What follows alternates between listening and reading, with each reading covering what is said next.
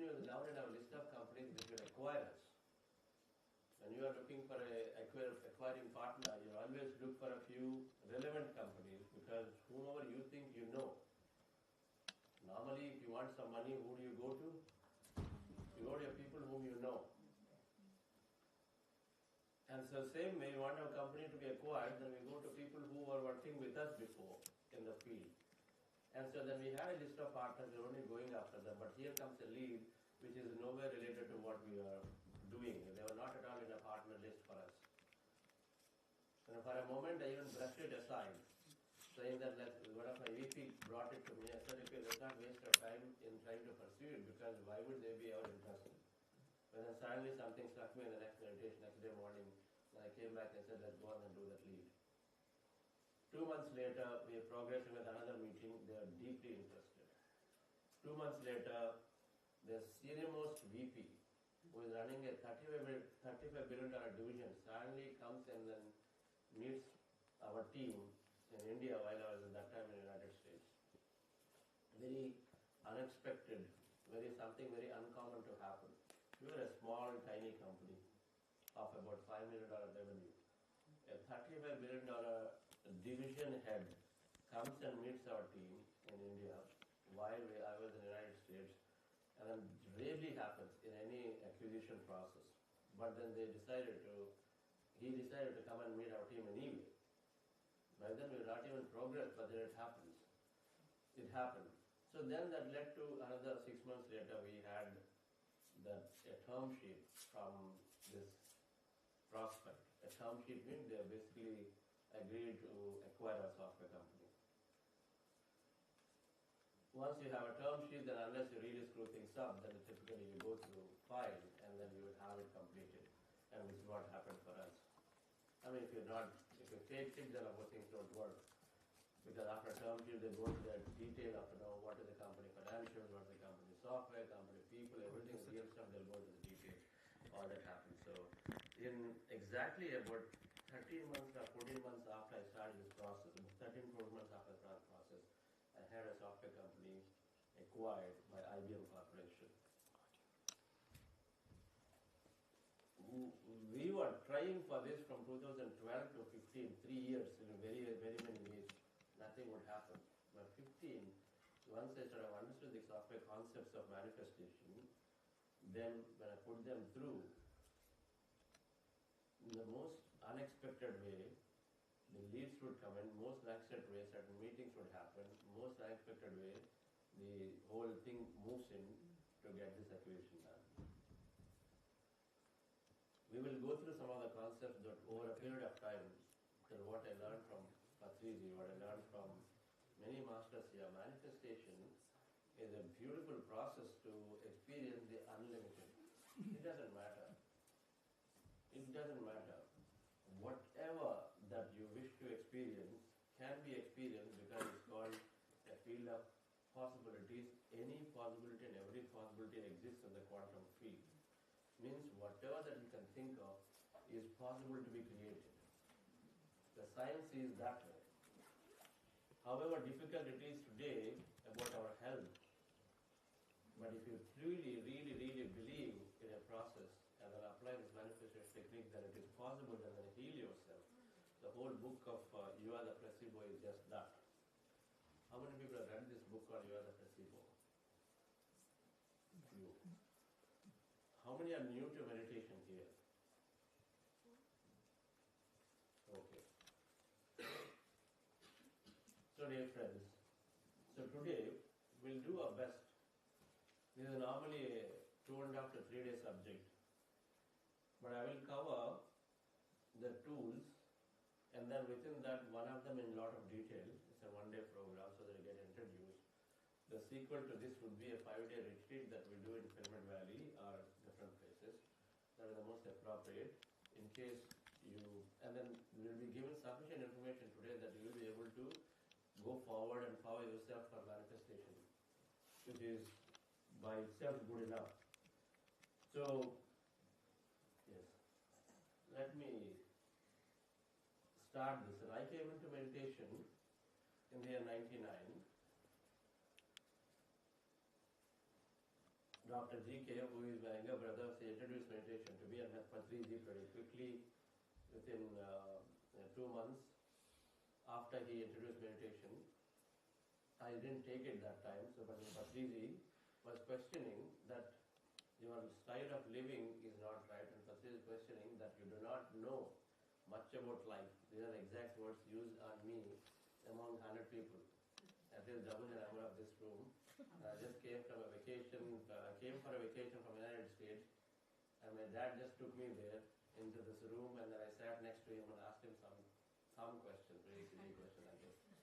Then he just looked at me and said, "You don't know anything about life. You don't know anything." And then they didn't stop there. He showed a small boy and said, "You learn from this boy. Boy knows more than you." Then I said, "How can you be so harsh like this? And whatever it is, you can tell me." And I didn't bother. I just walked away. I said, "Why are you walking away?" He just walked away. The ego self was hurt deeply. First time for me that this can also happen. But only later realized Patriji was very, very compassionate. That we all have our own mask. That mask will go slowly, it takes a long time to remove it. And then he was about cutting it off just like that. He was about cutting it off just like that. So he later understood, I don't have time, your time is valuable, my time is valuable. I don't want to be nice to you. And I try to massage your ego and slowly bring it. If you take it, you come forward. If you don't take it, it's okay. There are a whole billion people out there on the planet to be taken care, and so then I am going around. But that got me thinking. For 3 months I was like hurt. I was shouted at my dad, I shouted at my brother, and said, "What the hell, what kind of person you brought me in," and all that. But then at some point then I asked myself, if I leave this path, because he said there is so many ways. I heard, thought reality, many things are there. If I leave, Patriji has nothing to lose. But if I hold on to this, I might have everything to gain. I said, okay, so let me explore, and then start exploring meditation. And then it took me some time to experience what it is. Even first to understand. The logical mind didn't want to really believe it. And then I was listening quietly. People were sharing many experiences, saying that no, I was requiring a bypass surgery. 3 weeks later, doctor told me nothing required, do what you're doing. Then he was sharing that. They didn't have to go for surgeries. Because poor people didn't have money. But then they are ready to take meditation seriously because there's an alternative is there. This is what we do now, right? When we run out of money for hospital treatment, we go for alternate therapies. Until that time, we keep working on ourselves because money is there. But solution won't come. It will only prolong the problem, extend the difficulty for some more time, and then afterwards, eventually, you come to the realization. And so, when I started, after a few months of it, when I started practicing seriously, then in 2 months, I had tremendous changes in the way I thought about life, in the way I thought about relationships, the way people respond to me. That thing that Patriji said, you don't know anything, when I was deeply hurt, it no longer was causing that hurt to me anymore. Instead, it only made me introspect. Okay, somebody is saying something, it is something that I attracted onto me. So something that I can introspect. Meditation made me to introspect, go inward. To say, what can I learn here? That 2 months of meditation practice, which I started doing sincerely every day for an hour or so, helped me to, number one, release my stress.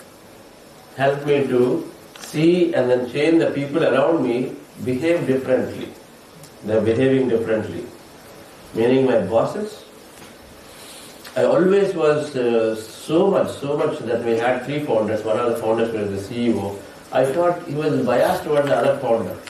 Everything, because every time some project comes, he would go to him. Or every time some important thing comes, abroad travel, he would go to him. So I thought he was always biased.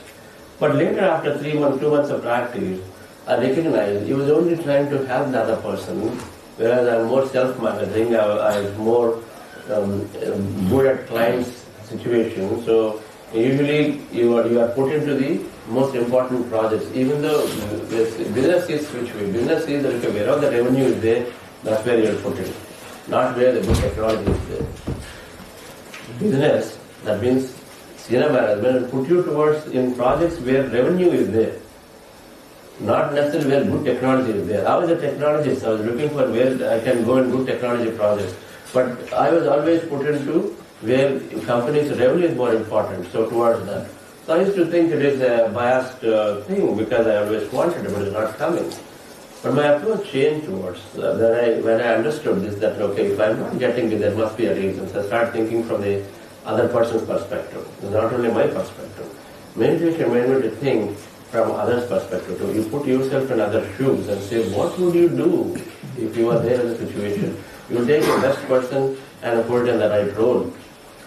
And so it's no longer then cribbing about it. It's suddenly changed. That itself is good enough for me to have a good relationship with my boss. Stress is not there. This is great.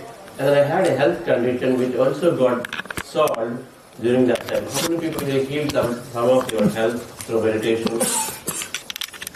Right? Okay. So I had a health condition which was primarily an ENT issue.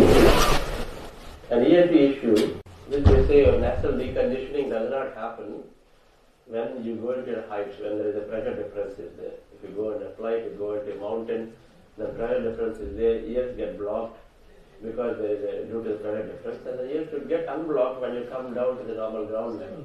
But that is not the case for me. Ears would get blocked, but they won't get unblocked when I came down from when the flight lands.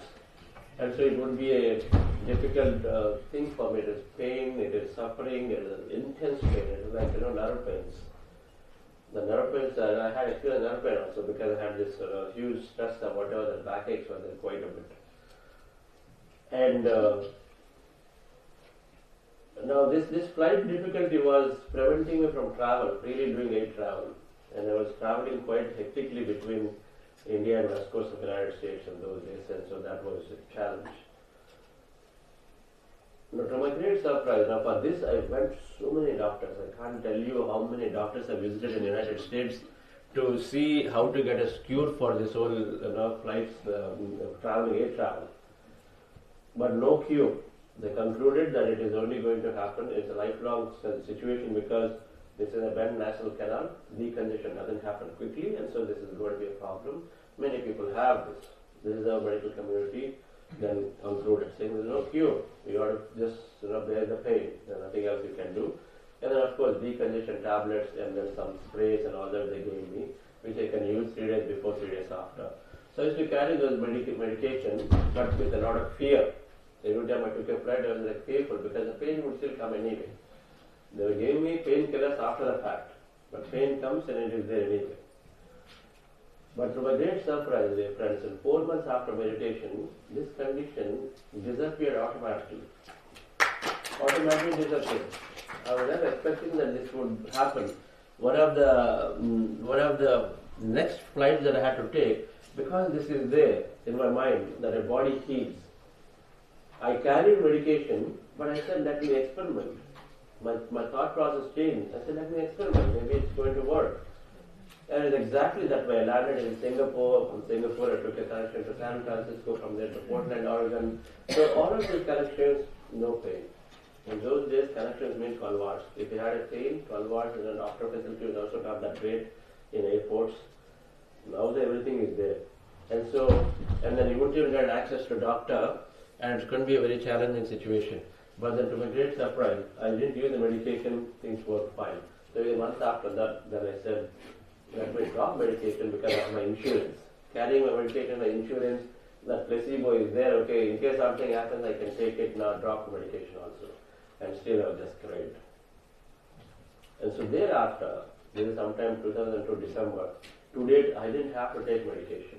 I don't reach up to it and I don't fall sick. And then if you fall sick, you know that you can heal. You don't think about it. You don't go to hospitals. Either you have to spend time. And then what does it mean? It doesn't mean that, it means for a busy person, executive, it means that you save half an hour of them, half a day of time. You know it? If you have a medical appointment, you have to go, and then go, appointment, come back, especially big cities, it'll take half a day of time. Then more importantly than that, for traveling that I was doing everywhere, all over the world, then it would be a lot of anxiety. I saved myself all the anxiety. That okay, now I'm going into this remote place, what will happen if something happens? So those are the two important things that significantly helped me to become free from the travels. Once I became free of meditation, then no, it doesn't matter. Now, if you're going somewhere remote, some bite will come, something will, poisonous thing will come and then hit you, and so then now suddenly what to do? No such things at all. Won't even think about it. Won't even think about it. In fact, there was a time when at Pyramid Valley International, one of the days in the early beginning of the days, I went for a trek to a mountain, on a hill right there. I went up to the hill, and then as soon as the top of the hill, three of us went, one young boy and then one old lady, about 55, then I was 30, 35 maybe. And then we went up to the hill, and then as we were there right in the top of the boulder, beautiful, I was just about to enjoy, and suddenly hit me here. I said, what is this? And then I did this, and then 1 became 10. And then I did this, then 10 became 100, and then there were bees. Wild bees were just, it seems like, while climbing up, because this is a remote place, nobody ventures, we just went up. Because right there, the Pyramid Valley is nearby a valley, hills. And so the bees were started coming in and then badly stinging. They are the wild bees. And somehow there's a different story. Somehow escaped, running because they just won't stop. At least it would have 300 stings on my back. At least 300 stings on my back because I had to remove. I removed my banyan and shirt and then covered my face. That lady did not cover her face, she had everything on her head. So different people had different faces. But I had my back was exposed, at least 300 stings were there. But still, didn't have to take medication. The courage is there for the body to heal. It's called mind to matter. It's called mind to matter. If a mind is strong, then your body or the matter is created the way you want it. Matter means experience of life. Matter means experience. In this case, body getting healed. In this case, body getting healed. In my company case, the experience of an IBM corporation coming in against many odds, coming in and then still being able to acquire, and so the experience is created because that's the dream that I was having. There is a book that is the most. While You Are the Placebo was introduced to me in 2014, then subsequently, around 2020, we discovered a book called Mind to Matter by Dawson Church. This is if anyone wanting to know this real science behind all this, how thoughts become real, and this is the book to read, Mind to Matter. In many ways, the people who are able to accelerate decay of radioactive material to their thought. They did an experimentation. A radioactive material takes 230 years to decay fully. 230 years, one material. There are many materials are there. That particular material takes 230 years to decay fully. And so then 23 years it should take for decaying 10%. And then the 23 years was collapsed to about 8 to 12 weeks by a Chinese master as he kept applying his thought to decay the radioactive material. Right? DNA coils were wound and unwound through thought. So the DNA coils were unwound and wound through a thought by somebody applying the thought. So many ways your thoughts have the power to create. Right? The thoughts have the power to, of course, destroy too. And so I'm ever grateful to Patriji, who brought this fundamental concept. Meditation is there to apply this concept of thoughts create reality. Patriji was big on thoughts create reality concept. Patriji is big on meditation. Only two things that he taught. Meditation, thoughts create reality concept. Then he also said you're not the body, you're the soul. You're not the body, you're the soul. You're much beyond the body. Don't limit yourself at this tiny matter, bones, molecules, muscles, and then stop yourself. You are beyond that. You are soul, then which we consider, we now correlate it as the energy. In spirituality, it is called soul. We correlate it as energy. So, ever grateful to him in my journey with him. Then subsequently, when I came into contact with Karthikeyan Sir, so Buddha's Quantum Foundation, that we are teaching this wisdom in the form of manifestation, science and meditation programs. Ever grateful to our mentors, Karthikeyan Sir and SVB Sir, Ramani Sir, and then Dr. GK, through whom I have learned meditation. Then once I came into meditation, I saw these benefits. I'm associated myself into this project called Pyramid Valley. How many people have gone here? Pyramid Valley, right? Everybody must please go to the environment. You have to go next time, right?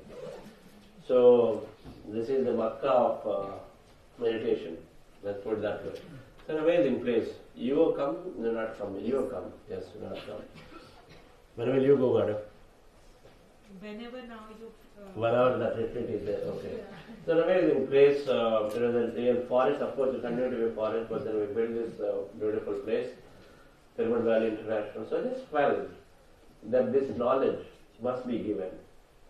In 2002, when I had my transformation, then I felt the knowledge must be given. The moment I thought about it, suddenly the opportunity to participate in this project came. I became one of the board members in there, and I had an active role in building this place up from nothing to today what it is where we are serving. We already served about 4 million people in teaching meditation. And then we have, on an average, we get about 300 to 400,000 visitors in a year.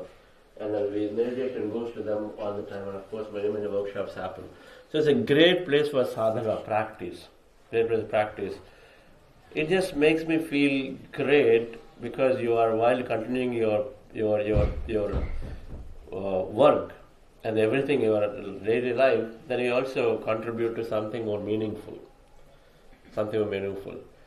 Meditation makes us that way. How many people are doing meditation service here? Meditation makes us that way. The more we go into deeper practice and right practice, the more we start connecting to the outer world as if that's me. And so the more you start giving it. So let me understand and explain a little bit about placebo. How many people know about placebo concept? Okay. So, how many people know this experiment? Who would like to explain this?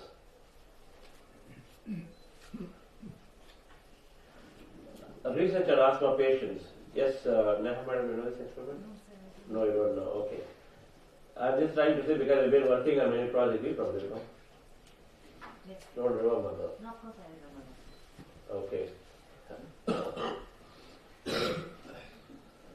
Asthma patients, this is a medical clinic in the United States.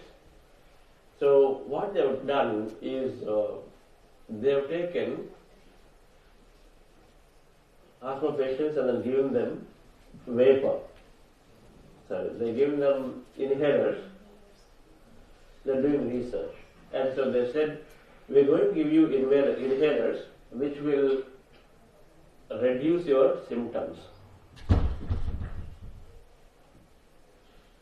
Other way.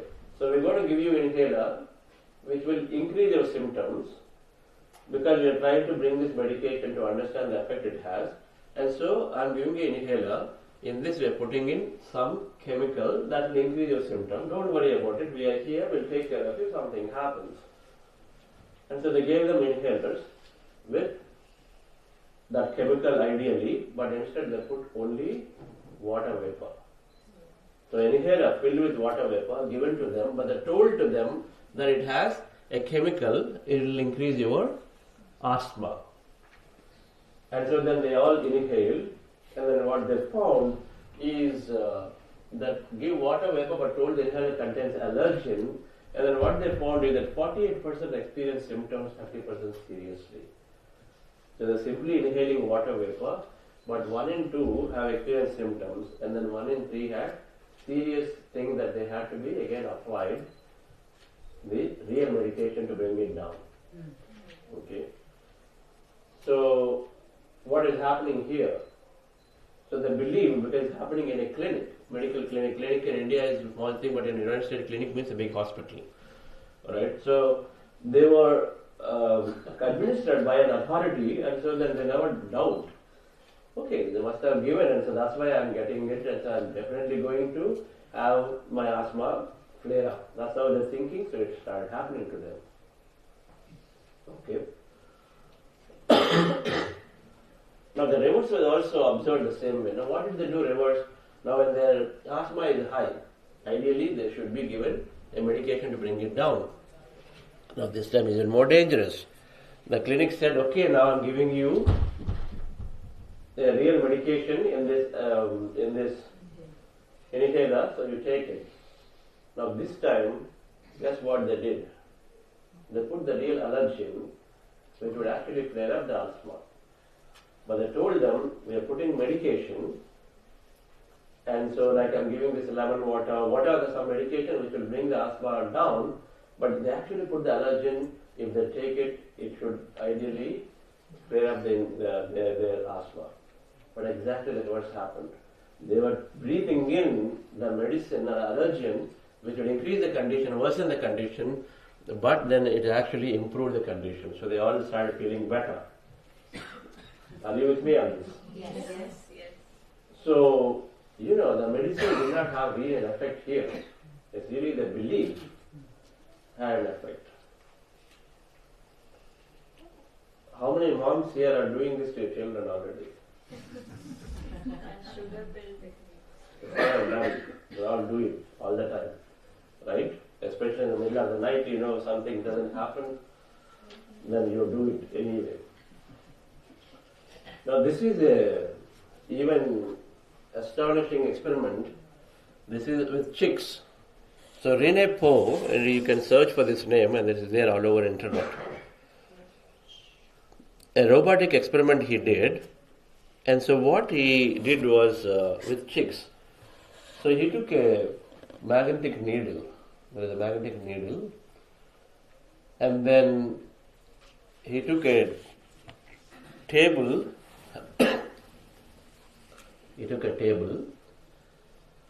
And then we created a canvas on the table. Then this needle is kept in the center. This canvas on the table and this needle is a magnetic needle which will plot a graph. It is connected to the needle, it will plot. Alright, think of the needle as kept like this, it can go around this way, that way, and then plot. And this needle is connected to a random number generator. Random number generator. What is a random number generator? Something that produces numbers randomly. Random counters. In science we understand the counters that produce random numbers. The best example to this is the housey game we play. What is the housey game called? Tambola. How many of you know about this game, Tambola or housey? More than it, right? You know it. So that game, what people do, they start taking out coins, right? It's random. It's called randomness. So every time you bring a coin out, it will be 30, 40, 60 like that. It is between 1 to 100, isn't it? So that is exactly what they did. Think of this counter is also random. Every time you activate it, it will produce a random number. They calibrate the random generator to produce numbers between 1 to 100, exactly like Sambuda, right? 1 to 100. So every time you activate the random number counter, it will produce one number between 1 to 100. And every time the number produced 1 to 100. Now 1 to 50, they calibrate this needle to go this side. 50 to 51 to 100, they calibrated in such a way that it goes the right side and plots. So first 50 left side, second 50 the right side. So as the counter is started clicking, and then 1 hour later, this is what they found. The random number generator producing numbers randomly. That means if you are all playing Tambola here, and then let's say game takes about 15 minutes, what will happen in 15 minutes? Will the numbers come generally evenly and only shoot on one side of it? When you play Tambola, numbers come on all sides? Generally they come all sides. That's what is random number supposed to be. If you just do it 3-4 times, it will be probably on one side only. But if you play for enough time, then it will have enough numbers all sides. Right? So this is what happened here. After 1 hour, the random number generator produced something. Is it equal? Left side, right side is equal? No. Is left side 60 and right side 40? No 50-50. Something like that. Maybe 60% this side, 40% this side. Yes. So that means the random number generator, 60% of the time it produced numbers 1 to 50, and then 40% of the time produced 51 to 100. So that the plot came on the right side.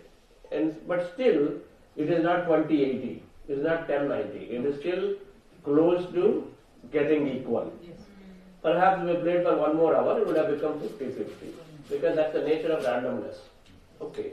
So let's stay there.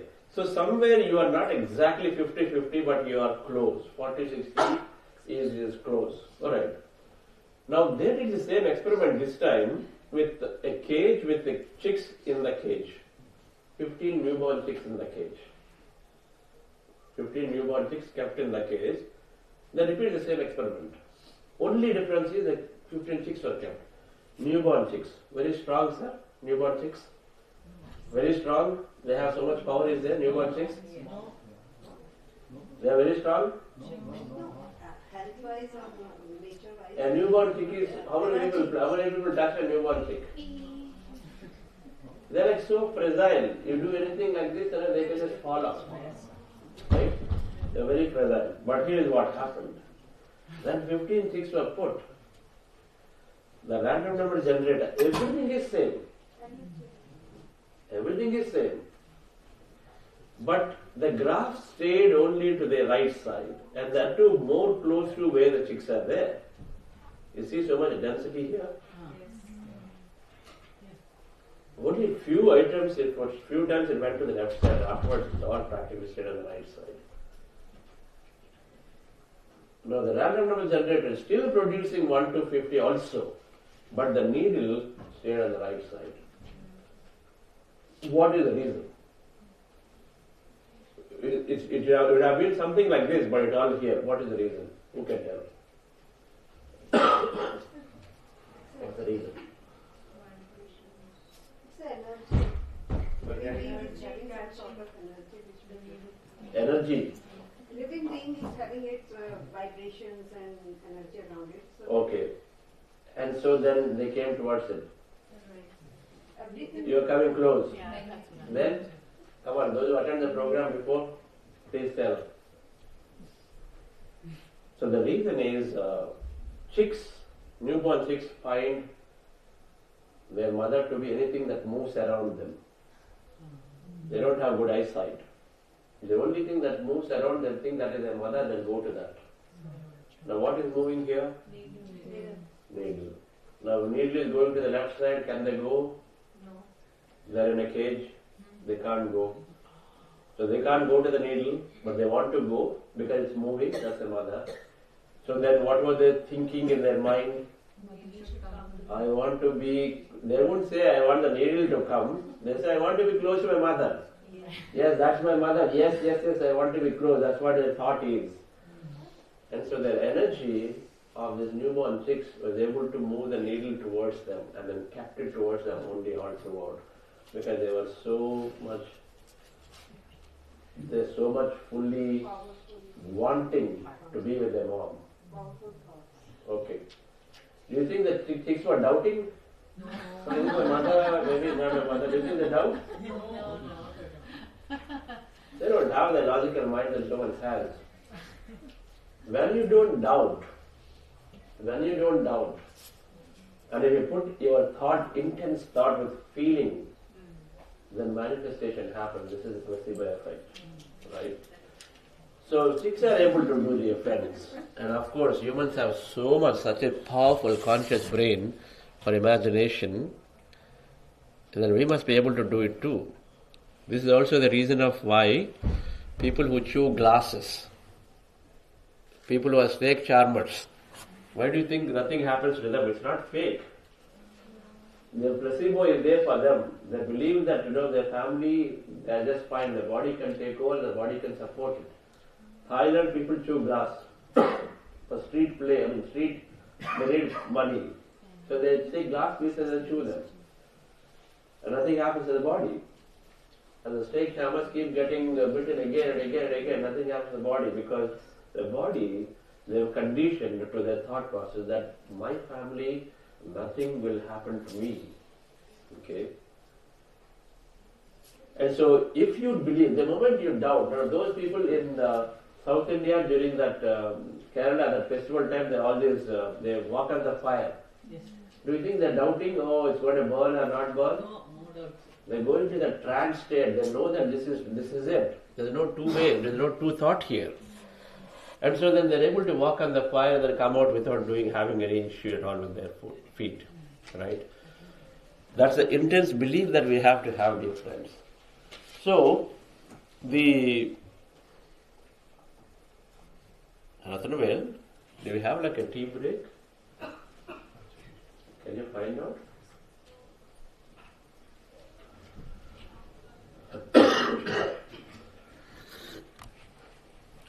So there are many research things like this. They call placebo effect. Many research. I didn't talk about many. I only talked about the 6 experiment and then something else here. This injection to a nurses.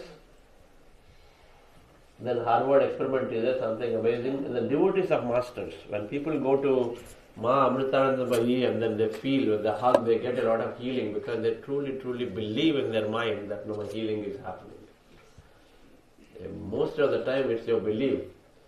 Jesus Christ said, and if you have even if you have the faith of the size of a mustard seed, you can move mountains. Yes. Right? Faith of the size of a mustard seed can move mountains. And then when people were walking and they would touch his robes, and then they would get healed. Then they would say, because I touch your robes, he said, it's your faith that is healing you. It's not me, you touching my robes that is healing me and healing you. Right? That's what he would always tell. It's your faith in me that is healing you. So the concept of placebo, dear friends, is that if you believe something strongly, then it happens.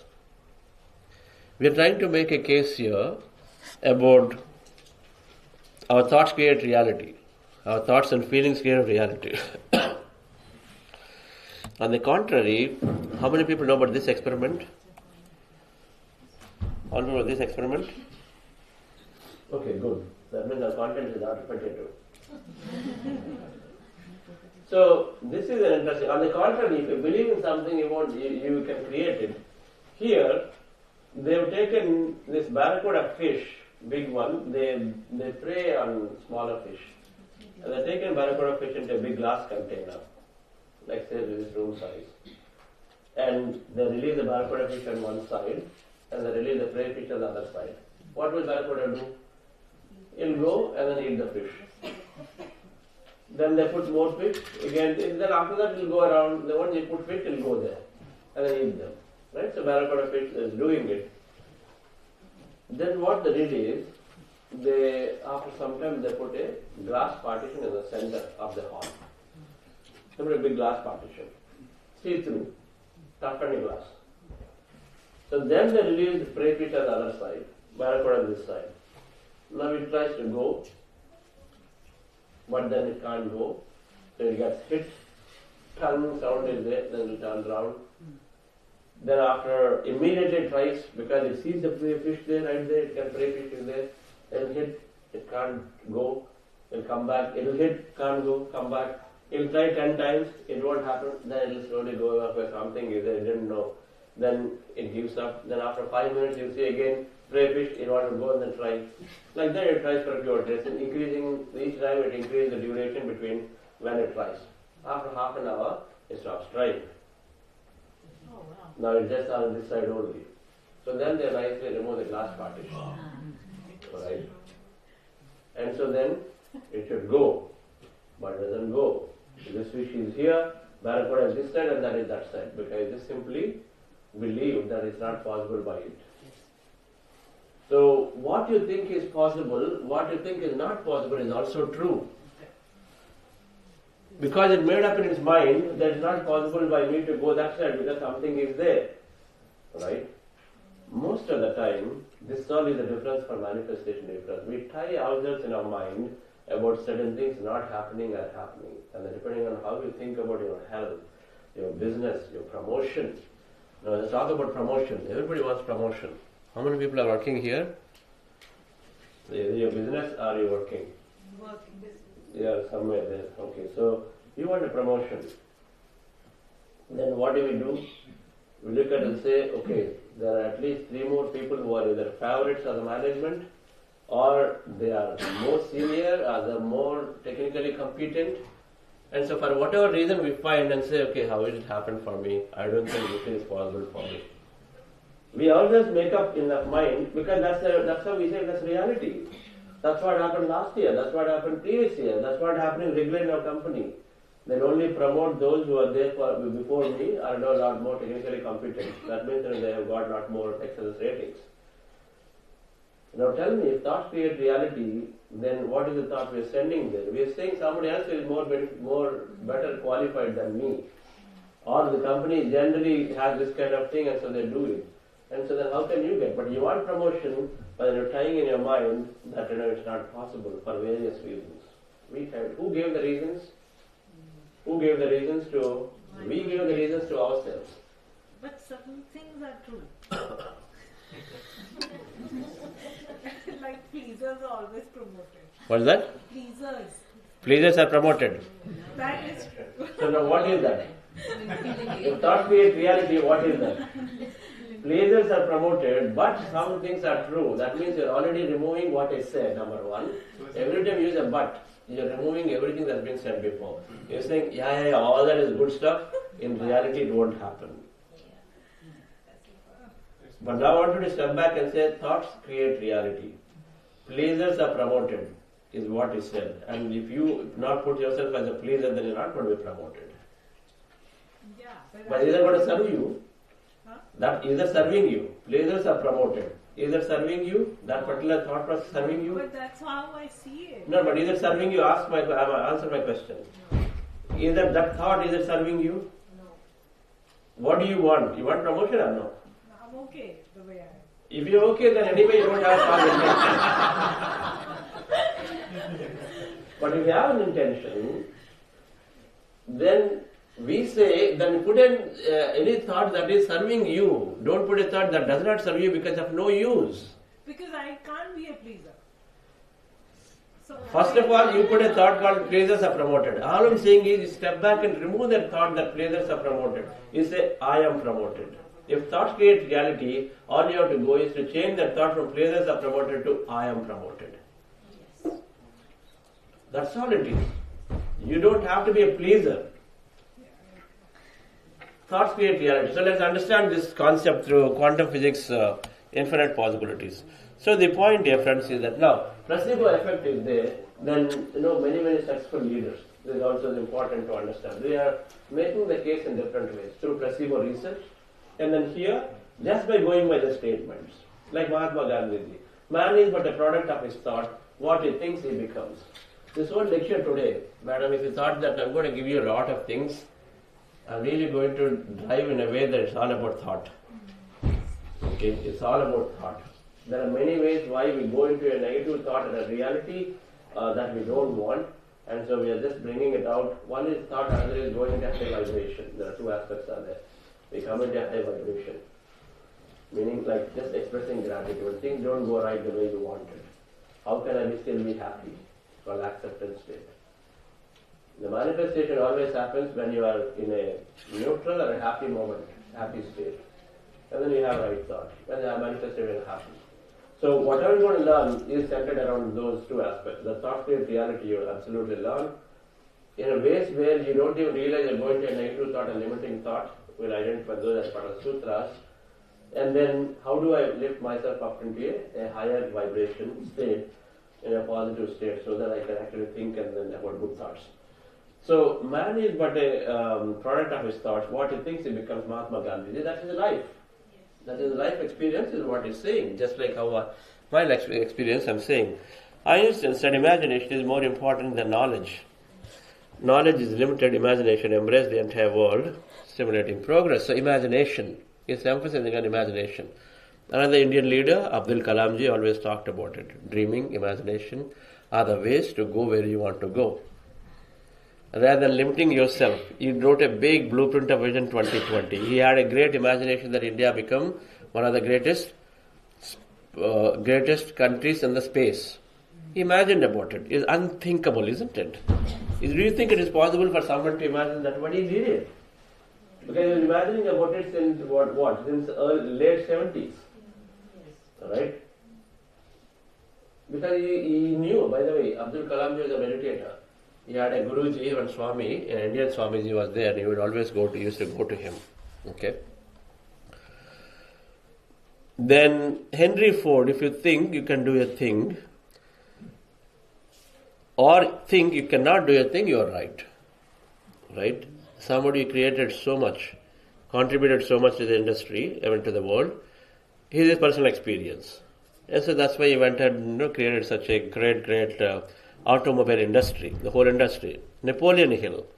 Whatever the mind can conceive and believe, it can achieve. Walt Disney.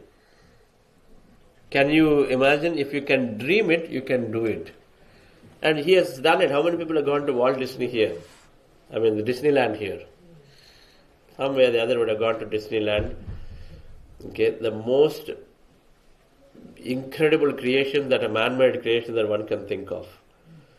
The beauty, the art, the grandeur, the creative activities that happen, that everything is just an incredible. If you have an opportunity, experience once. Niagara Falls once, and then some Disneyland once. Just to see how can even a person think like this. There's so much of that beauty just overwhelms you there, man-made beauty, and that's Walt Disney, right? So it's all just by dreaming. He created a different world completely. If you go into this Disneyland once, you'll feel like in a different world. Buddha, what you dwell upon, you become. So there is those who are there as some very well-known philosophers, masters, and here are businessmen, and here spiritual masters. Buddha, what you dwell upon, you become. Jesus Christ, it is done unto you as you believe. Adi Shankaracharya, whatever a person's mind dwells on intensely and with firm resolve, that's exactly what he becomes. Intensely and with firm resolve, that's exactly what he becomes. Esther Hicks is one of the new generation, new age spiritual scientists. Is about manifestation. She has written some amazing books called Law of Attraction. Anything that you give your attention to will become your truth. The Law of Attraction says that it must. Your life and everyone else's is but a reflection of the predominance of your thoughts. There is no exception to this. Predominance of your thought. Where is your thought? Your thought is about this is going to definitely fail, or this thought is saying that no, I'm going to be absolutely the winner here. I'm going to absolutely create it. I'm going to absolutely go and learn and then experience that divine in me in my next meditation. How many people are doubting your meditation experiences? No. How many people say, okay, it's not possible by me, it's not happening for me? So your thought, we also create that. If I believe and say it is possible for me to experience the divine, that ecstasy in meditation, that blissful states, you will go into it. In meditation, always go into the states based on what you believe. If you say, oh, I've just started, look at these people are there, Sundar Rauji is there for the last 10 years, I've just started, so I think it's going to take some time. It'll be like that. Simple. Even your meditation experiences are going to be that, because in meditation, when you are in this field, we are always attracted towards that possibility which is reflecting our intention. That's all it is. If I want to know about my past lives, and if that's what I'm going to be, predominance of thought. That's what you said, right? Reflection is predominance of his thought. So if you keep thinking about, okay, I must know about my past. What am I? Why did I come here? Where am I going? And then if you keep thinking about it, in meditation, you will be revealed of such experiences that make sense to you about who you are. Okay.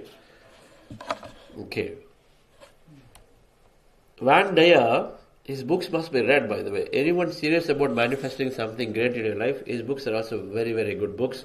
You see it when you believe it. First you have to believe.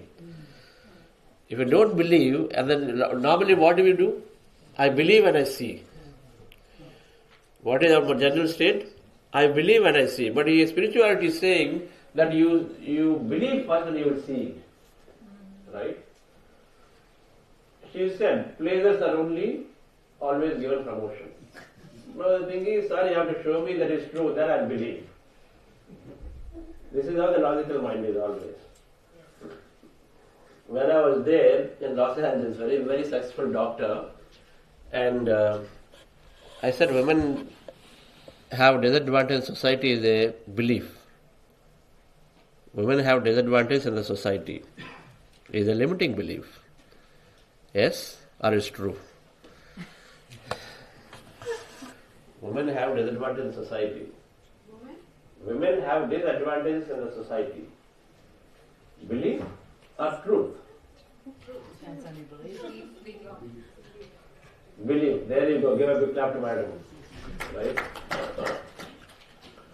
She is a very successful doctor in the United States in Los Angeles. But she kept asking, what is he saying? I see in front of me every day in the boardroom and everywhere so much of partiality is there and so much of whatever differentiation is there. And of course it is there. This is exactly it. Of course it is there.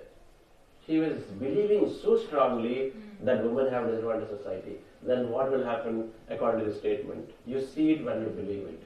Then should she be seeing more of it? It is just so intriguing that if you believe so much, then she'll keep seeing more of it, and to make it a lot more reinforced that yes, it is true. She is trapped into that whole thing, and so it's difficult for her to come out of it because she believes so much that she keeps seeing another event where women have been shown partiality. But the moment what this whole concepts are saying, the moment you change your thought from that to something else, it's exactly changed. That's why, madam, you have to definitely change and see what happens. Okay. So, dear friends, then Bruce Lipton, more scientist type, your thought shape your reality. He is the one who talked about this whole epigenetics concept that your body, your genes are reprogrammable. How many people know that genes can be reprogrammable? I was shocked when I read that more than 96% of the genes are reprogrammable. You know what it means? All the beliefs about hereditary must go away. Right. Genes, we say, no, oh, my parents' genes came. Oh, my family has it, that's why everybody has it. So there's such a strong belief is there, then we end up having it. Oh, by the time 55 or 60 comes, everybody in my family gets it. So that's when I have to get it then, because that's what you're creating. Right? But now enough science is there to show that genes upregulate or downregulate based on your thought. Right? Upregulated genes means they produce a protein to create your cells. Downregulation means there's no production of new cells, new proteins, so new cells won't get produced, and so the body decays. So Bruce Lipton has done so much contribution by bringing this concept of epigenetics, beyond genetics, where there is no hereditary that the way we believe to be can be reprogrammed by just thinking about your health differently than the way you've been told. And then Joe Dispenza is an amazing master, my favorite. He is his books for manifestation must be read. Bruce Lipton books must be read. Jerry Hicks and Esther Hicks and Van Dyer, next level. But his, and then Joe Dispenza, and then Bruce Lipton, and then that Mind to Matter. There are three top books that I would say one must read before you read other books. Right? Mind to Matter, You Are the Placebo, and then Bruce Lipton book is Biology of Belief. 3 books.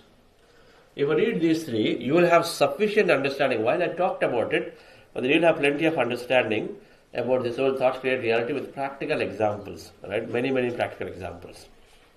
I'll give some. So, from quantum physics, dear friends, this statement is also true. That our energy becomes matter through observation. This will not go into the detail today, we won't have time, but in a 40-day program, those of you not joined, you've understood, we have done through quantum physics experiment classes we show. And essentially, quantum physics is saying there is something called double-slit experiment. The double-slit experimentation demonstrates that Everything, number one, is energy, not matter. How much energy? 99.99% emptiness, which is energy. All emptiness is energy. It's full of possibilities. That means infinite possibilities means infinite ways things can happen. Infinite ways things can happen. They can happen based on how you think. Who wants to become Prime Minister of India here? Does anybody has a dream? Think about it. Or an MP, local MP, MLA. I wanted to ask this question. It was in my mind. Okay. So, Yeah. Prime Minister, okay. I would like to become Prime Minister. Now, what is your normal? Is it possible or not possible? Possible. It is possible, but It is possible, right? So the whole manifestation is on holding on to the possibility. how to remove doubts? Because That's where you're going to go through. Meditation is the way to remove the doubt. Meditation is the way to remove the doubt. Meditation helps us to go into this field of infinite possibility and you start bringing miracles into your life to ways and you start believing that yes, this is, if that has happened, this has happened. And number one. Number two, now it's not just about you sitting and say, okay, I'll meditate and I'll become Prime Minister of India.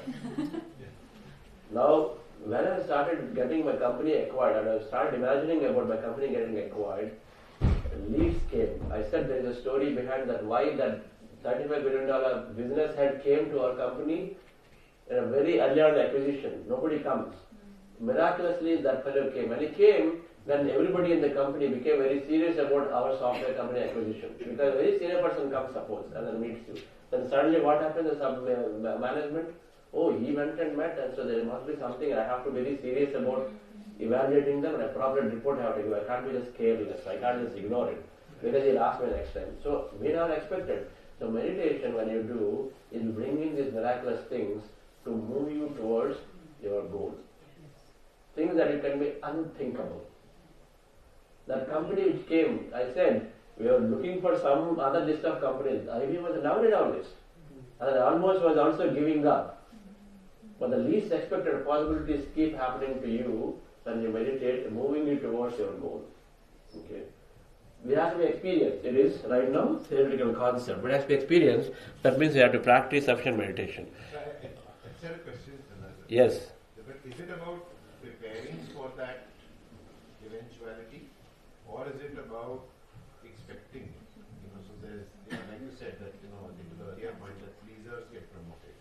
So if you remove that thought and you say, I will be promoted, but somewhere is it about saying that when that opportunity, the next opportunity comes to be promoted, you are making sure that you have you're ready and prepared for that to make the greatest. You're creating opportunities by creating a thought and a wish.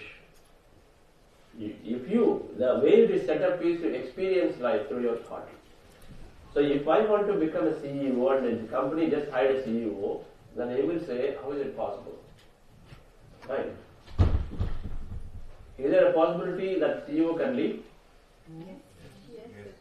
Is there a possibility there can be a joint CEO? Yes. Yes. Is there a possibility company acquires another business and so then you are made a CEO of that business unit? Yes. So like that. There are so many possibilities that get created because you are wishing to experience something. Okay. But you don't go after the possibilities, right? You don't go, you only go after your experience that you seek. What experience are you seeking? Why are you wanting to be a CEO? There must be a sufficient passion and an interest for it. What experience will it bring to you which is different from where you are today? If you have clarity about the experiences, then automatically the consciousness is looking at it and saying, here is my child. Just like a child, our children want a toy. Children, if they already have a toy, they himself is not using it, you don't bother about it. But he's using it in a way and then they're asking for something else, they say, oh yeah, he's definitely doing great, so let's get him 2 more toys and you'll give it that way. That means he's using and he's doing certain things. So same thing here. If we are clear about why we are asking for something, a lot of times we don't have clarity of why we're asking. We're simply asking because somebody else has it. But if I am clear that I'm asking because it brings me that satisfaction, it brings me that ability to contribute more, it brings me that the opportunity to travel around the world and then meet more people. So if you are clear about why you're looking for a specific role change or whatever, then manifestation is there, because then you can believe also. If it is simply because my neighbor is doing it, I also want to do, that's not good enough for you to feel great about it. You feel great only your interest in specific activity or experience.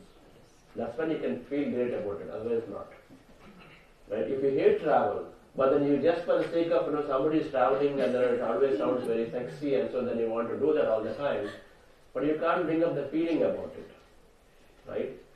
You don't like travel, but somebody is doing traveling in a party, they always talk about, I go here, I go there, and for that reason only you say, okay, I need to go into that road to become travel. You will not be able to, because deep inside you hate travel. You cannot bring a feeling associated with it. But here you just, mind to core, your mind is telling you, okay, the party comparison is coming, my wife is asking what, you're not traveling only anywhere. Then for that reason you're doing it. Our spouse is asking, let me correct myself.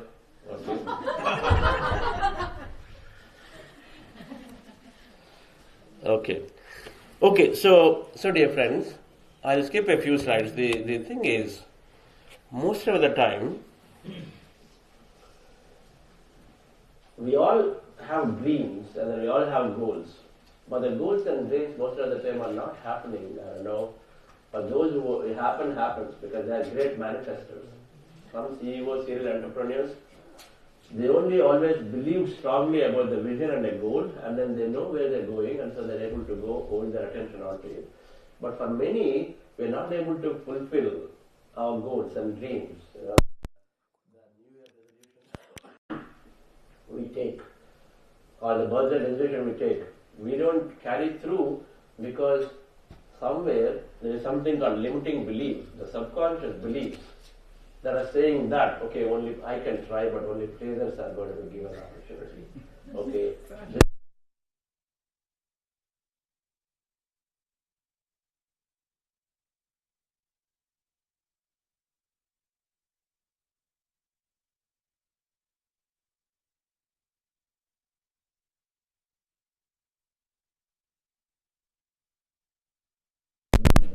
We have a goal though. Yes, I'm going to wake up every day and then do my exercise. I got to really pump some iron to get fit again.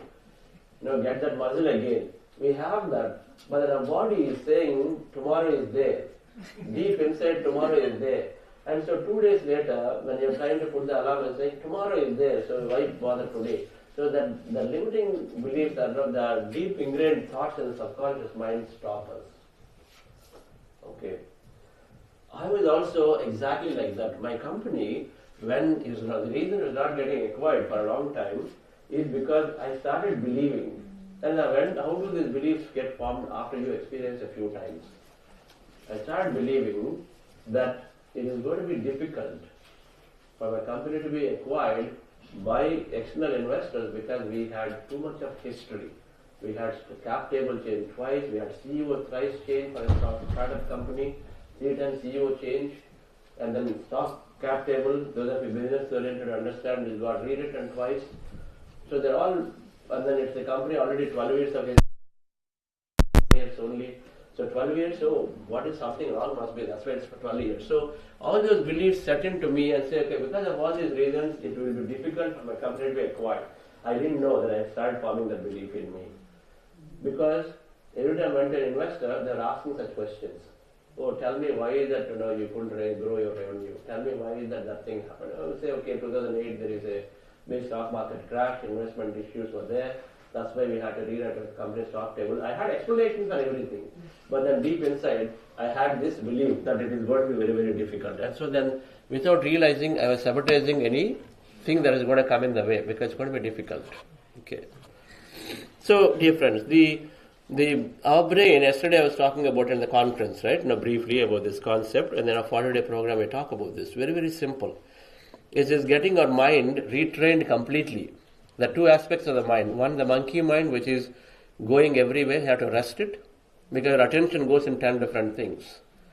If you want to manifest, you ought to be onto something, right? So attention cannot diverge into many, many things. So that random thoughts, negative thoughts, all of them have to be shut down. And then the beliefs have to be deeply examined and then reprogram or remove the beliefs that I have, if I have. only after getting to know about this concept again freshly. We learn but we forget. When we learn, we forget. So we need to constantly do this work again and again so that we identify what are the limitations. I learned about limiting beliefs in 2009 in a big workshop like this. But slowly over a period of time I forgot about it. So I found many limiting beliefs. And then only after looking into the Dr. Joe's books again, that thing came up to me that okay, so I didn't know but I had so many beliefs. So once I worked on them, things just started working great. So meditation and then wisdom. So the wisdom we're going to learn about this 5 sutras of manifestation is will help us to go into a new future along with meditation, right? So what meditation is scientifically doing is this analytical mind is dropped, which is what is stopping us from going us to go and then put a new belief here. And subconsciously we've got all the beliefs right there. Pleasures are getting promoted is a belief. Now that needs to be changed. But the analytical mind is saying, what are you saying? Like the doctor is saying, women have disadvantages. How can it be? This is exactly how he was asking me. How can it be that they don't have? Madam, tell me Indira Gandhi what happened. Tell me Mother Teresa what happened. Tell me, you have some of your people who are in the boardroom, what happened? If they all can be there, why is it not possible for you? Why is it not possible for you? No. Those are not at all. But I see right here, it is happening to me. And so then this analytical mind is based on what we experience, is not helping us to go down, to look at that as a potential belief. Right? Meditation talks the analytical mind, so then you are right there with all your beliefs that you can start examining. Right? If you know that there is a limitation. The thing is, here whatever is there is a truth. The belief is a truth. 8 hours of sleep is a truth. Right? 8 hours of sleep required is a truth. Body requires sufficient amount of protein and calories. Is that a truth? Body requires sufficient amount of protein and calories for it to survive. Yes. True? True. True. It's a truth. True. But there are so many yogis who don't eat and then they're able to survive too. So then what is it? There is a truth, there is a false statement. Many yogis don't eat, don't sleep. Tell me then what is, for them it is false. For us it is truth. When it is truth, we don't question it. Their truth is body does not require anything. It depends on how you are thinking about yourself. Your truth is that body requires food. So because of the truth is there, you not question it. 8 hours sleep, yeah. So even though you get to know about it, you not question it as a limitation. Money gives problems. True? Money gives a lot of problems. Is that? Money gives a lot of problems, right? Because of money only people have been always fighting. Because of money only there are so many conflicts are happening everywhere. I get promotion, I get increment, I get that bonus, and so then everybody sort of going for it, trying to rub each other. Money gives problems. And so then when you have that belief, then you will not attract money. When you have that belief, you will attract money because you are saying that it's going to give me problems and you don't like deep inside problems. Alright friends, so just a primer on meditation with placebo concept we understood. I'm just going forward a little bit. Those of you new about meditation, you please do join if you go into our app, there is an introductory program, 1 week introductory program is there. There's a free course on it. Please go through it, right? Just to revise just to understand the concepts a little better, all right? Those of you already are on a 40-day program and already meditating, it's okay now. But those are new, go through it. 1 week program, first 1 week, so you'll get a lot of detail and then you can get your practice right. But we will start a meditation now. But the meditation fundamentally is not only helping us to train the mind, that conscious mind of thousands of thoughts, subconscious mind of limitations. It will help us to examine and then reprogram them. But meditation by default, because as a thought process changes, everything changes. Your body changes, your health is there, energy is there, your mind capabilities are increasing. Now there is more scientific. Because meditation increases your neural capacity, a lot of mind capabilities increase. Emotions get controlled because meditation builds a lot of awareness. Awareness means, suppose in a situation normally you get very angry, or in a situation where you are seeing a person who is very challenging in your office, normal situation, normal thing is that you try to avoid that person. And meditation brings that awareness to say, hey, why am I avoiding? Can I go and then stay there and then understand what is the challenge rather than avoiding? Okay, avoiding means you lose opportunity. So awareness is required to be able to about to burst out, and awareness is required so that you can step back. And meditation brings that awareness, and so it's called emotional regulation. So a lot of people experience that. How many people are controlling their emotion because meditation came in? Where you don't just like that now. Of course, if it was 60 times out of 100 before, now it will be 10 times out of 100. Right? It improves. Everything is gradually. So everything is there. Our focus today is this one, manifestation science. Right? In our 40-day program, we cover all of it. But today, of course, we're going in detail, which is not necessarily covered in our 40-day fully. We introduce the concepts there. And so there are all the benefits that happen with meditation. So meditation is a process to go within, is simply resting the mind of these thousands of thoughts, right? And what do we do is observing the breath is all that it takes to go into the meditation, your natural breath. And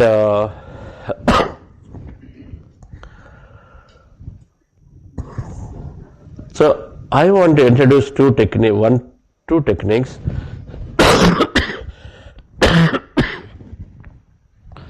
So those of you who are new to meditation, it's called breath mindfulness meditation. That is done by either sitting on the floor like this, or in a sofa or a chair with across your feet, fingers into fingers, eyes closed, specs removed. Be comfortable, you can take back support. Then observe your natural breath anywhere on the nose. Put your attention on the nose. Your eyes closed, put your attention anywhere on the nose, preferably in the middle of the eyebrows right there.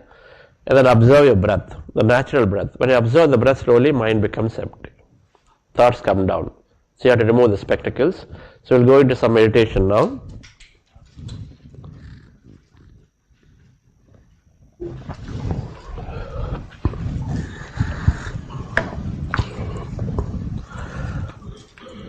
So as you observe the breath, mind becomes empty. You experience emptiness. Be with it. In case you have thought, you bring your attention back to the breath again, and again observe the breath. And again you slowly go into the empty states.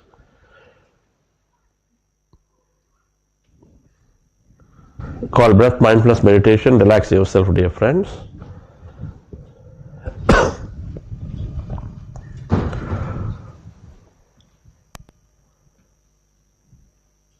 Be with your breath, dear friends, your eyes closed.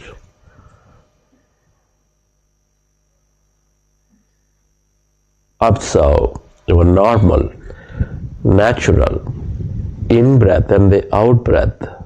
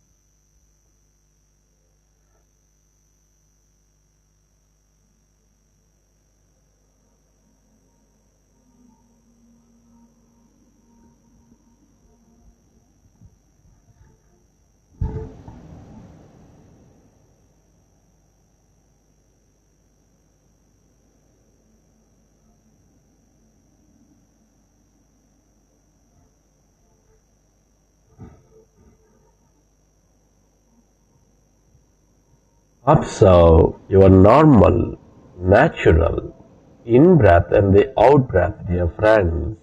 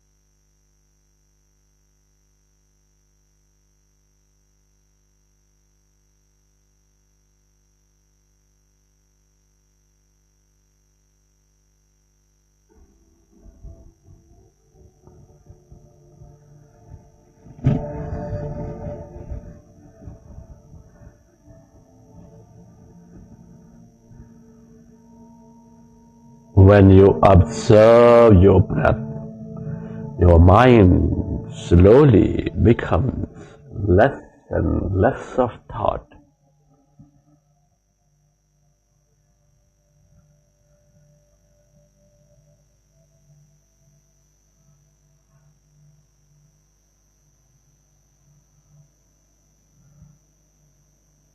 As your mind is becoming empty, you experience greater emptiness.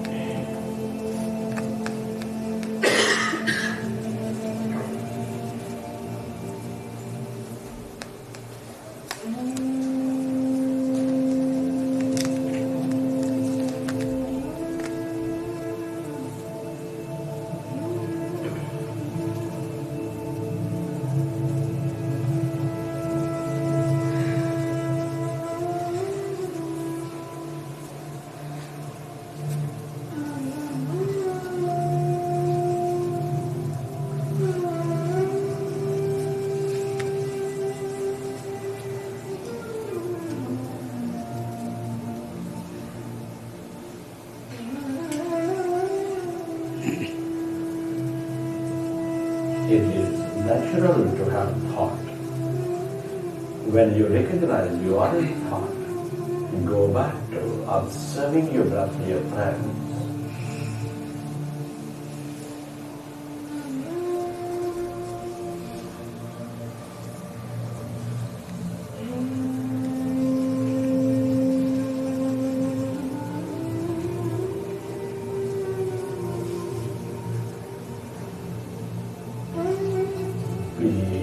Be with your breath.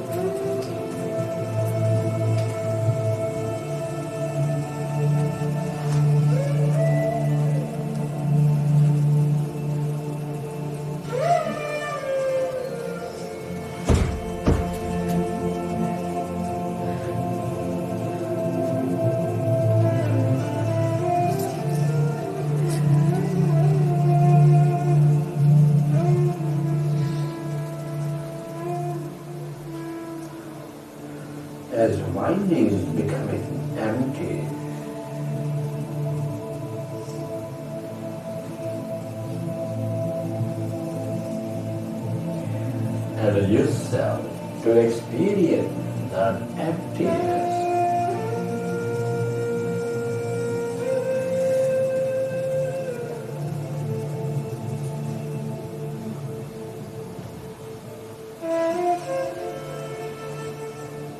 Inside of you, all around you.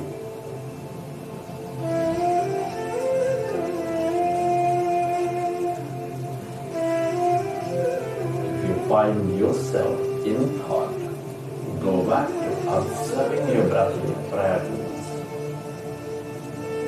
Thoughts are natural, thoughts are common.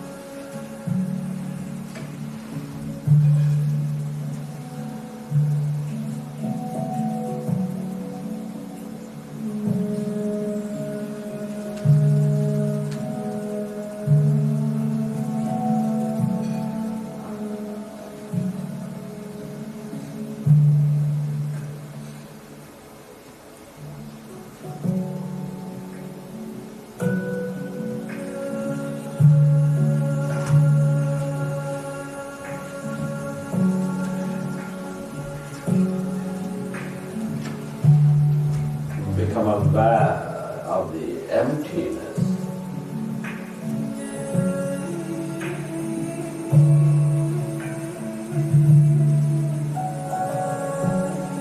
That calmness.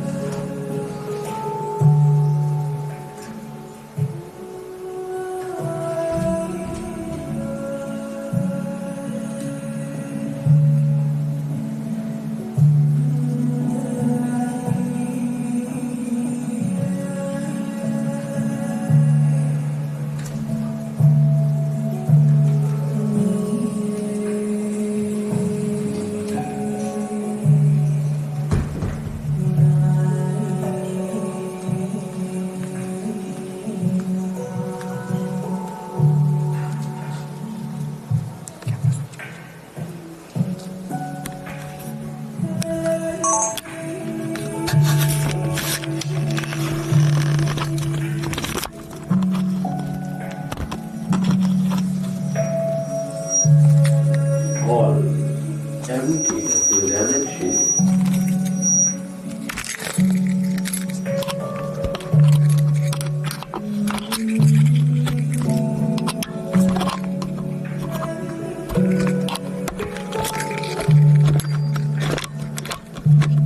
you see the quantum field of energy.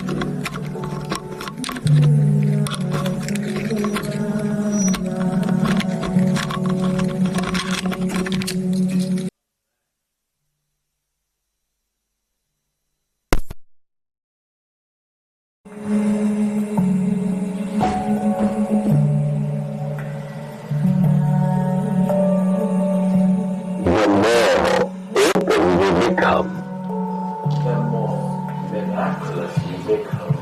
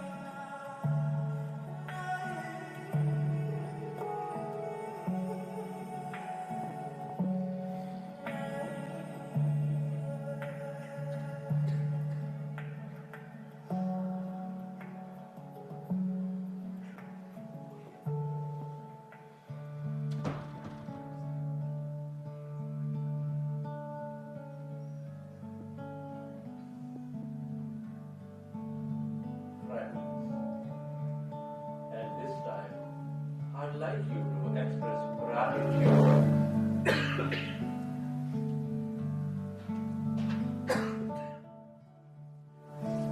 Can you express gratitude to your parents for giving you this beautiful connection to life? Give thanks to your teachers and mentors for expanding your knowledge and wisdom.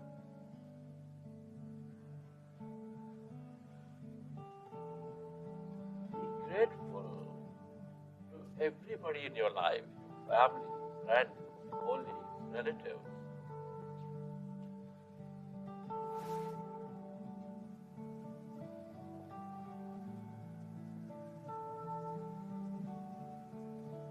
Your gratitude to this grand nature, the bird, the fish, and the animals, for filling our lives with beauty, energy, mystery, and more.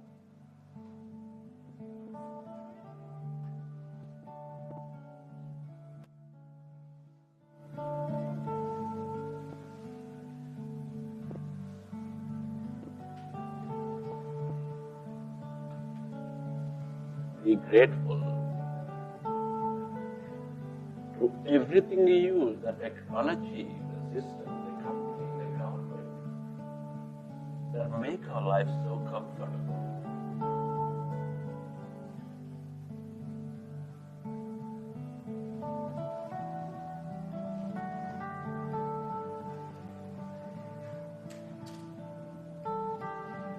Gratitude to yourself for caring for you, for caring for others, and to this intelligent universe, quantum field, for helping us experience this life. Gratitude at the highest state of receivership.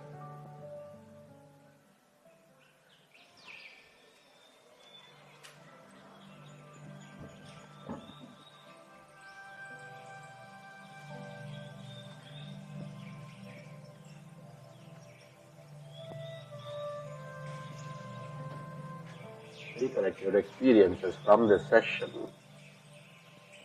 and whenever you're ready, keep your hands on your eyes for 5 seconds and then open your eyes.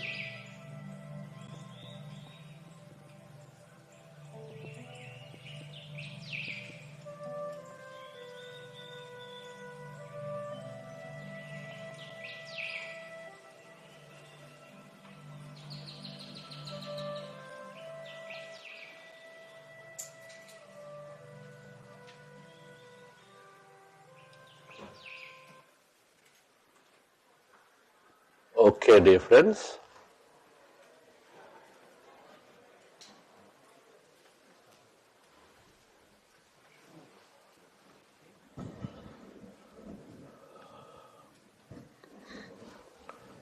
Hope you enjoy the session. How is it for you? Good.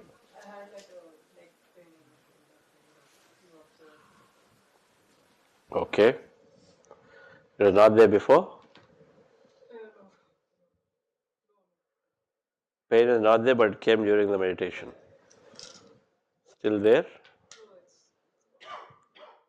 Okay.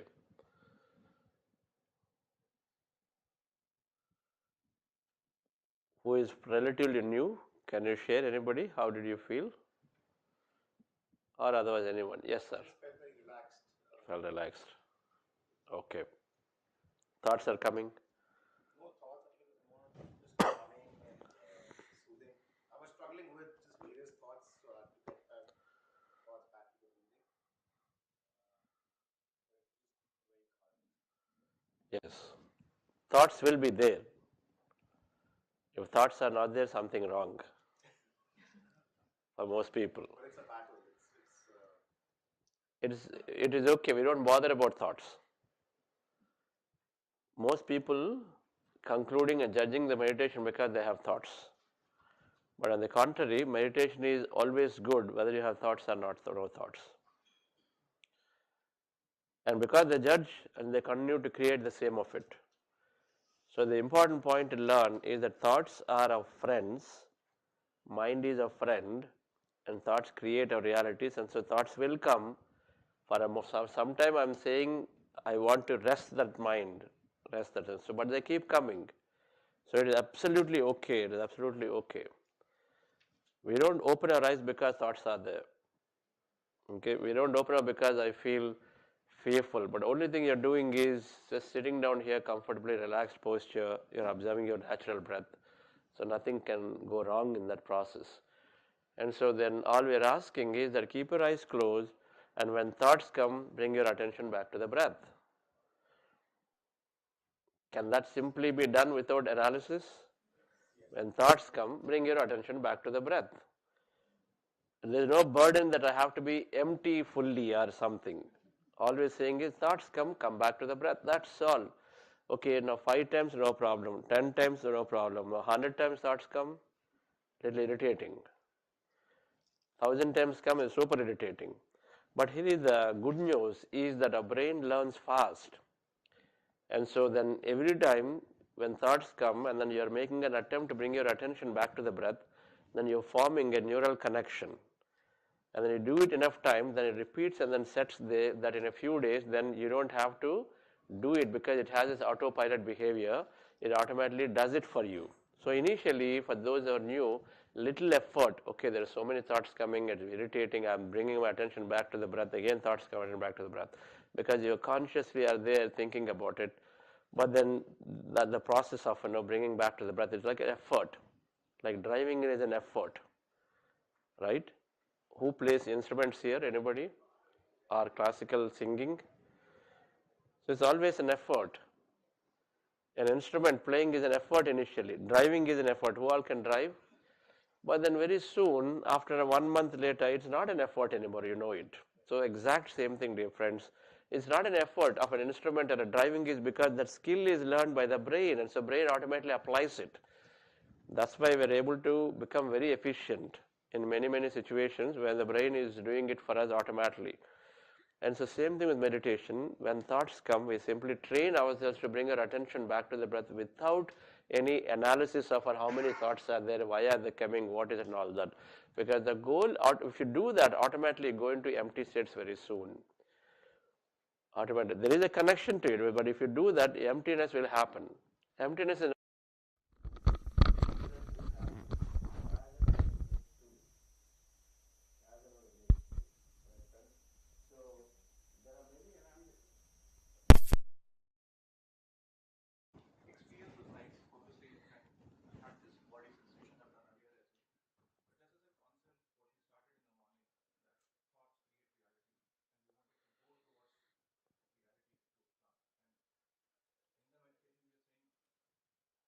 empty the mind. Yes. Yeah. Okay, so I realized I skipped a slide, rather went too fast on a slide. The slide that said about here. This slide, our conscious mind has so many negative thoughts are there, restless mind. And a subconscious mind has a lot of beliefs. The beliefs are saying life is this way, it's too difficult to do, my company is never encouraging my talent, they don't recognize it. All these beliefs are, they call limitations. I'm too unlucky person in life. Every time whatever I touch, it becomes a failure. They're all called limitations that are there in the subconscious mind, in this limbic brain. Now, conscious mind has got too many jumping thoughts. Now, if you want to be focused, and if you want to avoid this limitation, then you need to do something about it, and that's meditation. Meditation is, first thing, this conscious mind is, it's subduing, it's resting the conscious mind through the thought that we're doing. First of all, you don't want this random negative unwanted thoughts. So for that, we have to reduce all of them, reduce. Now, why do they happen? They happen because of the past experiences. Now, suppose you had a big argument with your spouse, and then you come, and then now that keeps coming up, or with your relatives. Now that keeps coming up in every discussion, you keep thinking about it unnecessarily, because the past is being carried. Or you read a big report about job market getting really become less and less, so start worrying about it, right? Or at a growth, suddenly going down, you're at a sales role and you have to do so much targets, suddenly worried. So now you keep thinking about the future based on what you read. And so now these unwanted thoughts are there, so those need to be subdued. So meditation helps to disengage from the past. So this conscious mind becomes emptier and emptier when you disengage from the past. Okay, so that's one aspect of meditation. The second aspect of meditation is this analytical mind, which is rationally analyzing everything. When it's subdued, you have an opportunity to look at and say, what limitations I have set on myself. Manifestation, in the context of manifestation, it's all about removing every limitation I have. Oh, Prime Minister, I cannot become Prime Minister, not possible. I don't have any political background, I don't have any financial background, I don't have any other whatever, right? No social background, so it's impossible to become Prime Minister. The limitation is there. But your goal is to become Prime Minister, so then the limitations are there. Now, how can you become that when you have such limited thinking inside? So meditation helps you to access the subconscious mind, look at, it brings awareness when you're thinking at that moment, where you are visualizing and imagining and where you are doing some action. Then some friend will tell you, what, you are pagal like, yeah, so how can you become Prime Minister? When they say those statements, then we are suddenly pulling back. Our old self will say, yeah, it's true, it's impossible. But the new self will say, no, wait, not necessarily true, because my thoughts create reality, anything is possible. So let me not swayed away by what my friends say, what my doctors say, what others say. Instead, let me stay focused on what I want. Okay, for that you need to be aware of the limitations that are there. And so meditation helps to reprogram the limitations, subconscious mind. So these are the two important aspects what meditation is doing, right? If yeah, visualization is to the conscious mind. So first step is to rest the mind. Second step is to now go into a great amount of visualization. That's when you use the mind actively. But first we have to get control of this unwanted thought.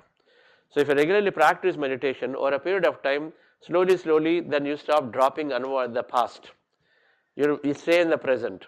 A regular meditator not only is in an emptier state or less thought state during meditation, but that carries into the whole day. It's called mindfulness. That means they are in the present moment. Okay, something happened, no problem. Okay, traffic, I came 1 hour late, no problem. Earlier past, oh, I just wasted my time, and then you come and then talk about it. Now go to the tea break, you talk about, you know what, so much traffic is there, but the traffic is a waste of time to other person and you, but we don't realize because we're used to just talking, right? With meditation, now slowly you disengage from the past and say, okay, then of course there is some more science is there that whatever we speak, if it is redundant, is of no use, and so then we also start gaining, preserving that energy. So it helps us to forget the past. First step is to do that, rest the mind. Then we will start doing the imagination, which is utilizing the conscious mind. I'll come through that in the 5-step sutras after a break, all right? So, all right, friends. So the experience, I just want to conclude before we take a break. Experience of meditation, since there are a few new people, it's important that you understand this. Experience of meditation can be any of these. How many people felt lightness here today? Lightness, please raise your hand. Heaviness in your body, anywhere. Body movements are there, body going left or right or forward, all that is possible. Pains are possible. Body is rotating, floating or rotating. Is something rotating for anybody inside? Okay, what's happening? Something inside is moving. Who else feels that? Okay. Sometimes you'll know your body is there, but there's something inside is moving. You don't know exactly what that is, but then that is moving. This whole force is called Kundalini energy. Energy body gets active. The 7 chakra process, there is energy body, and so then it is, it's doing this thing, all right? It is possible in meditation. We'll come to it as we go along. But it's possible that all these are possible. How many people felt your hands did not exist? Any body did not exist? Okay, so there you go. So in meditation, the idea of meditation is two. One is rest the mind, which we understood by calming our mind and then emptying our mind. But the second is there, which is to connect to this infinite field of possibilities. The quantum field is full of possibilities. Means everything is energy. In that energy comes matter. So these infinite possibilities exist. So we have to go beyond our material body to connect to this infinite possibility field. Our eyes, with our naked eye, we can see only 0.1% of the spectrum of light. You know that? Less than 0.1% of the spectrum of light we see. 99.99% we don't see. But the meditation helps us to train to see all of it. And when you empty your mind, then you're seeing many, many things that are possible to receive knowledge from, to find a solution. People who get in dreams or people who go into deep meditations get solutions to problems, get intuitive designs for new things that they create. And they're all part of manifestation. They're all part of manifestation where if I am looking to become Prime Minister, there has to be a miraculous possibility of things can happen. Like in my case, a company, in spite of having a lot of baggage, it still was acquired by IBM, so there has to be some miraculous thing that has to get created. And so meditation helps those things to be attracted. When that big CEO of $35 billion business head, when he was coming for a meeting, I was in New York. My first thought was, such a big person coming, then I must fly back or postpone the meeting. Logical mind. But here is a miraculous possibility showed up.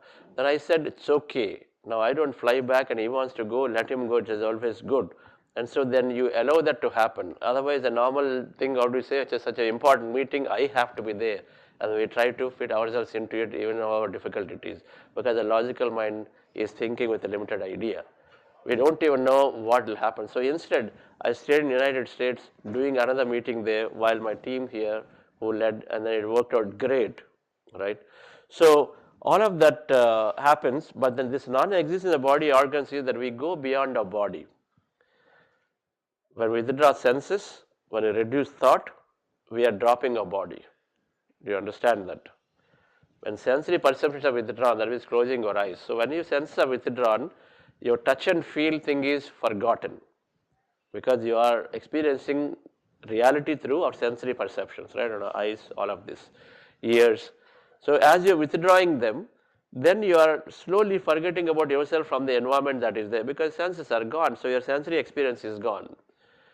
Then the thoughts are still there in the mind. Now thoughts are about form and time, people, places, things in a given time frame. And when thoughts are forgotten, the time is forgotten. Space is forgotten when senses are withdrawn. Time is forgotten when thoughts are withdrawn, because only thoughts you keep time. My marriage day, my first promotion, the company, I don't know, future where I'm going, everything is based on time. So time and space are forgotten, then this reality is forgotten. The body is forgotten, so suddenly you start experiencing energy. So that's the feeling people get, non-existent body organs, because you're going into this empty states, and so then slowly you withdraw yourself from your body, and so many a times you don't find it also. It's possible. That means you'll absolutely be in the quantum field, which is the second part of meditation, is to go into this field of quantum, which is full of infinite possibilities. That means your thoughts, you are very, very open to many things out there. Here you have very, very limited view. Okay. It's like you trying to land from your flight. Your flight is not landing. Many flights are going around Bombay airport. It happens, right? Flight is not landing. You're frustrated. Because you have only limited view. You're saying, why is my flight not landing? My meeting time is getting over. Now, so imagine you are an air traffic controller. Now you are there. Now you have a bigger view, right? Here you only have a limited view. There you have a bigger view of every flight and many flights, and then which one should land, which one should go. You have a bigger view there. From there, if you operate, obviously, then this frustration won't be there. If you knew that extra knowledge, this frustration won't be there. The reason may be that somebody else needs a medical help, and so the other flight needs to land. There is maybe a Prime Minister of India going, and it is more important, of course, compared to anything else, and so then he has to land. And so when you understand it, frustration won't go. So you operate from a different level by going into this infinite field. The level is infinite field. Everything is get to known, because when you are out of matter, which is so little, then you are emptiness and energy, which is everything out there. It's called quantum field. In the next program, I'll try to explain a little bit. So all these experiences are possible in meditation. We don't, without knowing into too much detail, they're all possible, and when it happens, we continue our practice. We don't pull back. Just because you suddenly don't find fingers and hands and say, oh my God, what happened now? Am I still there or not there? We don't worry about it. A lot of people fear. They don't find their body, like they suddenly get scared. They float, their body is floating up, and so they suddenly get scared and say, okay, this is something else is happening weird, and then stop, right? Meditation experiences can be there, but we continue with them, no problem, because you're in a safe and very, very safe posture. You are sitting, and then you're not even tampering your breath. You're simply observing the breath, so it can't really harm you. And so we continued, all right, friends. So with this, we will go for a break. The summarization here is that our thoughts and feelings are constituted, called state of being. Our state of being is also called a personality. What is your state of being when you wake up in the morning? How do you think of yourself as? Successful person, things can happen for you, financially strong, body was healthy, you have a great environment for you, government is great. Is that how you think? Or, oh, so this is very political, this is Hindutva government, this always does this and this is that. Is that, what do you think of your finance? Oh, it's not possible for me to give my dreams. How do you think about yourself? I don't have sufficient resources, so my son's education is going to be difficult because I want to get him to United States, but I don't have the resources. Is that how you think about it? Because of various reasons, my salary is so limited. Even if I work for 10 years, me getting a house is going to be so difficult. And so then we create a linear reality, right? The limitation is called personality. Your personality is what creates your reality regularly. So what are you waking up to regularly? What is your state of being? That's what constitutes your thoughts and feelings. And so we need to work on them and change them. Meditation is the way. And at simply speaking, the conscious mind, subconscious mind, these constitute your thoughts primarily, and then we look at changing them, right? And when I wake up, I'm waking up with a lot of stress. That means the mind is fully agitated, right? It needs to be rested. When I wake up, and the moment, first thing, somebody like your spouse is saying something at you, and say, oh my God, so it's all because of this job which is just not paying me enough. That means you have this belief that money is the biggest problem. That's a belief. So these things constantly have to be worked on. Meditation is the way to change the state of being. When we come back, we'll understand 5 tools or 5 sutras of how these can be changed that will help us towards manifesting what we want. Okay? Thank you. Yes. We'll come back break time. What is the time now? Oof. 12:15. Should we even have a break? Okay, take a break, but 20 minutes. 12:15, so 12:35 will be here. 20 minutes, we are a small group, so it should be possible to come back. 12:35. But the lunch will be delayed, folks. So lunch, because when you come back, we'll have a full 1.5 hour session. Yeah. So there's some negative thoughts, but when we are meditating about something we want to manifest, they don't get dropped. As you just said, negative thoughts get dropped. The Practice. deeper- Which is important for the body to rejuvenate. One of the beautiful gifts that you can give to yourself is the practice of meditation on a daily basis. And the most important reason why everyone is drawn to meditation is actually to know thyself, to realize our own soul.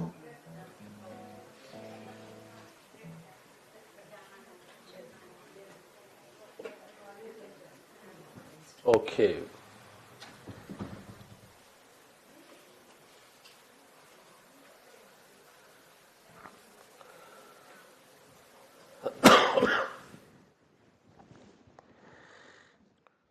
So with that, the fundamental understanding that thoughts create reality, we have understood through some placebo research examples, then successful, famous people in how their mindset has been. Quantum physics, if way of saying that observation manifests possibility, that means what you think and feel is what you create, is now quantum physics understanding that we have. There are 3 ways we can understand. Of course, the spiritual science are the Vedic ancient wisdom. Ya mati sa gatir bhavet. What your mati is, your gati is like that. Mati means the way your buddhi is, how you think and feel. So many ways you can come to that conclusion. Now, this is understanding today. For the new ones, then this has to become experiential. Only when it becomes experiential, it becomes wisdom. Otherwise, it becomes a theory. And most important, most difficult. How can I, for all the problems I'm facing, it's because of me or my spouse? It's very difficult to do. By default, we think it's because of you it is done. Okay, but here it says thoughts create realities because of not the other person, because of us. So I'm drawing that my spouse preparing late and then coming late to this thing. You say 6 o'clock, now the spouse is only ready by 7. Now you say because of you. But that experience is drawn to me, so I must be thinking about it. Oh, he or she is always late. They never come on time. And if this is the feeling that we have, then what do you expect to create it? We create exactly the same thing. So they don't, oh, this person definitely will deliver late. Oh, he'll be full of bugs only, full of problems will be there because he's always delivered that way. So whatever delivery is doing it, he'll have a lot of problems in it. We ourselves are professing for it with a lot of feeling, and so they continue to attract it. These are the small things that the moment we get to understand, we change that and suddenly things will change. The same person who we thought is not capable of delivering well, will start delivering well because you are creating it, because everybody by default has the same capability. It's just that they are not necessarily interested in a given work. They may not be very interested in a given work, so then if you identify and then move them into the roles that they're really interested in, they'll deliver great. If they're not interested, they'll never deliver because they're just not putting their energy into it. Then we equate that to that person is not capable, and then we continue to profess and say he's not capable, she's never doing it, she's always delaying it, she's always giving problems to me. And when you continue to say, then we are trapped in that belief, and so we are stuck with that person always that way, right?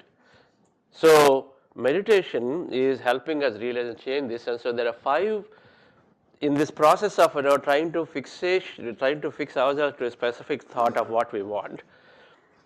Few tools that will help, what are called sutras, are 5. One is developing one point in mindedness, focus. You want to develop focus, common sense, right? Second is develop openness to possibilities. Third is visualize about a future, dreaming about the future ahead of time, visualizing about the future ahead of time. We're talking about what will help us to manifest and what will accelerate the manifestation, both aspects. Manifest anything at the earliest possible.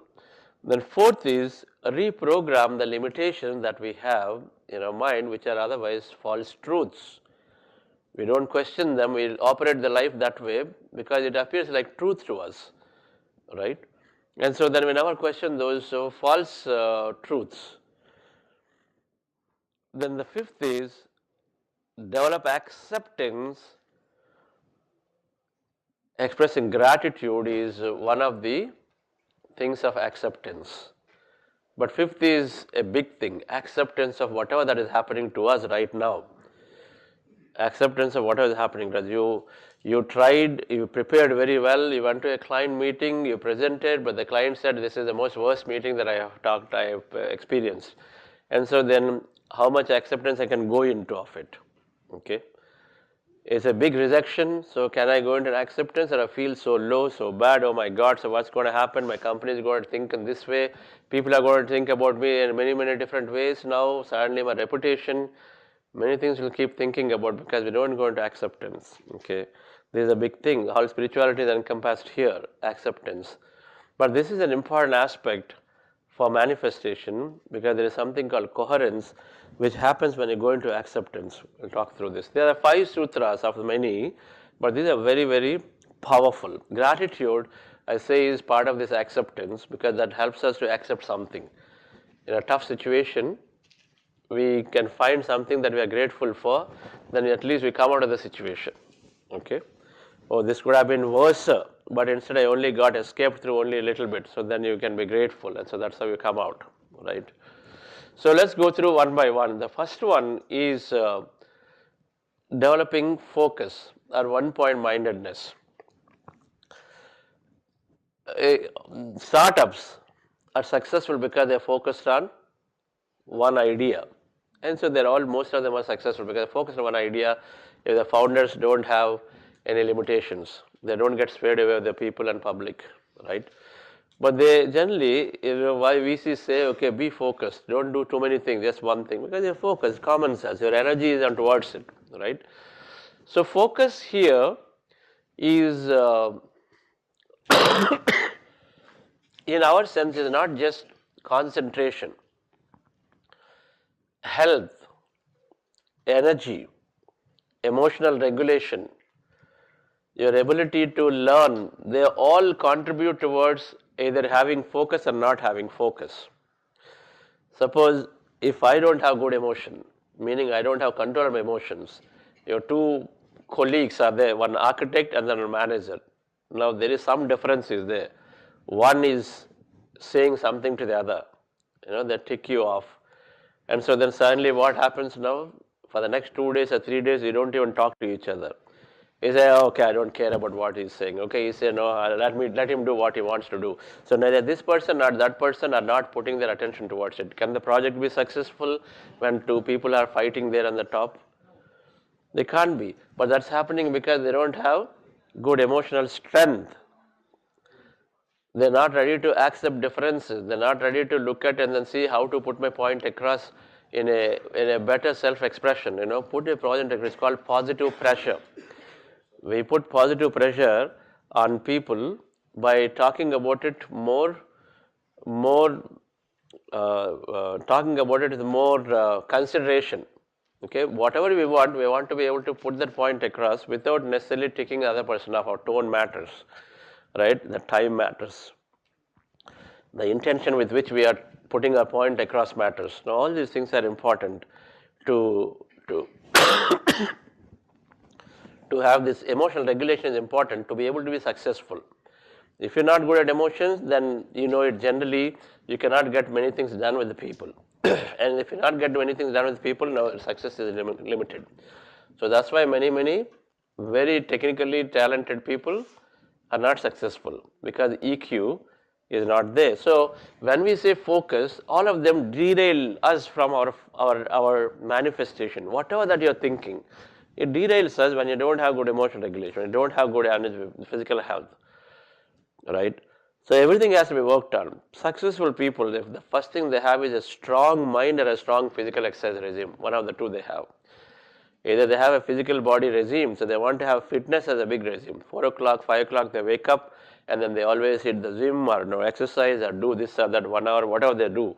But they have figured out instead health is paramount, right? We all agree that health is paramount. If you want to be successful, if you want to be manifesting things, and if you keep checking in and out of your backaches and your BP issues, of course management also will be only that much considerate towards you.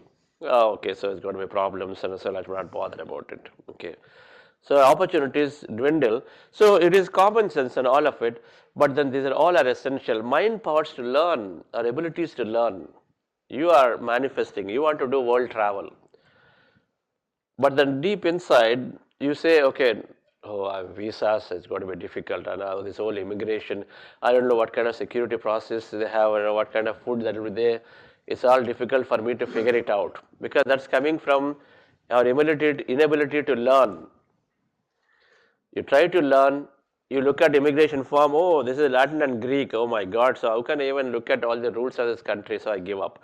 Because we are not able to learn, and the learning is not happening because our brain is already into rigid states. Brain has to be in a learning state, which is called a plasticity state, for it to learn new. How many people have challenge when you read a book, you go to sleep? You try to open a book and then read, then you go to sleep. Or you start reading and then it is just not going in at all. You're not able to go much further. Maybe 4 or 5 pages you read, you can't go further. All right? A lot of times it happens. But then as you meditate, now things change. The solution for all of this is we are saying that you must have good physical health, must have that energy to do, right? I mean, this global conference, so much energy is required. Now, Rakesh is there, then he lifted so many things by himself, then morning to night, and our team is working on for like what, they're sleeping 2-3 hours for like continuously 1 week, 10 days. Only 2-3 hours they're sleeping, but then it kept working, but then where is the energy coming from? Because we constantly, he was recharging himself with regular meditations. Every now and then there are meditations where we would just sit in and meditate, right? That energy is there, which is otherwise, again, how do you manifest an event like this, right? And it is not done through hiring people, it is done through volunteers, and everybody comes together with an intense amount of positive energy, and so then you get the care, you get their attention is there. Their intention is that I want to really make this successful. And so that energy is important to manifest. And so all of this, dear friends, one way is meditation is a great way, and you can work on many emotional management techniques are there. But meditation is sufficient. I have showed those circles, PQ, IQ, MQ, EQ, SQ. Everything happens through meditation. Everything happens through meditation automatically because meditation, for example, emotional intelligence, there is situational awareness, there is a region here called parietal cortex here, which is behind. This area is called prefrontal cortex. This frontal cortex is the CEO of the brain, which is like guiding everything. An area behind this is for awareness increase. So it is sort of making us aware whenever situations are happening, rather than just reacting based on the past, it is giving us a little bit of extra awareness and saying, hey, wait. A snake is there, you run away or you feel scared, but instead this time, look at the beauty of the snake. That also is possible, no? Some people don't get scared and then they are there to actually look at the beauty of the snake because you learn that animals and snakes are great, right? And so So that's the thing. This gets active. This area of the brain gets active. So you build a lot of awareness, and awareness is there. Then you don't react from the past, and instead you also in the present. That's the whole idea. It's called awareness. So scientifically, there is so much of research now saying that meditation builds that awareness. Meditation, of course, is disconnecting from the past, disengaging from the past, so that you're not unnecessarily having unwanted thought. Then the present moment. Present moment means whatever you're doing, your attention is there. There is a principle called where you place your attention, there you place your energy. Okay. So, if I place my attention on a relationship, the relationship will eventually improve. If I don't put my attention, what will happen? Slowly, it can go away, right? And it's very simple. Everything, if I put my attention on a project, it will be successful. If I don't put attention on anything at all and then expect it to happen, then chances of its success are very less. And so attention, where you place your attention, where you place your energy is a quantum principle, because the attention or thought, attention means thought, drives energy. Every thought is electromagnetic energy, and so then your attention is there, so automatically that energy is flowing towards it, and so then things start happening there. Okay. So the idea is that when you regularly practice meditation, then we get very focused. We develop our health and all of this while they're taken care. Our mental abilities are increased, our concentration improves. So first thing is that this whole, and then the scientifically speaking, so there's this aspect of it. So when you meditate, somebody said, I felt relaxation. So you are here in alpha state. You're very relaxed. That gentleman yesterday, Eric from Switzerland, was talking about alpha state. This is the alpha, positive thinking, fast learning, relaxation. A lot can happen here. In alpha state, a lot of things will happen. One of the things is solutions. Ordinary solutions can come in this state. You're thinking of problems about very many things at workplace. You need solutions, and then solutions come readily. It'll feel like, this is the best solution, that you don't doubt it. Okay. Many a times at IBM or in my software is a very complex software. Works on large scale systems, large scale big servers. For example, if you take HDFC Bank, it is serving millions of clients, and so the servers are very, very huge. When you install the software on them in multiple pieces, then if some problem comes, you need to know where is the problem. Your application like ATM can run across hundreds of servers. Where is the problem, you need to know readily. And then if you go about one by one, it will take forever. By the time you have is like now, if ATM is down, how much impact the bank will have, you have that now. So your ability to identify problems quickly, then where will you find one by one or quickly? Intuitively you will know. And so the solutions will come when you are in the state of alpha. It happens, you readily get that things that, okay, this is where the problem could be. The idea is that the thing that exists knows.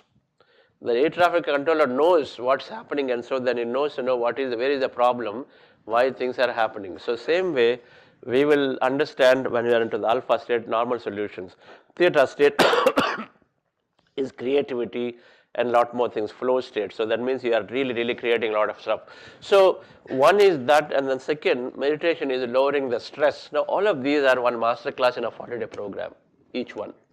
Okay, I'm talking in a minute, but in a 40-day program, they covered through in-depth science, like for example, how meditation lowers stress, this whole fight or flight mode, feel-good hormones, everything is talked through in 2-3 master classes. So those of you not joined, you can take the statements, meditation lowers stress because it activates sympathetic nervous system, feel-good hormones are there, fight or flight mode, all of this. You understand it, but we know that ultimately it lowers stress, improves mental well-being and mind power. So it's a one statement, and it does through meditation because of all these factors. Now to know more about it, please join a 40-day program to get to know it better. But of course you can search for it and you'll get plenty of information on the net too. But the point is, meditation is improving mind powers. Okay, meditation is increasing health. If stress is gone, 90% of health has come. And the more positive you become, the remaining 10% health comes back to you, which is like epigenetics concept. You start changing your body mechanism, and so then remaining things that are there will come back to you. The third thing is that meditation, of course, is you cannot control circumstances, but you can control your thoughts. That's what children do. Issues happen, but then at least you are aware and then you move forward. You don't get stuck there, which is emotional intelligence, right?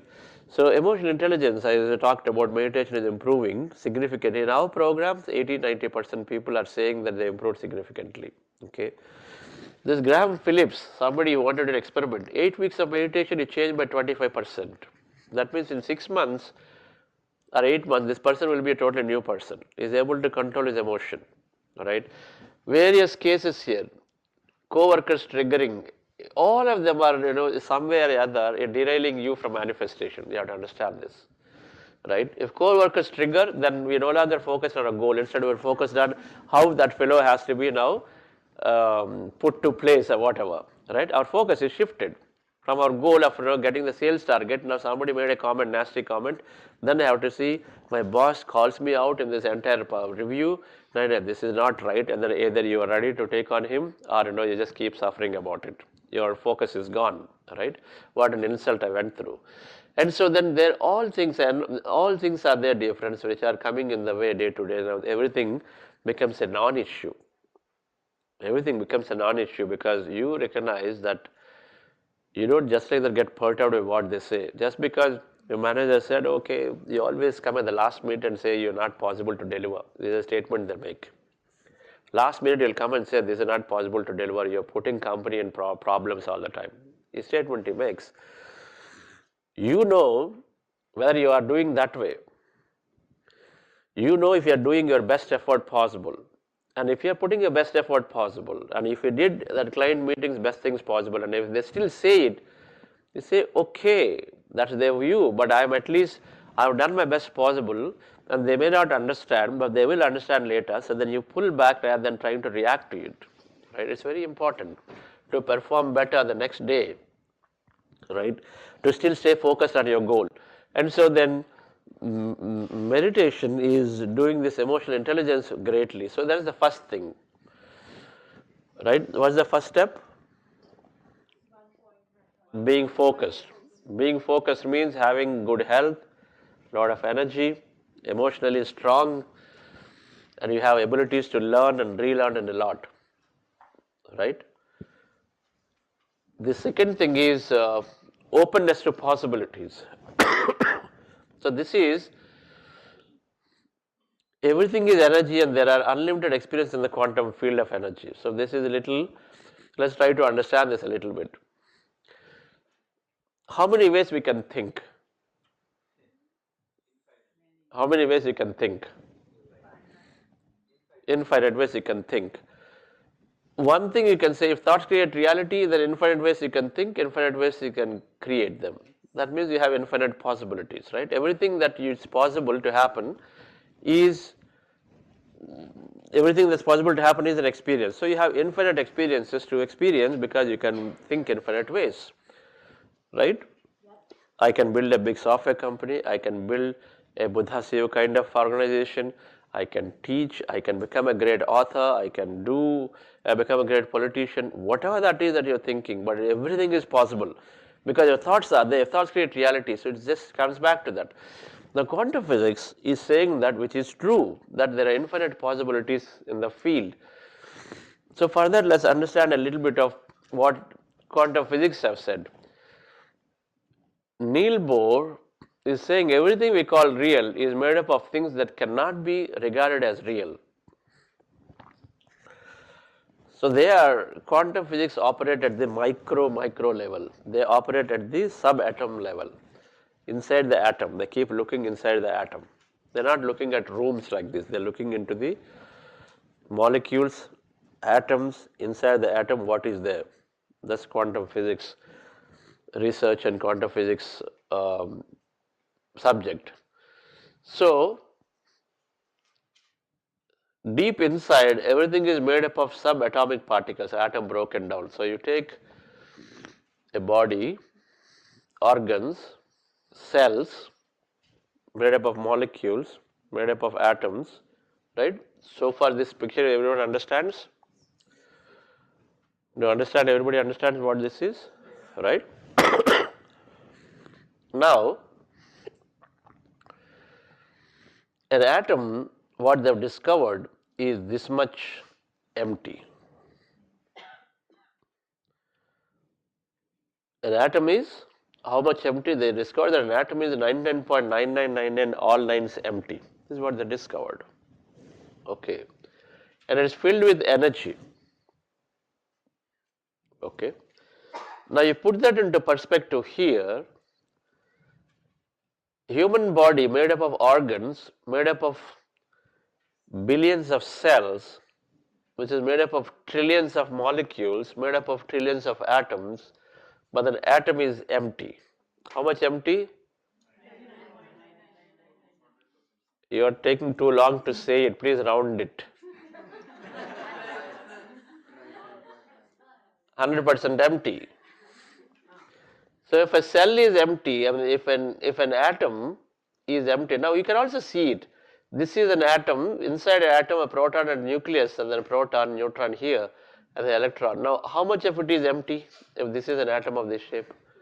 All of it is empty nearly, you can make out. But what they found is, you can say okay, maybe 5% is occupied by these two because they have weight, the electron and proton, but everything else is emptiness. So you say 95% is empty. But what they found is 99.999% is empty. So all of it is empty. If this is all of it is empty, now should molecules be all be empty then? Then the cells be empty then? Then organ be empty then? Then human body should be empty then? Now this is what they're saying is then that now this is an atom. Now what is there in this also atoms? And everything that we see, including our bodies, everything is that. So then in the entire universe, they are saying that it is the matter, what we perceive as this physical reality is only 0.0000001%. It's all really energy. It's all energy. Now even that electron and neutron, proton that we thought is matter,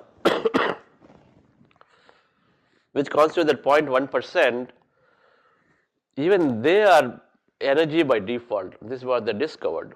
These things are actually not particles, they are actually by default energy. They are rotating the orbit. Electrons and neutrons that we thought are particles, even they are energy by default. So that 0.01% what we thought as matter, even that is, first of all, it is nearly all of it is empty and energy. A tiny percent which is matter, that is also is by default what quantum physics found is energy but not particle. They have done experimentation, right? Okay. So they are not particles, they are waves or energy and have many possibilities of collapsing into matter. So now we have these trillions of electrons of each and every one of us. They're all as energy. Right? They're all as energy are there. How many ways? Now, but the energy becomes matter through observation. Energy becomes matter through observation. It's called a double slit experimentation. When you observe, that electron becomes matter. They've done this experiment to demonstrate. Okay. So now if you have all these electrons, everything is by default energy of this entire universe. Now all of them can become matter. How many combinations you can take to experience? I have there Pati Ravkumarji. It's good to see you there. Ravkumarji is there, and then I am here. Now we both can imagine that we are going on a Himalayan expedition. That's one combination. All of us can decide and say we'll go to Egyptian tour, right? Or some of us can say that no, I'll experience this. So there are many combinations of experience are there. Now in order for that me and Ravikumarji to become an Himalayan expedition, so I need to imagine, or I need to bring up that experience that okay, we both are going, let's say, to Mahathar Babaji caves and we are meditating there together. So the energy, now in the thought field, I'm trying to bring up a concept of Babaji caves, concept of we both traveling, concept of we going there and then experiencing that meditation there. And so then my thought is energy, and so that energy, when I'm thinking about this experience in energy, with observation, according to quantum physics experimentation, that becomes matter. So the moment I think of an experience like that, and then slowly, that becomes real, because wherever you put your attention, wherever you put your observation, that energy becomes matter. Okay. So these combinations of electrons and neutrons, they are there. That infinite combinations are there because you have infinite ways that can be combined together. In this room alone, we are about 50 people, and all of us, how many combinations are there? 50 factorial. That's a big number. In so many ways, we can experience life. All of us together, 2 of us, 3 of us, 5 of us, like that, right? You can, so many ways we can experience. So infinite combinations are there in this entire field of energy, where everything is energy by default. Energy becomes matter through our selection of an experience. An experience is nothing but a set of subatomic particles. Every experience we have in life is nothing but a set of subatomic particles of you and me and the places of Himalayas and all of that I collapse into my reality so that I see it in front of me. Okay. I said a lot of words, but the point is how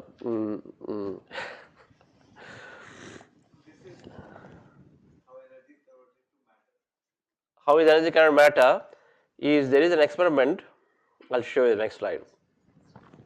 So everything as energy is one and not separate. So there are a few points here we understand this from a quantum physics perspective.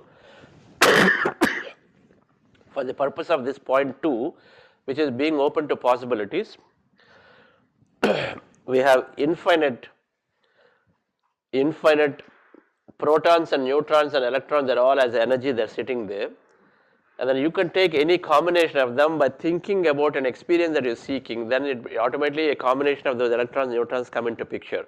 Now you're thinking about me, thinking about Patti Ravikumarji and then me, that means we are talking about electrons and neutrons of him and me and then Himalayas and maybe we travel by road and all of that come into picture. Now all of them have to start collapsing into the physicality so that at some point that experience shows up for me, right?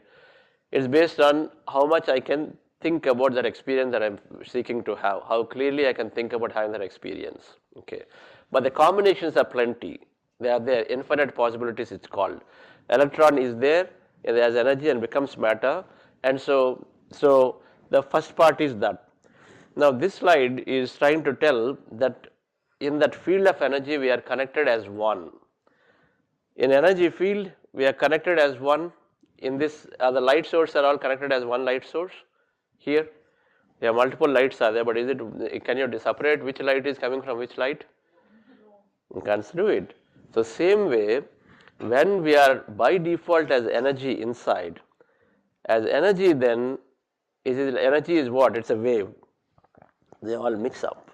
Just like light is a wave, the mix up then becomes one. So in the field of quantum, according to quantum physics, deep inside we are energy. By the way, our body is oscillating. The electrons are oscillating up to 5 to 6 times a second. So we don't even realize, we can't see it, but it is oscillating. When light is there, light is flickering, you know this. When low voltage is there, the flicker is seen. But we see it as a continuous light, but it actually flickers, right?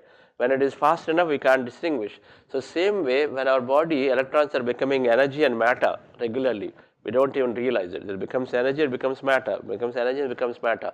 So same way, dear friends, in energy, we all are connected as one because a light source is like one, you can't separate them. Waves, you have multiple waves in a pond. Slowly, they become one. They form into a new shape. Initially, they have like a round shape of waves going. When they come together, they connect, you get a new wave. Can you separate and say which part is from the other one stone, another part is from another stone? You can't. So same thing concept is in the quantum field. When we see ourselves as energy, we're all connected. We become one light. We become one thing, not separate. It's called quantum entanglement. We cannot really separate each other there. We're all as one. In meditation, then when I was talking earlier, when you transcend your body, when you remove your body, you experience that energy. When you experience that energy, then that energy is one. So then you suddenly start finding the connection with everybody. Because you are experiencing an energy field. In the energy field, everything is connected. You and I and everyone is connected as that. And you're no longer looking yourself as physical matter, and you elevate yourself as a drop that matter idea. The notion is coming from here in my mind of thought and my senses. And when I drop them, then I'm suddenly finding myself as this energy being. In that energy being, I'm experiencing this entire field of energy, so I'm experiencing the connection to every individual. So when I come out of it, will I continue to have that connection?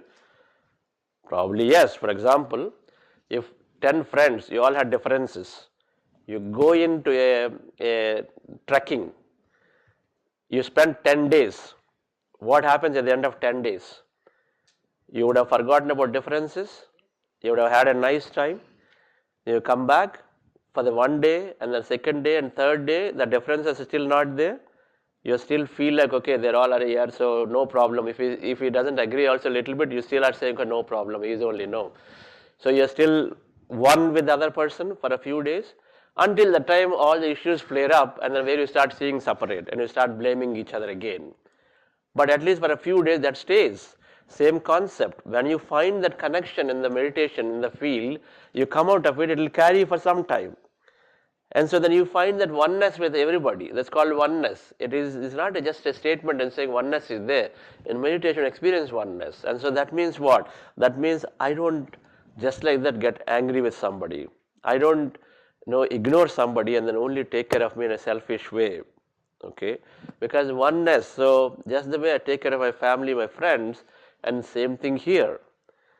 10 days of trip in trekking together, when I come back, my reaction to somebody's requirement is different than when I have a lot of differences where my reactions are different. Go, let him go to hell, is what we would have said before. But after 10 days, we come back and say, oh, he wants something.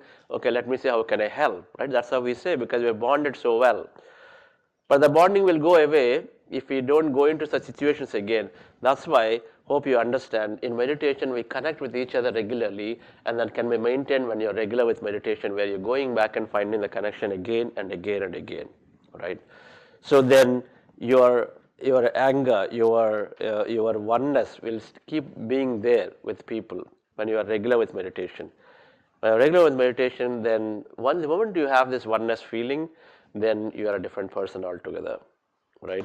Then you are compassionate at your heart. They are automatically are joyful, even though they are telling you many things. You're not bothered about saying, okay, maybe they have a challenge.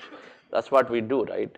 When children snap at you, oh, must be something wrong, must be some issue at school, must be some issue at college. This is how we think about them. But a colleague, how dare that fellow is doing it? But in meditation, that oneness comes, not only children. Children is driven through a biological relationship. In meditation, you will have an energy relationship, you will have the connection. So you feel that way, and so you don't feel the same. You feel the same as you feel with your son. When they shout at you, you think there must be a problem for them. Okay, there must be a challenge for this colleague, and that's why he's doing it. Let me step back and see. A politician does something, okay, maybe he has a challenge. Maybe he had got a lot of situations in a sticky situation, why he is not able to do. Maybe he has a weakness. Right? When our relatives have a weakness, and suppose you find that they are some extramarital affairs is there, what do you do for the relatives? Oh, so maybe a weakness, and let me see how to get out of them, how to get them out of it. That's how you think. If it is a politician who is trying to make a big thing, or say, how dare he is using public money, he's got this, and we don't shout at them. But it won't happen. We can see them the same as your own relative, your own thing. Yes, I know there is a weakness. He's drinking, I know there is some weakness, I need to get them out, is how you think about a relative, but the same thing we extend rather than trying to make the problem bigger through our thought, dear friends. So coming back to how this energy becomes matter is through observation. A subatomic particle becomes matter through observation. You take notes. It's called double slit experimentation there's a video by Fred Alan Wolf.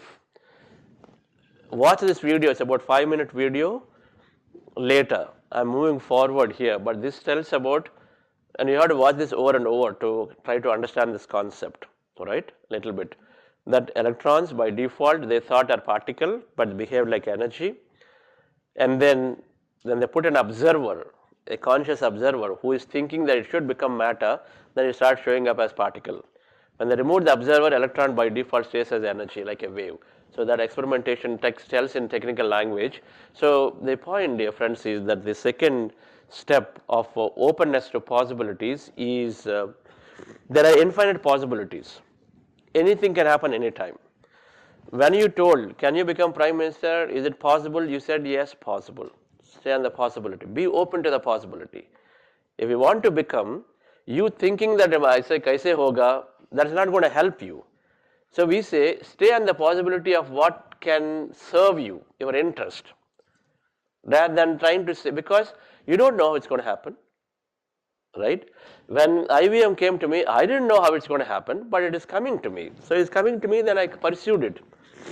But when you pursue such unrealistic, what we think as ideas, we'll get enough support to tell you that, okay, there is something is happening here. When you are believing you to become a prime minister, whatever, then you will get enough messages along the way to make you believe that this is happening for you, so that you can continue. Otherwise, it's difficult to continue. So the idea of open to possibilities is anything can happen anytime. And so then why unnecessarily conclude that something is not possible? Right? Whatever that you're wishing to have,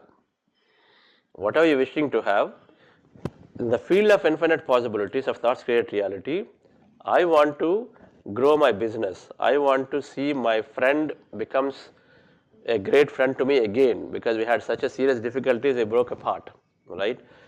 Now your mind may be saying it's impossible that the person will agree to you anymore, because something deep happened. They shouted at each other, touched their heart, and so then you may say that, and so you say it's impossible. That openness to possibility is saying that possibility of they becoming a normal exists in the quantum field, so let me be open about it. Why should I say it's impossible? Because I really touched them hard, right? Do you get that? Yes. Okay. Small things day to day, when you are booking tickets, oh, this is too difficult, it's not going to happen. Last minute, if you book tickets, it's going to be very expensive. You go into that like that, and then many times we don't try. You try, but anyway, it's not going to happen. The statements we use, some people use that. You try, okay, you want to try, you can go and then tell your boss to change the system. Anyway, it's not going to happen. That means we're closed in the first place for the possibility. When we approach something with that statement, you want to try, okay, you do. But deep inside, he wants to try, but I've tried enough times and he doesn't understand it. This is how we tell. And we are close to the possibility. That's what we are saying. I've tried, it didn't happen, but next moment that person can change their mind, isn't it? I went for a donation, okay, it happened for us. We went for a donation. 2 times this company said no. The 3rd time, somebody else called them. They said, okay, we'll give you. Now, normal thing is, okay, so you called 2 times and then didn't work, and so you stop there, right? The possibility of being open to the possibility that anything can happen when you try, and say, let it happen, right? So this is the second element. A lot of times we are stuck here. Saying that it's not possible. The third thing, dear friends, is visualizing your future, which is visualizing a future ahead of your, what do you have here? Okay, yeah. This is visualizing future ahead of the experience. So it's called dreaming. Dreaming is, like your group is being awarded a quarterly award because you performed well. And so then when a colleague gets it or other business group gets it, you are suddenly thinking, oh, it will be very nice for me also to receive it. And for a moment you'll go into this visualization mode. Okay, how nice it is if my CEO is actually calling me and then I'm going and then picking up that award or whatever. All right. You're visualizing about something that you seek to experience right now. That's all it is. Whatever that you wish to visualize, you want that promotion, you want to experience a big meditation center, you want to do a lot of service, whatever that is, you think as if it's happening to you right now. You think as if it's happening to you right now. In the quantum field, everything is energy. All electrons, neutrons are all waiting as possibilities because as energy, they're waiting there to become matter. And it's up to us to bring them into matter by what? By visualization, by intention. Okay. So visualization means that I have the time by that experience that I'm having. If I get promoted, then what are the 5 things I'm going to experience? There must be a good reason of why you want promotion. Right? Do you want promotion, Sagarika? Okay, there you go. You are running your own venture. So do you want to be very successful, grow revenue? Why?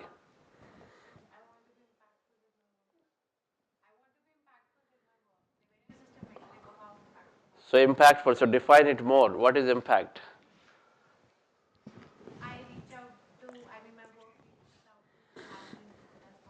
What does that do to you? If you don't know, then we have a challenge here in visualizing. We need to have sufficient clarity of why I want my revenue to grow. For what? Number 1, yes, I get more monetary benefit which will enable you to certain physical experiences, right?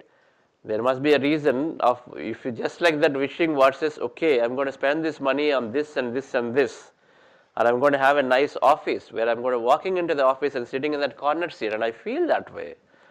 No problem. So if that is a vision because you're inspired by every time somebody walks in, right, into an office, in a corner office, and I want to be there, and then for that you need a nice office, and you visualize it, and so you need money for it. That becomes one experience. Second experience is that I want to create an impact. Okay, what does this do to you? Why is that? For example, when I had my software we are writing, always dreamt that Fortune 500 companies are using it, they're solving the serious problem they have, and then that sort of satisfies me intellectually or my emotionally. I'm very, very satisfied that I'm able to contribute to somebody out there who have some serious challenges with their IT infrastructure. Okay, I had this feeling about it because in the prior company where I was using somebody else's software, then I knew how clients are saying, oh, this is really solved my problem.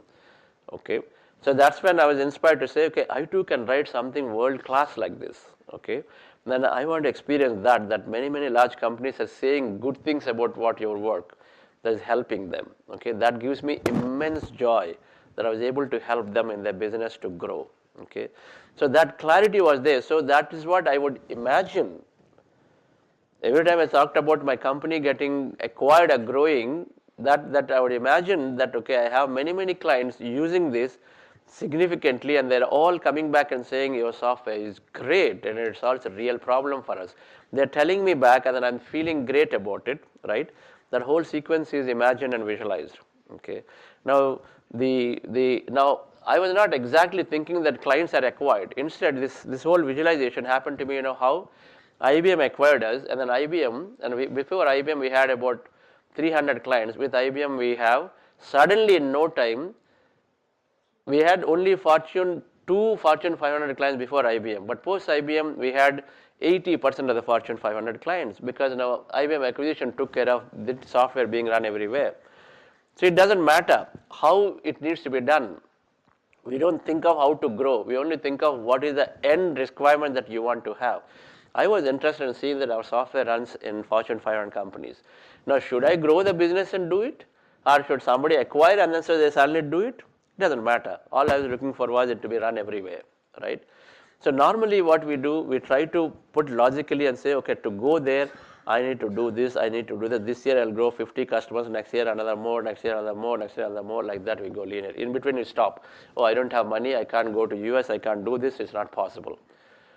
But instead, if you only focus on visualizing what we want, then these miraculous possibilities show up, right? And then you work through it, and then acquisition happened, so then eventually all that thing that I was visualizing happened for me.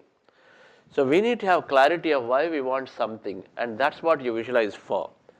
Okay, why you want what you want. Whatever you want, there needs to be a why behind it. Ask yourself, okay? So I'm getting promoted, so that gives me enablement to do a lot more training to many employees that I can share my knowledge. Some people want that, right? Promotion means they feel like, okay, they can really set the strategy for the company. They're looking for it. So then when they imagine they're setting the strategy because they got promoted in that level.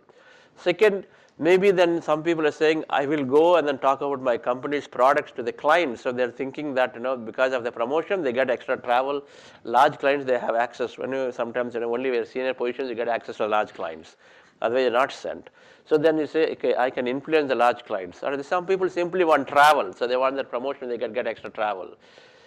That requirement, whatever that is, if we can be clear about it, then you think about and imagine about that as if you are experiencing those.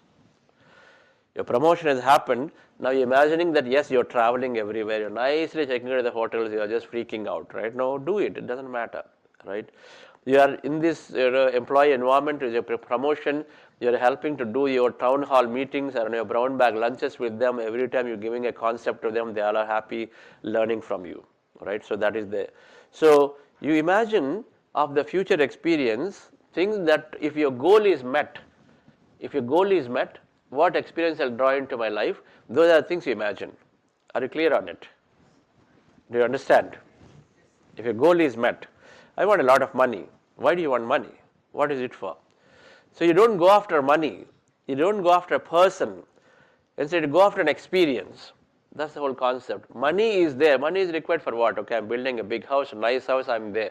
Imagine that you're in that 5-bedroom house. Be clear, why is it 5-bedroom, 4-bedroom, 3-bedroom, but then be clear, okay, I have money, so imagine that you're able to go and then buy that land, do organic farming. That's why you want money, right? Now imagine about the experience of you doing an organic farming and then you got this land and everything and you're doing beautifully. So that because money then automatically will come to support it if money is required. Don't bother about money requirement because maybe somebody will come and say, you know what, you be part of my partnership. And then anyway, I've got a lot of land, you come and do organic farming, right? So it is possible. If your experience is about experiencing organic farming, you don't care who gives you land, right? You gives you land, it is possible too. So those are the things that we need to be clear about. Okay, what is it that I want? Okay, in London, somebody came to me and said, sir, I am promoting veganism. So I'm making vegan videos, content on veganism. And so I said, okay, content veganism, then the videos have to have, my visualization is that I have this big channel and then I've got this millions of views are there on it. That's what he was thinking about. I said, be clear. What do you want out of this? You want this vegan content to grow, right? What do you want? You want a YouTube channel with a lot of views, or you want your content to be taken? Because veganism, there are so many organizations that are promoting veganism which are much bigger. If one of them picks up your content, suddenly it goes to so many people, right? Your idea is that people are being aware of veganism through your content, and so then you get a lot of responses from them and say, okay, this is lovely content, and then people are appreciating. Is that the experience you're seeking? Or are you seeking an experience of your own YouTube channel? Every time you go to youtube.com and you'll see that, okay, 5 million clients and 5.5 million clients. What is that you're seeking for? Get clarity about it, okay? It is okay either way. I want my YouTube channel and then so much is fine. Or I just want a lot of people using it and I feel great about people gaining veganism and becoming vegan. That's all it is. So when you have clarity, then things become more and more, then you can visualize appropriately. This person, if he didn't have clarity, then he would only be visualizing a YouTube channel. But that may not necessarily be the best way unless if his real intention is to see that the veganism content goes, then you have to visualize that there is so many people are reaching out to him and then saying that, okay, this is amazing, because of you I was able to go into veganism, I'm having great life, my partner or some companies are saying it. That's all you need to do, as opposed to sticking onto his YouTube channel and then saying my success is based on the number of people that are there, all right? So there is a difference in what you are seeking as an experience. So we just need to be clear. So, but the point is that when you visualize the future, and I'm going to set this, we're going to go into the detail of it in the afternoon. Okay, the afternoon we're going to draw vision boards. So visualization is done through vision boards. We're going to draw vision boards with unambiguous goals. Meditation gives clarity on the goals, and then we visualize that experience of the future as if they're happening to you. Okay, so we'll draw some boards post lunch, and then we go through a meditation around it. Okay, The fourth thing is limitations, limiting beliefs. Reprogram the limiting beliefs. This is what helped me to come out and ultimately get successful with my company. The limitation that I formed for myself, right? Limiting beliefs are formed regularly just like that. A lie told over a period of time becomes the absolute truth. How many people know this story? So that madam would know the story. She heard at least a dozen times now.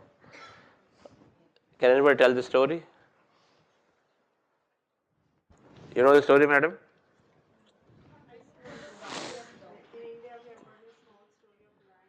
What is that?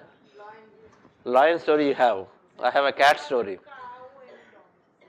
Cow and donkey limiting belief story. Okay. How it became true over time. Okay, please tell the story. I will look to learn from you. So this was a story that there were these three people passing by from a village, and the first one they looked at this animal and they said, "Oh, it's a cow." The one said, "No, it's not a cow. It's a donkey." So no, no, look carefully. It's a cow. The one also gets it. They are being so sure. It's a cow. Then the third one says, "No, no, it's a donkey. It's not a cow." They say, "Okay, let's go and ask someone." The whole thing repeated, "No, no, it's a cow and a donkey." So they went to some person and they said, like, these people are saying this is a cow or it's a donkey. So what do you believe? I think it's a cow. So if they say it's a cow, it's a cow. Okay. So when you are hearing the same thing enough times from somebody, then you feel that is true. Right? That is true. We hear enough times about Manmohan Singh ji that how impaired a PM he was. And then we think it is true without even going into the detail of how great a prime minister he was. Because we're only hearing what we wanted to hear. Okay, he was a great prime minister, did so many things. But for many people, he was whatever, right? Now, he just could not get many things done, or whatever. For many people, it is that way. P.V. Narasimha was a great prime minister, opened up the economy significantly. For many people who what they wanted to limit and listen, they had a belief that, okay, he just was a puppet, right? There are, the limiting beliefs are formed in many, many ways, and then you believe that, and then that's how it was. Like that barracuda fish had a limitation. He thought that now I cannot do go, right? So this story is not required. Okay. So in a monastery where the students are getting taught in an open environment under a tree, and so then one day when the classes are going on by the teacher, a cat comes there and starts disturbing them. So this teacher tells them, okay, please tell the student, please tie the cat. They tie the cat. Now the cat is released and the session is over. Now 3 days later, cat came and started disturbing again. So they say, okay, fine. The teacher tells and the student goes and ties the cat again. Now it repeats again a week later. When a week later again it repeats, then the teacher tells, student goes. The next time when it happened, the students are thinking now, this is like happening regularly, I'm getting disturbed, he's always asking me. So from now on, I will tie the cat before I sit for the class. And then I release the cat after the class is over. So now the cat is getting tied every day. All right? Before the class is done, the cat is tied and then cat is released at the end of the class. This is how, by the way, rules are formed. So for it is done, 3% of the 100 times, but then you have a rule now that every time it is tied. Most people get into this generalization trap and then form rules. HR, which is known for rules, then it just forms rules just like that because so that is that. Then after a few days and after a few weeks, slowly, the students change and the new students come. The new students come, old students are going away.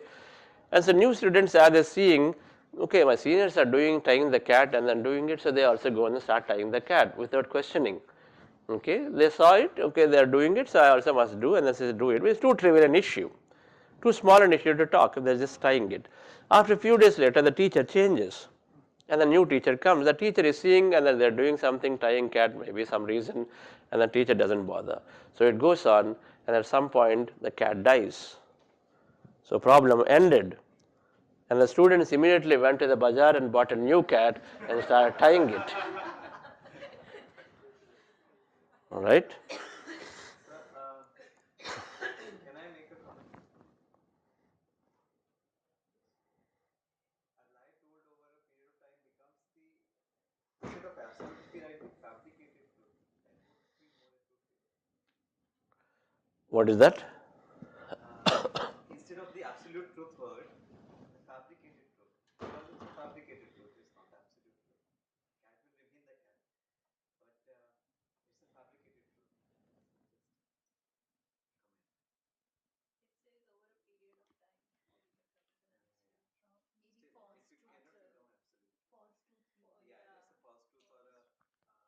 Fabricated truth. So I'm saying that many of the beliefs don't have a basis. We just do it. Even now, I mean, somebody, where was that? After 6 years of meditation, and just because something crossed, and then they actually literally stopped. They went back to home and then came out inside, and then they started going. All right, because we just don't want to let go of certain things. Literally stopped. I just cannot agree, but I was very surprised, and then I saw the behavior. But then this is how it is. We don't want to change our limitations that easily.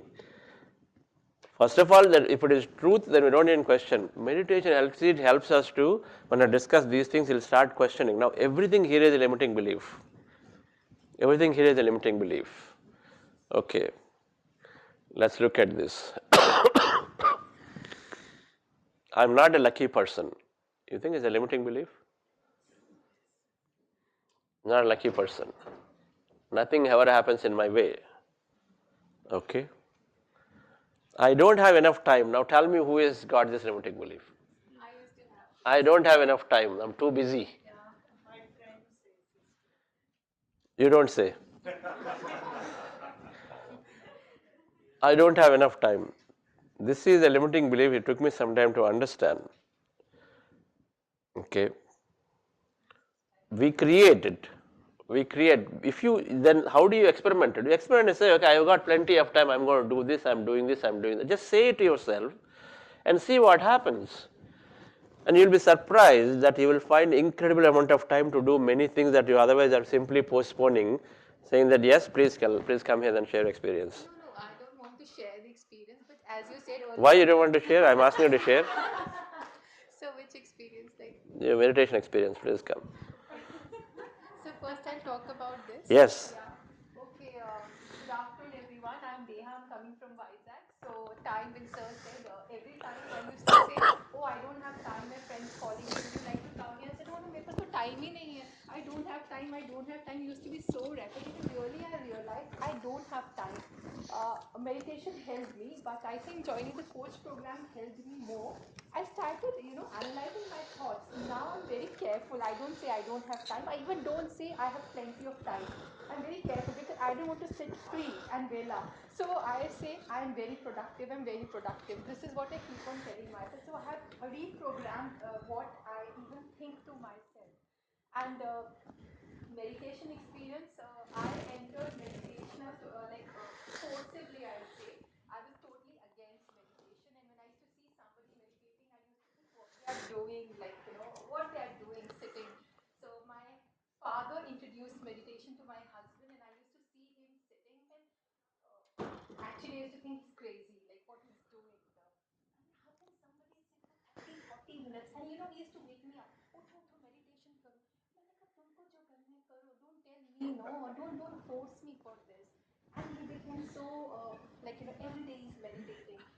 And one day I called my father and I told him, listen, if he goes to Himalayas, you're responsible for this, okay, for my life. I think he'll leave the home and go away. But then my mother also entered meditation and she had beautiful experiences. And I told how the mother and daughter relationship is. So I was like, wow, these things do happen. She had such vigilance and everything happened. She said, you must do it. Okay. So when I started doing meditation, I was like, chalo, At that time I was not working, okay, and I was really quite tense also कि कुछ भी नहीं है because my husband is in a profession wherein we get transferred very very frequently, so I was sitting idle doing nothing at that time. So I visualized myself wherein I am going and talking, and you can like make out I love talking. Okay, so I visualized I'm there, I'm speaking, I have people listening to me, and I'm sitting in front of the laptop and I'm talking. And things happened that way. I entered into training. I did my certification automatically. How that happened? I went to a party and a lady came to me and she started talking about this. I said, okay, can I do this? She said, why not? You can also do it. So I went for the certification, and within 2 years, things happened magically. And sir is talking about manifestation. Oh my God, it just works like wonders. Manifestation is just the most miraculous thing. Sir, I'll speak for more time, sir.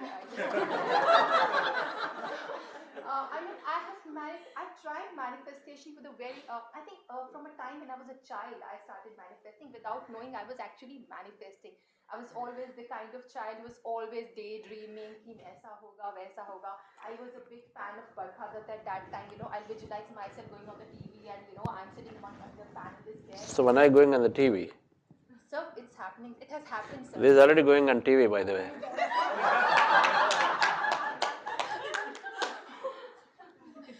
Okay, so this has also happened. So now what happened, I was in college and professor came to me, they are inviting students in the panelists there and on a local TV although. So I went there. They liked it again. They again invited me there. Then I went for a big something there on the Jammu Doordarshan also. So I went there in my local language. I did that. I did that for Jammu AIR also just once. But that dream happened. So coming back to manifestation, I manifest जो भी सोचती थी ना वो होता था. But then certain challenges started happening. I lost that magical life, the fairy tale life. And thanks to meditation, I came back to again. Now I'm just manifesting. The recent one was that I felt there should be some project, no? काफी time हो गया कोई project नहीं है. अरे पता नहीं होगा नहीं होगा. And then I said no. Sir's words always keep on reminding me your thoughts create those realities. So I told myself it's already there and I don't want to work very hard this time. No, sir said na mehnat nahi, matlab you should enjoy it. So I said it's just happening effortlessly. I thought that in the afternoon it has happened. I get a call from somebody in the afternoon and they said, Neha, would you like to go to this place if you're available? I said, yeah. And it was a hill station. I didn't have to work very hard for that. I went there, did a 2 days of training and came back, and it was a training that did not demand, a lot of hard work. I was very, very hard working. So मुझे लगा ठीक है ये भी तो अच्छा है. You don't have to work hard and you're coming back and enjoy. And when I came back from training, I realized I went on some leisure trip. You're getting money also, and it's a leisure trip also, and so travel because you were talking about it. I love solo travels.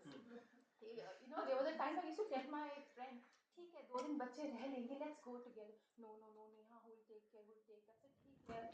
But everything happens so beautifully. Now in a profession wherein get an opportunity to travel also.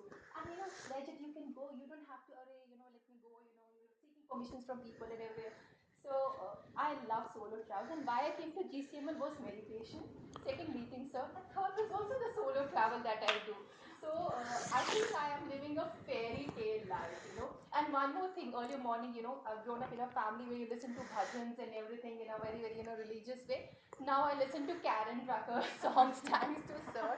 The day starts with that, and I think now I say I have a miraculous life. I have an amazing life. And last thing, sir, I'm taking your time. Last thing, because when I start, no. Okay, last year. So there are many things that I have started, reprogramming. Like earlier, I used to think this person doesn't listen to me, nobody listens to me. Now I have started telling myself things happen the way I want. But yes, the intentions have to be right. You should not, think negative or harm anybody. So thank you so much for your time and patience. Thank you so much. Okay. So enough about limiting beliefs. So this subject of overcoming limiting beliefs has to be done by a few things you have written here. We're not going to go into the detail of it, but you can go get enough material about it in your the placebo book. Okay. The paucity of time, we chose the visualization segment in the next one, then this. But regular meditation, reading books and listening to others' experiences, these are essential to overcome your limitations. When you read the books, and we're going to send you a list of 25 books, and you start with them. And if you read them, then you'll automatically become very, very empowered in anything you, along with meditation, if you do, then everything is given. Then there is something called developing empowering beliefs, and I form them visualizations. That's you will learn automatically as you understand these concepts quite well. Okay, and then the last step is accepting and expressing gratitude. So this is the fifth one. So what is the first one, by the way? Focus. Second one, open to possibilities. Third one, visualizing. Fourth one,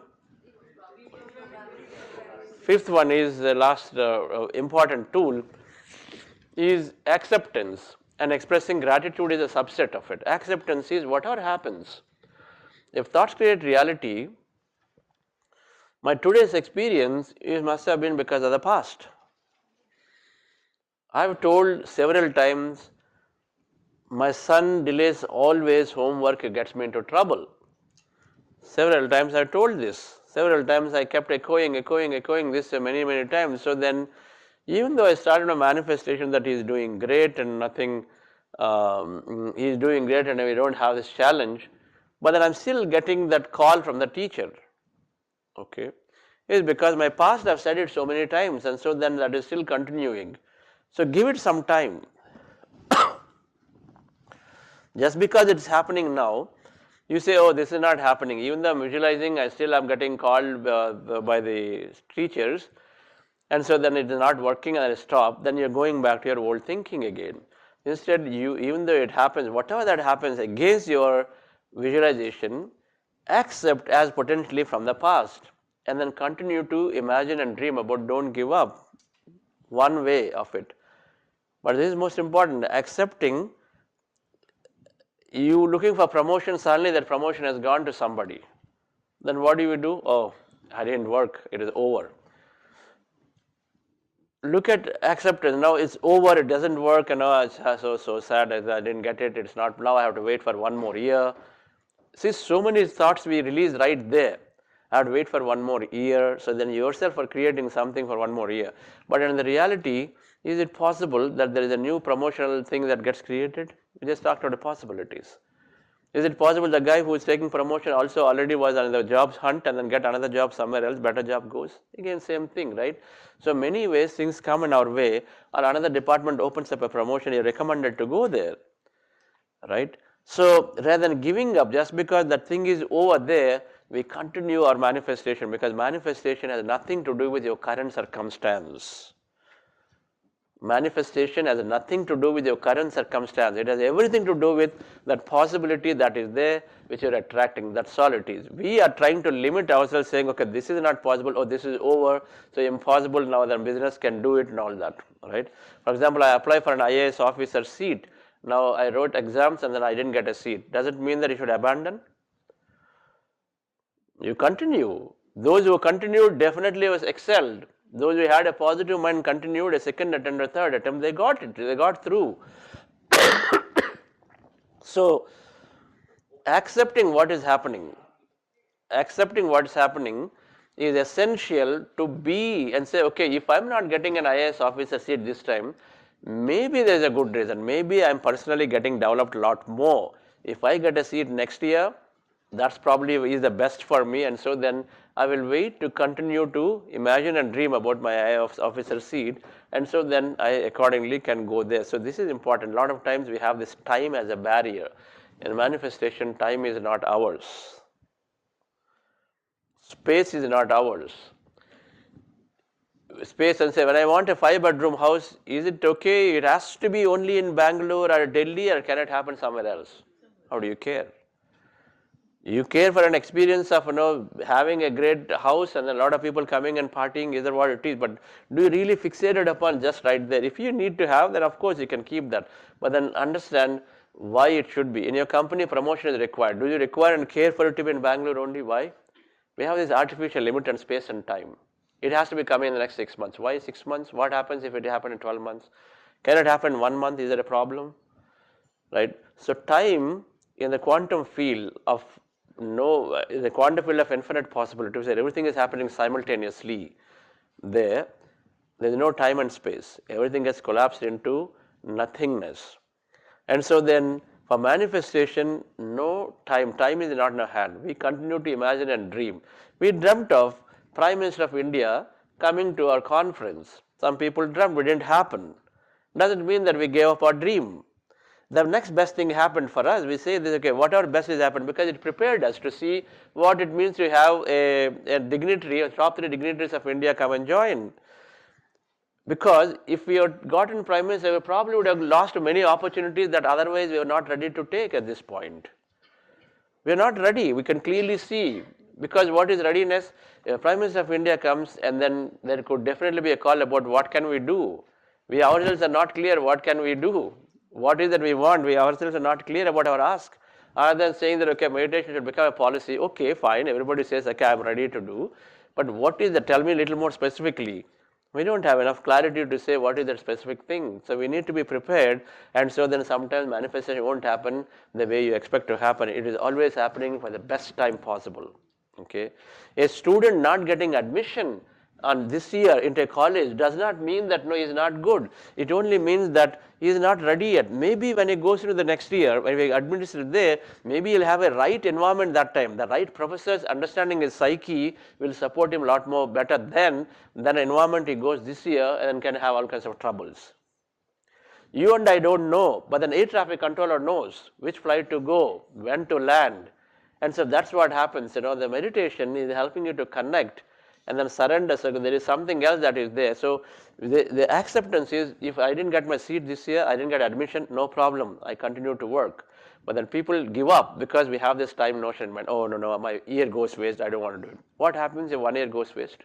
Is that a big problem? Is that a big problem? If 1 year I did not go, is that a big problem? We have a wrong notion. We said, no, you can't be, because this is going to put pressure, and then suddenly, you'll be behind your friends. So what? My friends are different level. In my college, there is a guy, there are few people who are like close to, there are four GPA is the cutoff. 4 is the cutoff out of 10, bits Pilani. And so there's some people who are getting like, 4.1, 4.2 is so low, practically just as a border. Some are at 9.1s and 10s, and 9 to 10, all that is like really good. So there is so much of psyche, gets impacted because somebody is not studying well. Everybody is pouncing on them, right? You don't study well, you don't do this, you don't do that. But tell you, what happened now, today when I look back and then say, in the last 30 years of after the thing, they are also at very, very successful positions as much as I am. That person who was at 4.13 GPA, almost failed state, is a very successful doctor in Virginia. Very, very successful doctor. He probably earned a lot more money than me. All right. If money is a measure of success, all right, then whatever that is. So it doesn't really matter. We have this wrong notion of time in our mind and then fixate to time and say if things don't happen, we say it's not happening, and then we give up. Students, when they don't get admission, then they immediately switch to number 2, number 3. Rightfully so. You already have 3 choices. You didn't have 1 choice. I'm okay to get anywhere. So then you're settling to the 2nd and the 3rd. That means in the first place, you're not passionate about going to that college. If you are passionate about going to that college, often I want to be in this college because of I have so many experiences I need to have. That college provides me that experience. It gives me a lot of research. It has some great professor. I'm going to sit with the professor. For that, the student has to do the homework of saying, why do I want that college? Not because it's top 5 college, I also wanted to go to the top 5. It may not be the best for him. They study the research, the facilities, the professors, and then what experience they're seeking by going to a top college. Maybe if I do that college, then I get into a consulting assignment at Deloitte, and so then that's why I want to be in the college. Visualize. Then if you know it, then you can visualize about you getting a consulting assignment at Deloitte because you're going to the college, then you are moved into that college admission, right? Without clarity, I simply want, okay, some top 5 because everybody is telling me that's good. It may not happen. You get disappointed, you take something else. That means there's no passionate drive for being specifically studying in a specific college, right friends? So acceptance is, assuming that concept is understood in visualization, acceptance is take what comes. If you're passionate about a specific goal, Don't settle for anything other than that, and then continue to do even if it feels like a rejection in the temporarily, right? Keep doing it, believe in the possibility, and so you figure out what are the ways. Meditation is a great way to accept reality. It disengages from the past. It keeps you very open about the future because of this thing that you are connected. You start seeing miracles every now and then. Now, for example, Nehaji's life is turned. She cannot go back and say, okay, things don't happen, right? Because you have experienced sufficiently that you feel like, yes, this is possible, right, friends? So gratitude is a great way to come out of this, failures or things that are not necessarily happening. But gratitude is also a very important way to go into a very joyful mode. They have figured and they said when you are in a happy mode, our body is emitting a high amount of energy, electromagnetic energy. Our body goes into a coherent state with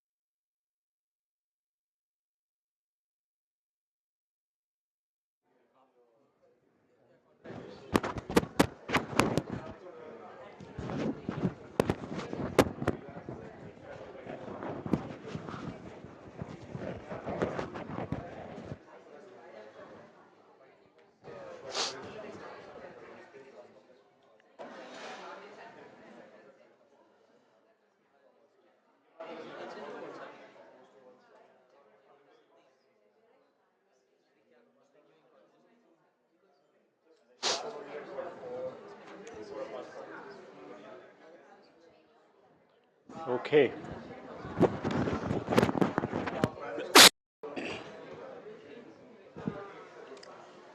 Shall we start? Okay. Any person to come?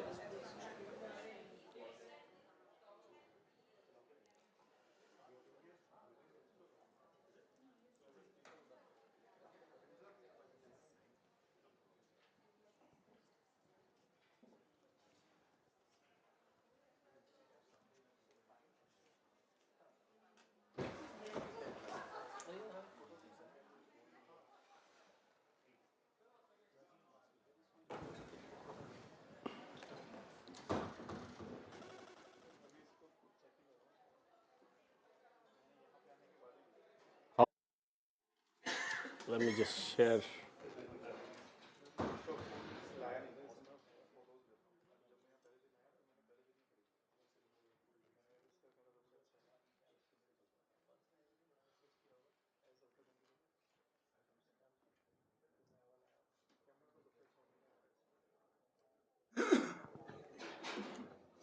Rakesh is setting it up. I request Bindu madam to come here, please, and this is, Sudha madam also. Listen to the experience.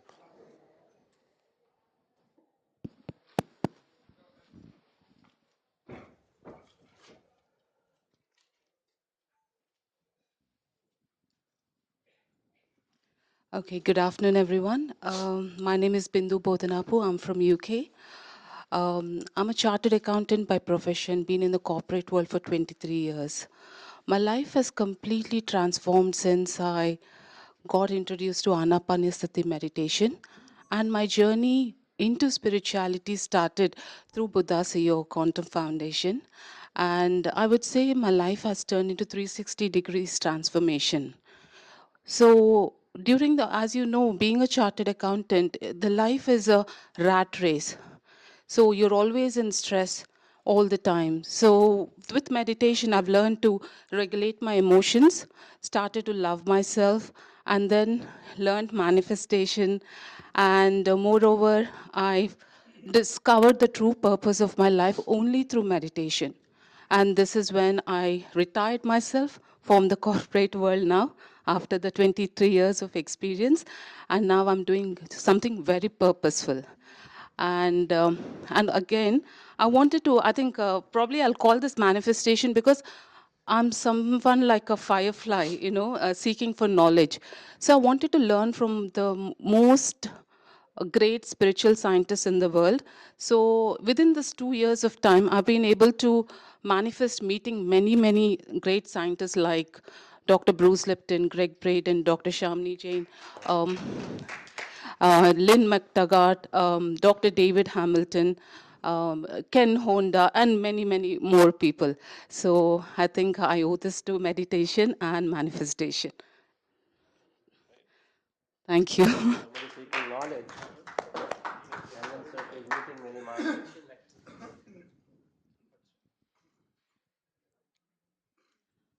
Um, Hi everyone, my name is Sudha Rao. I'm from Dubai. Um, okay, yeah. Is it better now? Yeah, no problem. So my name is Sudha Rao. I'm from Dubai, and she's the one who introduced me to meditation, to Chandra sir's classes, and I'm so happy for that. My life has completely changed. I mean, in every way, I can call it, it has become miraculous. Um, so it's really, deeply grateful to Chandra sir and Bindu because of her. I've been introduced to Chandra sir's classes. I don't know what. Actually, meditation gave me a lot of clarity, first of all, and also in this year, I feel there's a lot of awareness. What I find, because in every action, I'm mindful about it. So I'm so sorry, I'm like losing it, but yeah.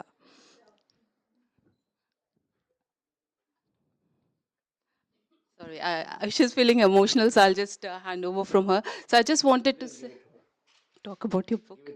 Yes. So this year, I have written a book, and it is all about my journey. It is Finding Yourself, Odyssey. Um, this is all about a person, a common person like me, who is not at all spiritual, who is not a like avid reader, who is completely religious. I was into rituals. I was into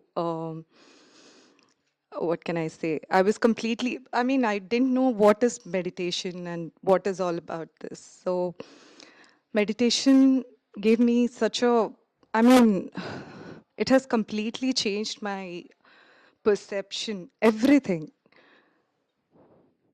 So, it has become miraculous in the sense, whatever. Now, I think what she was mentioning, I mean, whatever you want, it happens. It just happens. It is all taken care of. That's what I can say.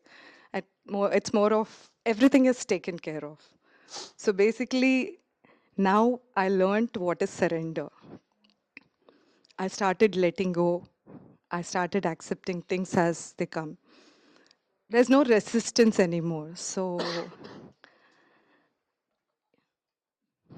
okay.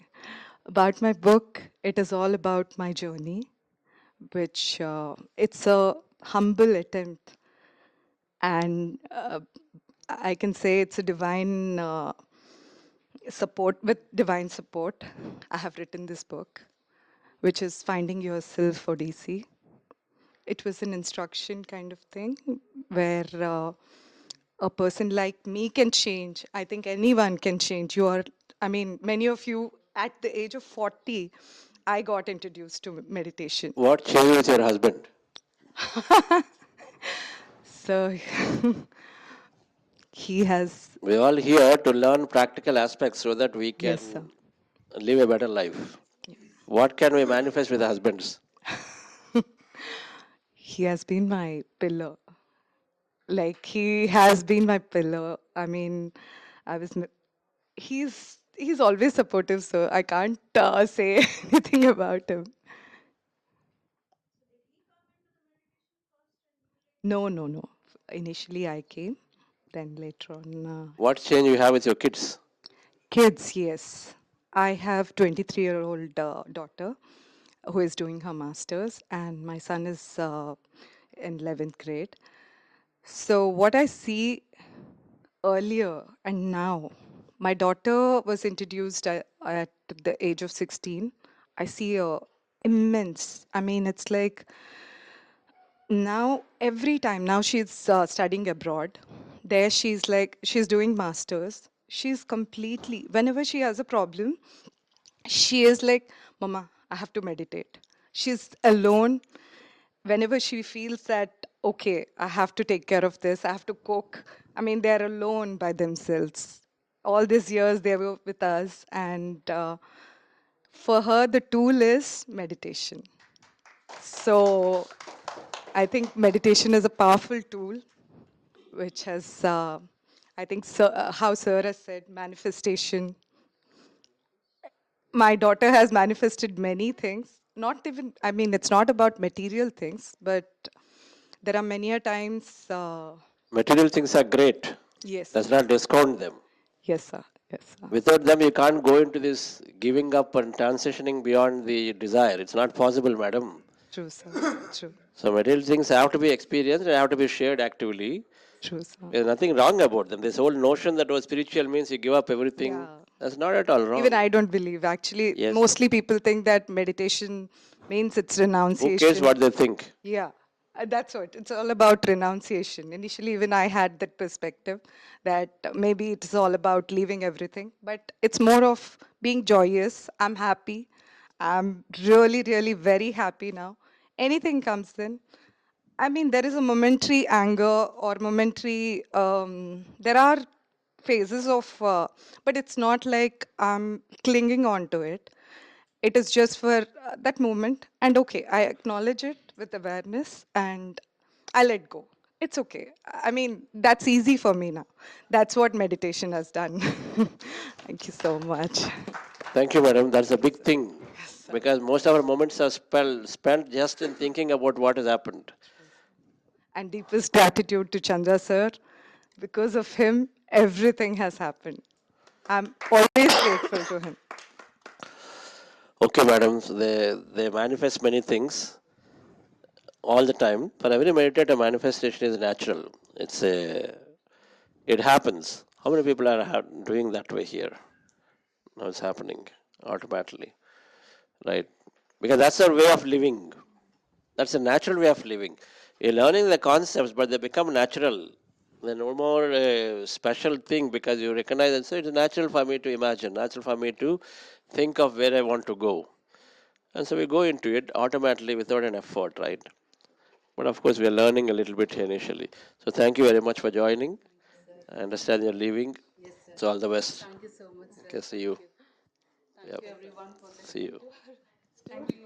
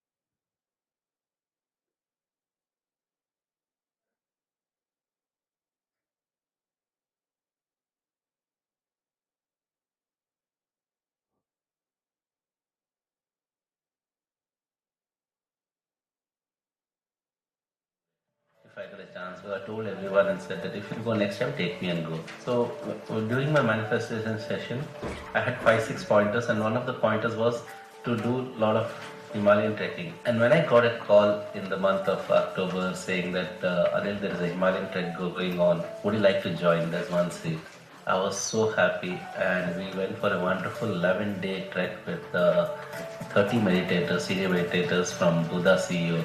For 1 month I was searching for jobs and all. So I found that recently, like since I started meditating, before that also I was applying for jobs and applications and all this.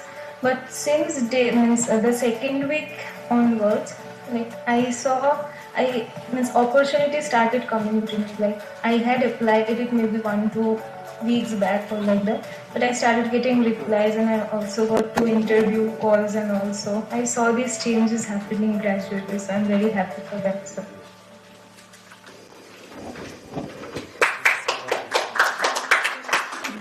Do you feel tired after climbing just one flight of stairs? You're out of breath, drained, and those few steps feel like running a marathon.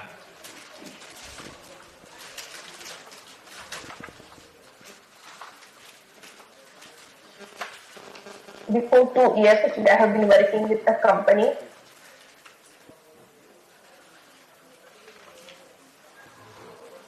So the first 40-day session, when it happened, so I started that journey, and then halfway challenging time in terms of a lot of people who I had to, get them to do their part for making that release, that implementation successful.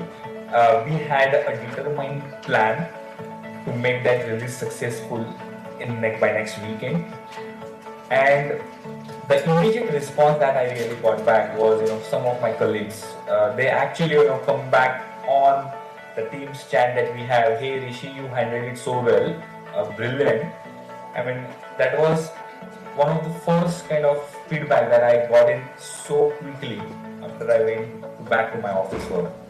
So one of those examples when I actually got into that steerco meeting, I had to ask for a time of another month's delay.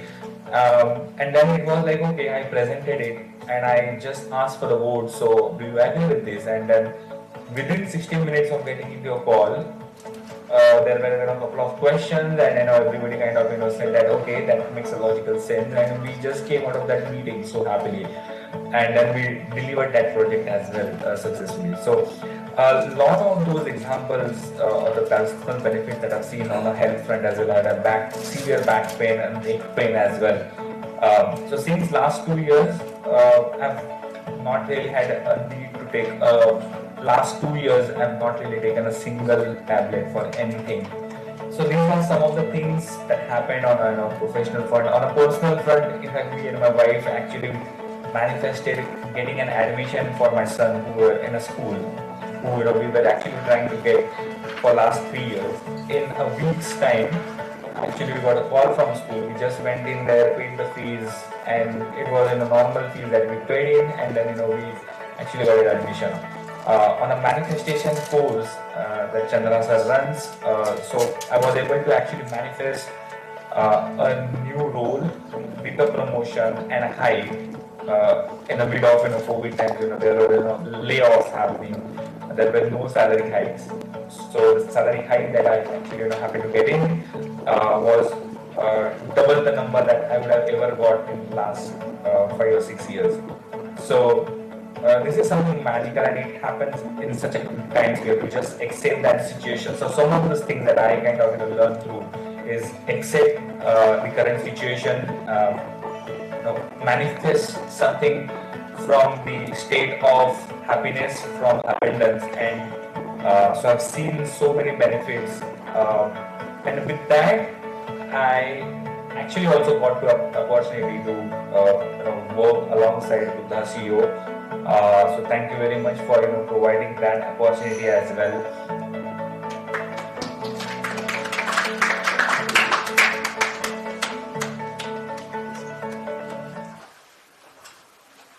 Okay.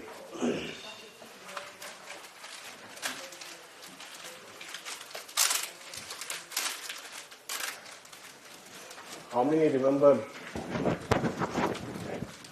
of you remember the 5 sutras? Okay. What's the first one? Single-minded focus. Okay? Openness to possibilities. We allow things to happen. Openness to possibilities is we don't block anything to happen. Even if circumstances seem that, okay, it may not happen, we don't restrict things to happen. That is being open to possibilities. What about third? Setting goals and visualize your future.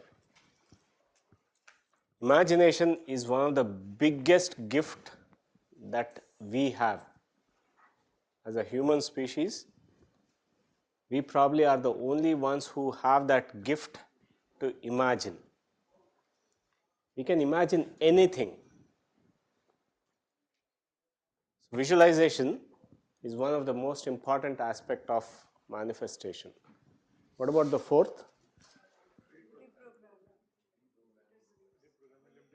Reprogramming the limiting beliefs. These two for me is the biggest learning opportunities of this manifestation process. Visualization will help us to expand our the mind, the consciousness, whatever that we want to call, but expand our mindset significantly. And reprogramming the limiting beliefs is to help again to move out of our comfort zone. Everything that we are, we come from our past experiences. So we limit to that, but by reprogramming, we step out of it to bring in new things for us. Because for us to change our reality, we want to move away from our past experiences, because our past experiences have given us what we have today, right? But if you want to say get something new which is not right now, right, that means we have to change that perception, change our beliefs. So reprogramming limiting beliefs is the most. And what is the last one? Gratitude, acceptance and gratitude. Recognize that today's circumstances is based on what happened in the past. So accept it, but also realize that you have an option to change for your future. Everything is about what we choose right now. So be grateful to what you have already have, and accept that, okay, I can change now for my future. So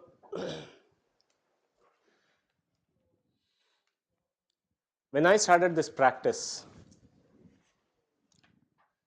I did my the first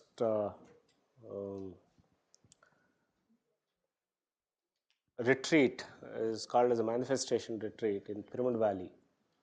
It was about 3-4 months into what I started. I had written a vision board. Chandra said, okay, create a vision board. I put myself in a center, and I said, one thing, I want to learn everything about this, whatever the spiritual science. I want to gain every knowledge I want to have. Second, I had written, I want to start a company very successful. I want to become an entrepreneur. So that was one, the second one. The third was, of course, to teach meditation. And then the fourth thing I put about traveling all over. So today, almost everything is there, and my vision is only expanding. In the last 3-4 years, I've read more than 300-400 books. In different ways. Of course, I've listened to audiobooks and read many books. Started teaching through the foundation. I had absolutely no experience or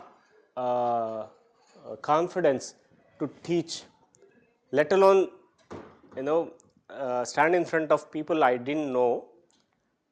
Even in front of 20 of my team, I could not speak anything other than what I had already prepared. So that was the kind of person that I was. But that board that when I had written changed.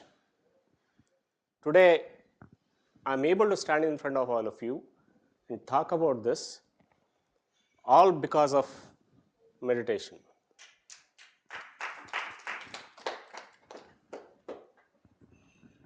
So what did I do? So this whole visualization is for us to imagine what we want. We have an option to choose what we can imagine. We can imagine this is not going to happen. Or we can choose to imagine that the greatest experience that I want to have in life is going to happen. Everything is in our control, what we want to imagine. When we started this idea of Global Conference of Meditation Leaders, I had absolutely no idea. I had no past experience of organizing any event. Even to organize our home functions, there would be somebody else who would do it. I was never an organizer. So, but I had a freedom to visualize what's going to happen, not how. I could visualize the auditorium full. I could visualize that everybody is experiencing great. They come here, they have a great experience, they learn everything, and they go back with a different mindset. That I could visualize. I didn't know how. And today that is a reality. How many of you feel this Global Conference of Meditations has been a great experience? Yeah. One of the most satisfying event that I was part of. Right? So, visualization is a process to imagine, of course, having a clarity of what we want. What do I want in my life? Generally, we say, okay, I want to have a great life. But what does that great life mean? We become more specific on what we want. We start talking about, okay, great life means I can travel anywhere I want. I have the freedom to travel. I want to go to, so many countries. I want to start my own company. I want to have a relationship with my family where everyone is harmonious. They are happy. There will be no conflicts. Even if there are conflicts, we come to an understanding. Becoming more and more specific of what we want. Because you can visualize only when you have clarity of what we want.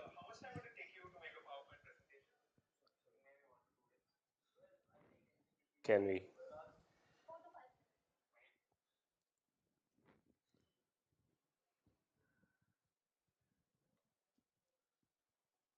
This manifestation process is all about not getting something, but experiencing whatever that we want. Everything is about having an experience. Let's say you want to get 100 crores. It's not about getting 100 crores. What is the experience that you will have when you get 100 crores? What is it that you are able to do when you are getting 100 crores? You'll want to go to, or you want to give with full heart to something that you genuinely believe in, or you should be able to travel wherever you want, or you want to start, support a venture, when you have 100 crores, something that you recognize that there is an innovation happening, you want to fund it. Maybe that is the experience you want to have. So everything is about what experience you want to have. So when you have a specific goal, you can have an experience associated with it. So having a clarity on what you want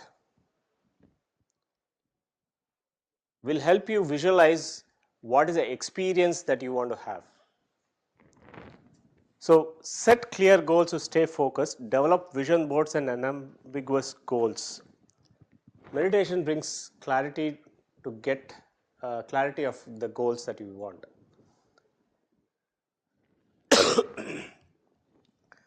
So visualization is all about the experiences that you want to have, experiencing it as if it's already happening now. The AC is okay? AC is fine? Okay.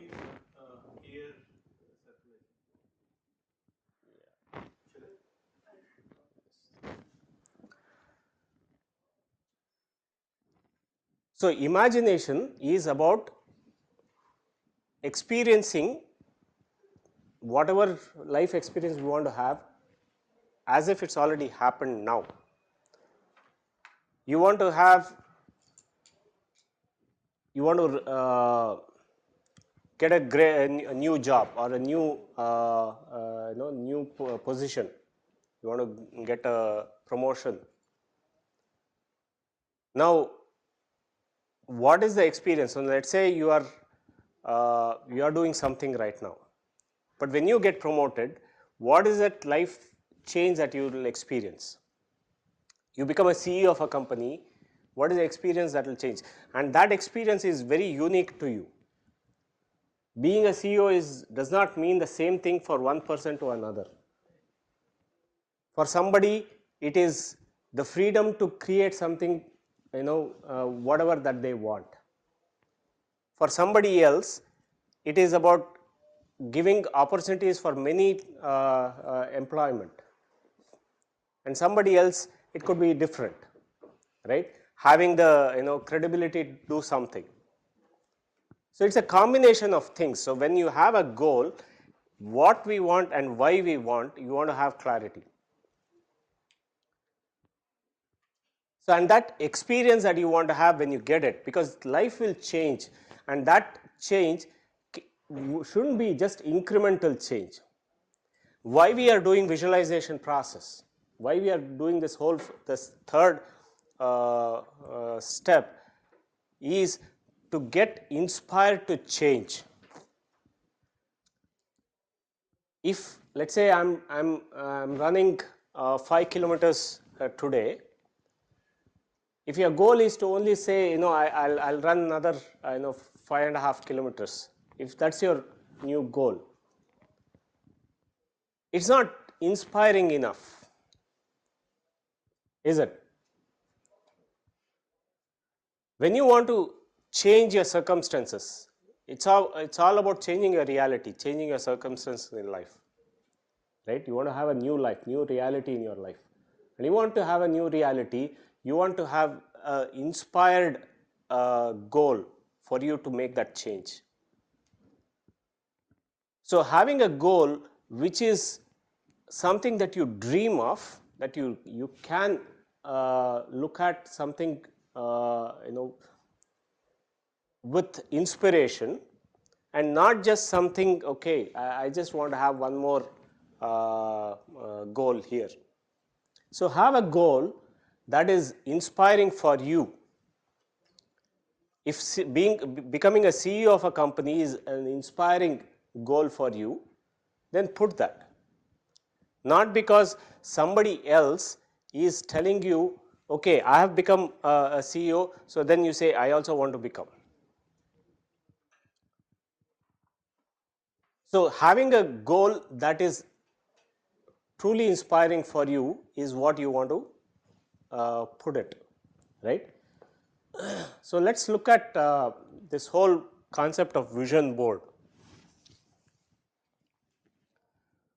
So there is a way we put this, again, there are some examples that we'll talk about, and we'll spend some time to look at this vision board, right? This is not a one-time process. While I put those goals on day one, many things I didn't have clarity. It was just those, and the experiences I didn't have a lot of clarity, which took some time for me to develop, right? So today, especially for those who are fairly new into meditation, don't worry about it. Whatever that comes to your mind, you can start putting down, right? But there are some guidelines that it will help you put. But as you continue to practice meditation, you'll start getting clarity on what we want. Okay? So you put a set of goals that matter to you most. It could be in different areas of your life, right? It could be in your relationship, it could be in finance, it could be in your spiritual goal. Manifestation is not just for material goals. It is for spiritual goals. Today, like Chandra said, everything is manifestation for me. I had there's one experience that I want to share. Sometime last year, I think during the election time, 2023, right? Lok Sabha elections. So I'm traveling from home and traveling from work.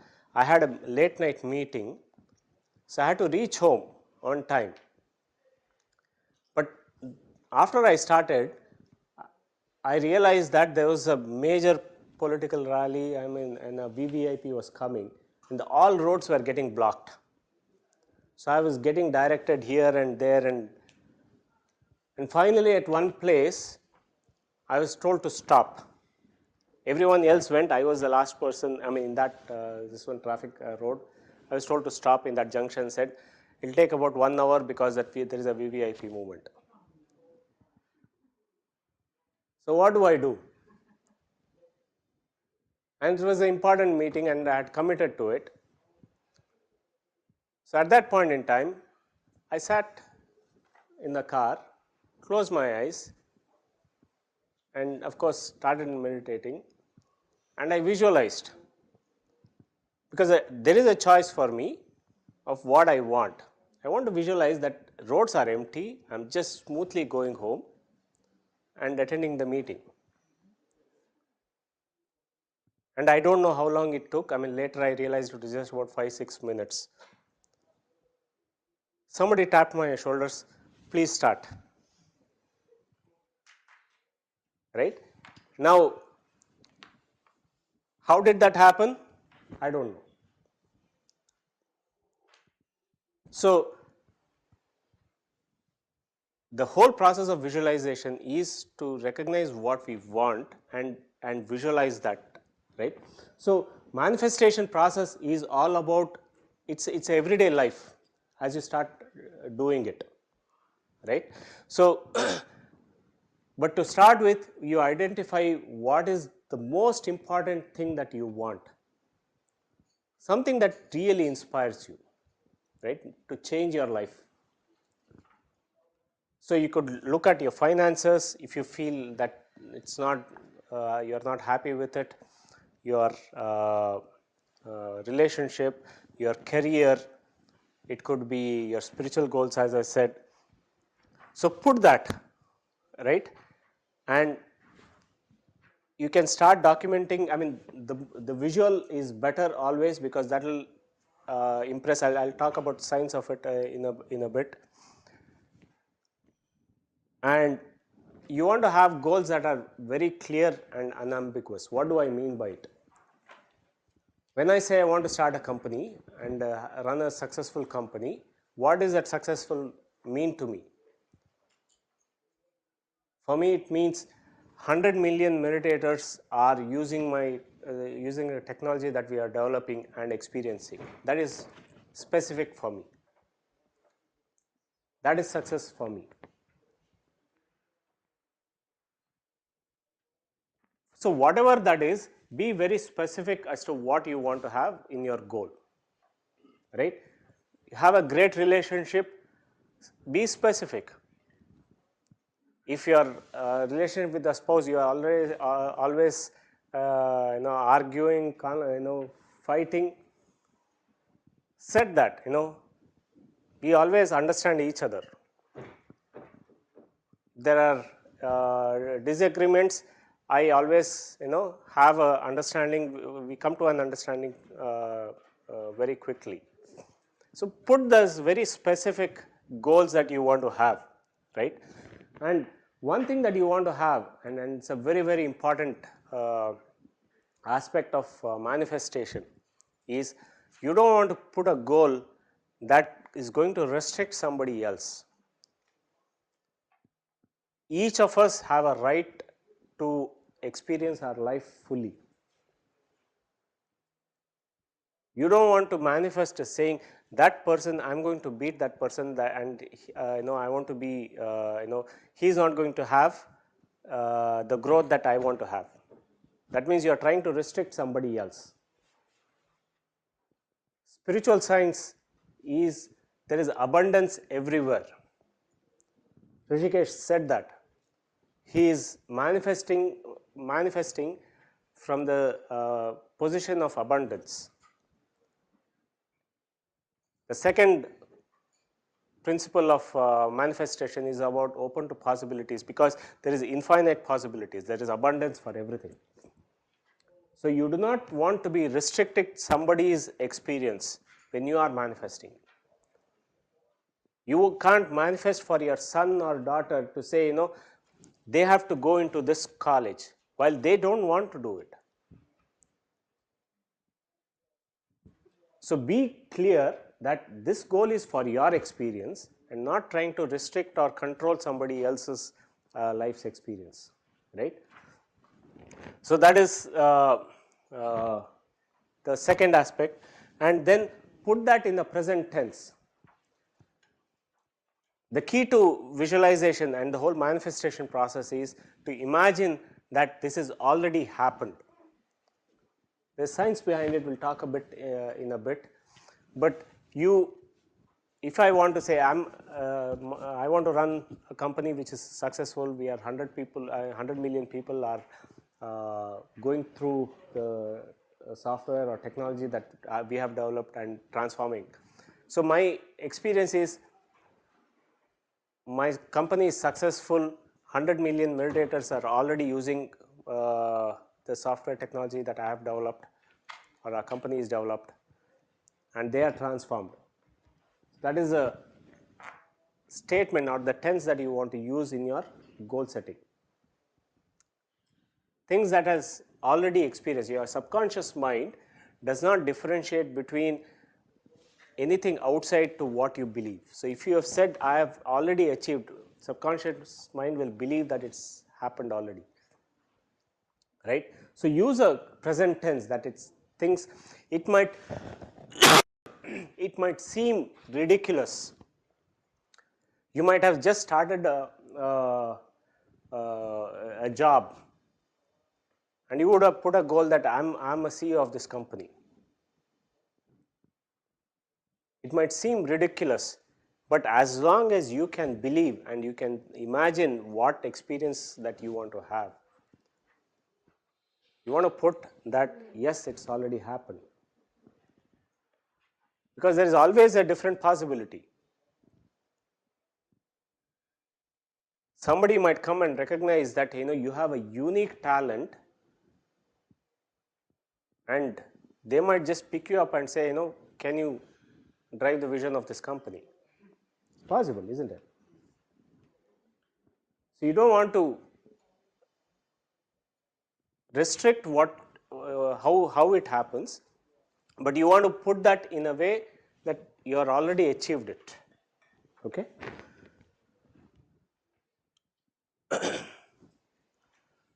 So here is a way. So you can just so we have in a short while we'll come to it. So you can plan out your board, put career, family, personal wishes, types of pictures, visuals. You can have different ways. Okay. You can create any big. You can have a whole wall, painted with the way you want to create your vision board, or you can use digital. Imagination is your, is up to you, right? How you can imagine this. Take some time out while you do it now, but you go back home, reflect on what you want, and you can redraw this, right? And start making. So if you don't have clarity, put on everything, and then you can start prioritizing.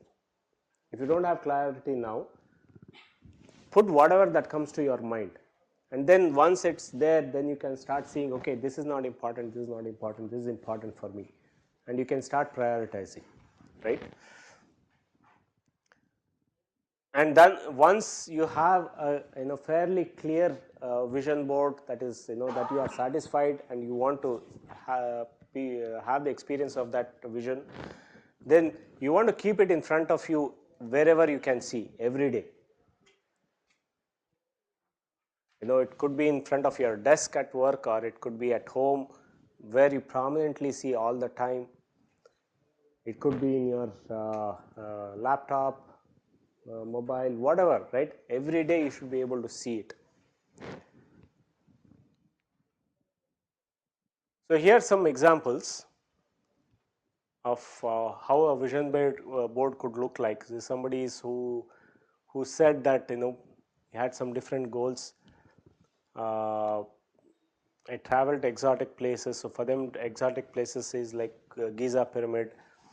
Surrounded with wealth means having all these great gadgets, like expensive gadgets, cars and things like that.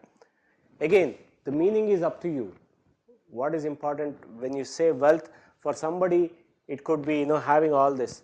For somebody, it is a freedom that they get when they have the wealth, because to choose whatever that they want without worrying about where the resources will come from, right? I enjoy every minute with my family, so this is experiencing in a beach. I do exciting things, so balloon riding is an exciting thing for this person. Peaceful life, nature, spending time in nature, right? So it could be any of this. Just examples. Here's another characterization of a vision board where you have different areas: growing the business, self-care, giving back, get healthy, rebuild marriage. So all of these are different goals. So that's not present tense. yeah. So that's what. So I just want to come back. So these are not very specific though, right? So you want to be very specific. Manage money. So what does that mean, right? So, but just to give an example of different categories that you can create your vision board.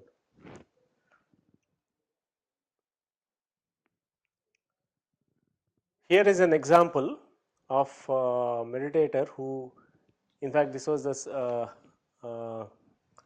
in March 2021. So in the same Pyramid Valley, we had a program, meditation retreat. So he put down this vision board where he had all these different. So first one was spreading and teaching meditation. He said at least 10,000 people and more every year. Very specific.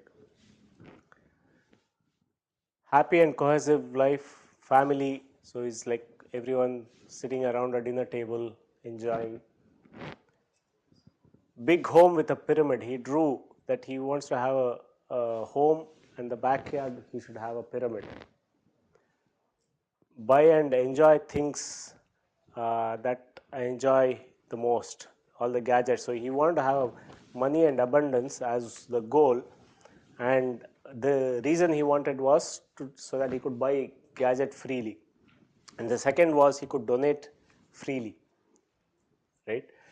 And he had another goal where he wanted to be a founder, CEO, or a head of a company and a most successful business, right? And he had put down, I think, 500 crores revenue or something, right? Now,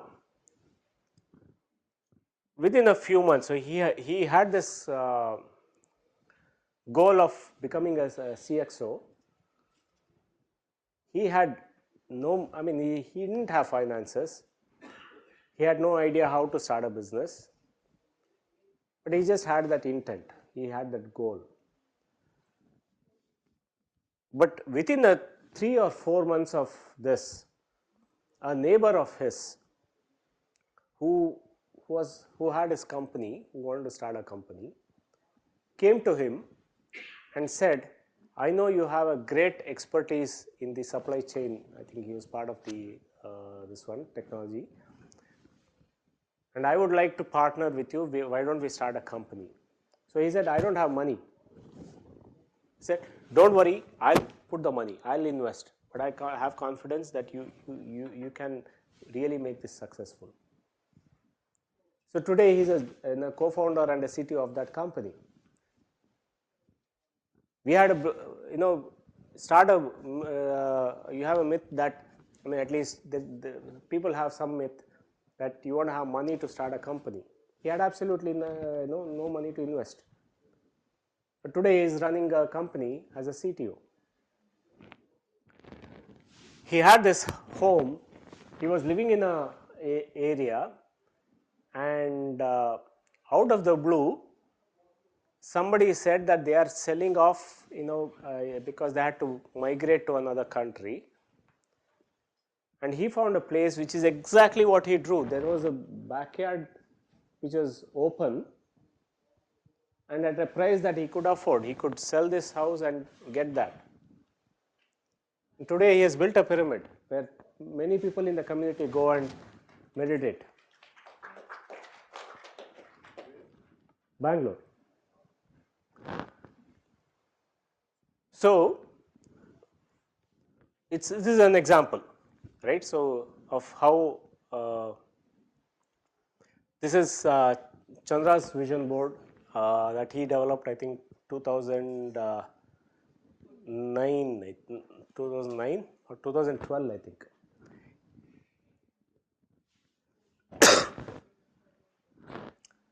So he had put down, which is again something that we don't do.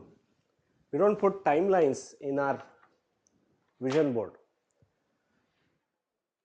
The quantum realm doesn't recognize time or space. We don't know when it will happen, where it will happen. It can happen anywhere, right? We don't want to put a timeline because it can happen much sooner too.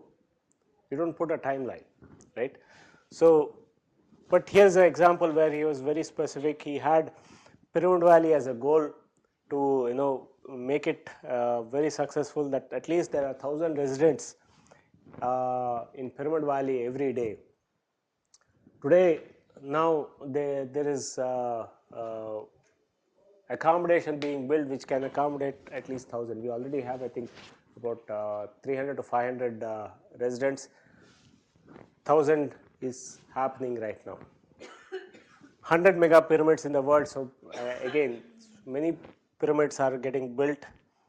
Travel to all energy spots in South America. I think it's going beyond that now. And the acquisition of Sanofi, which happened in 20. And because of that, my wife started coming together. I didn't have to force, but I was visualizing. I was visualizing every day that they are all coming together, they are happy, everyone is benefiting from this. So involve as many people as you can, right? And of course, the elevated emotions, that's the most important part. Feeling that you get as your goal is experienced, okay? So, and create that as a mind movie. So let's take some time, about 15 minutes now. So we have about, it's 4. Create this vision board, right? More pictures, the better. And then, we will, if there are any questions, we can discuss.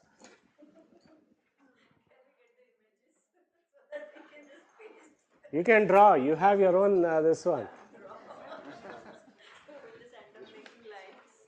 It's okay, because what is important is, even if it's a stick image, but in your mind, if it means something, that is enough, right? So it's not how beautiful or what it is, but in your mind, as long as you can relate to it, that is all it is. Okay? Yeah, you create. I mean, whatever visual way you can create it, create it.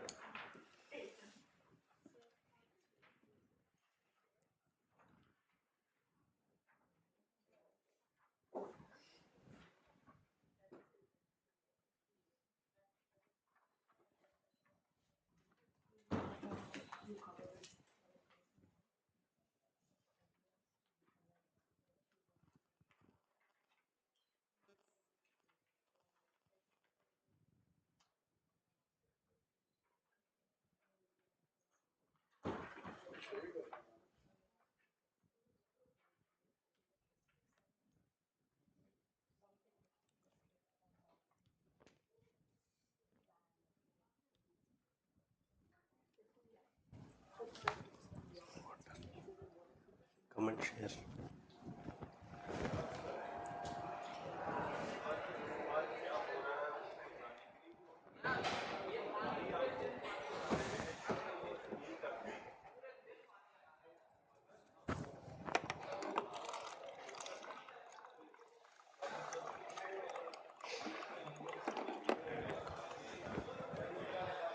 I ask you to come and share before the break. Or maybe after the break I think you will share.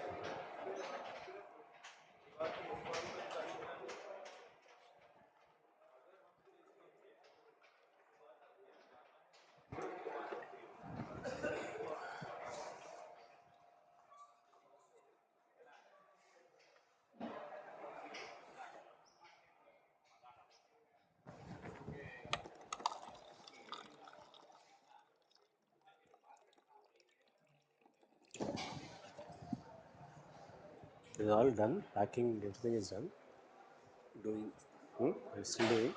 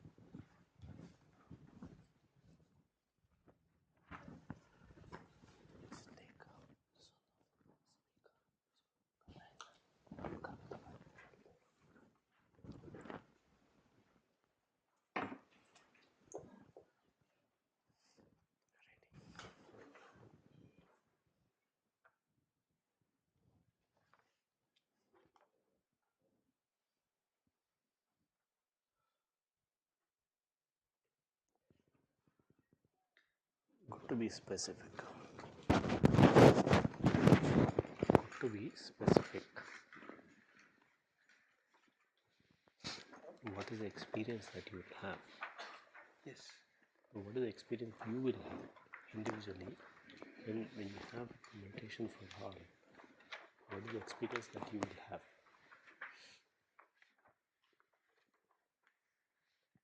You as an individual. I will start with myself. Yes. You have to feel when 100 people meditate. what will change for you? You will feel the joy, people come in through you, something is happening. It has to be specific for you.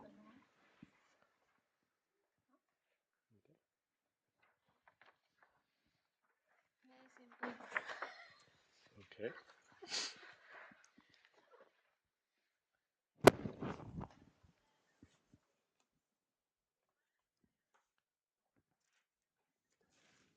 So what is affluent life? Successful. Hmm? All the best things, life, comfortable life. Yeah, what is that? Go deeper. No scarcity of anything. Hmm? No scarcity of anything. Okay. Whatever I want, I should be able to get. Yeah, so see, I mean, it could be something like, say, house or car or Everything. It's not like I still have, but maybe something better, something bigger. what is that? You have to imagine first. Yeah. Something bigger is not, in my case, something bigger is, Now I'm saying like 3 bedroom, 5 bedroom. Yeah, staying in 4 BHK. So now I should move to a bungalow or anything. But it's still good life. so that's right. So that's why, see, if you're not specific,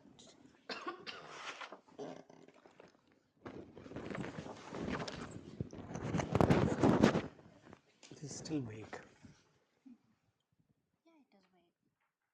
You have to go back to being specific, and that's where maybe not today.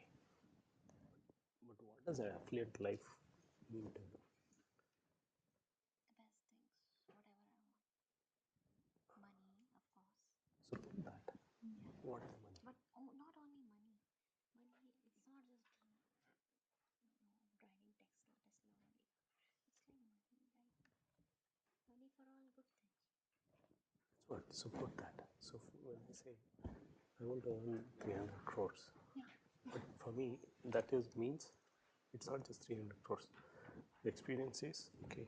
I'm contributing 250 crores for the projects that we do at foundation. I'm very specific. So you want to be specific in that sense. Okay, so if you want me to write bungalow and No, Beverly whatever it is. Hills But why is if that is and what Tesla and home in LA or something like this. what it means to you? I I don't know mean, why. at this point of time, yes, I want all this. Yes. Put that. Like probably either the CEO or the vice chancellor of some university because I'm a professor right now. Yes. Put So that. that I think is achievable. This is also because I've written all those things which are achievable. Everything is achievable. As long Remember. as I want, yeah. But how So long will it take? that's up to you. Yeah. At So least you now I don't. can visualize. 2 years ago, I didn't even know what I had to do, where I would go. So that's where it starts. So then start imagining, visualizing. What is if becoming a CEO? What will change for you? I'll be giving employment to so many people. Put that. Yeah. That is the mind part of the mind movie that you will I'll create. be creating jobs. That's a mind movie that you will create. I For think me, that's it will come in everybody's 30. dream, but it's my dream too. Yeah. Doesn't matter whether it's others, but as long as you can connect to it and you feel. Or maybe I would be holding a VC's chair and would be just relaxing. Well, yeah, I don't have to do much. I'll just read a book every day and just see what is happening. That's it. My job will Everything be is done. possible as long as you can imagine it. Yeah. That's why I could So put it that's on why papers. no, so If you had don't. asked me 2 years ago, I would not be able to write anything. It would have been blank. At least now I can foresee something. Yes. That's because of continuous efforts and it's shaping up. Okay.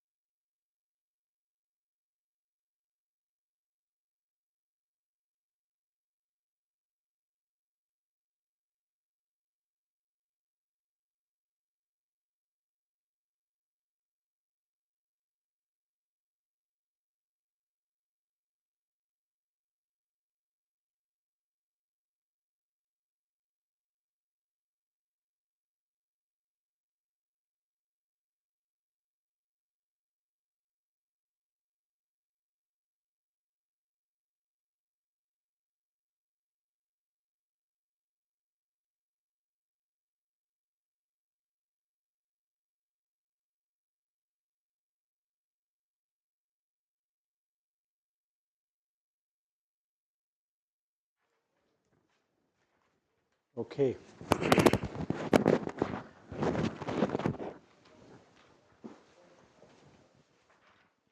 Anyone wants to share your vision board? Okay. Come.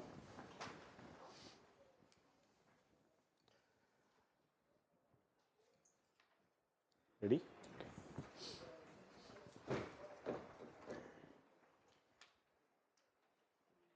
Yeah. Share. You can talk about your Just vision. talk about it? Yes. Okay. So I don't know Show how it. You can show it.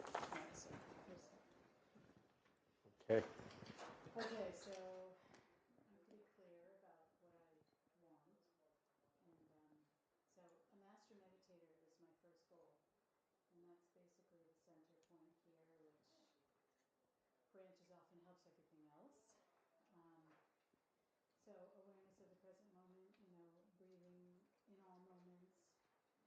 And then the rest of the stuff is basically just, what you're going to do as that, what I'm going to do as that potential.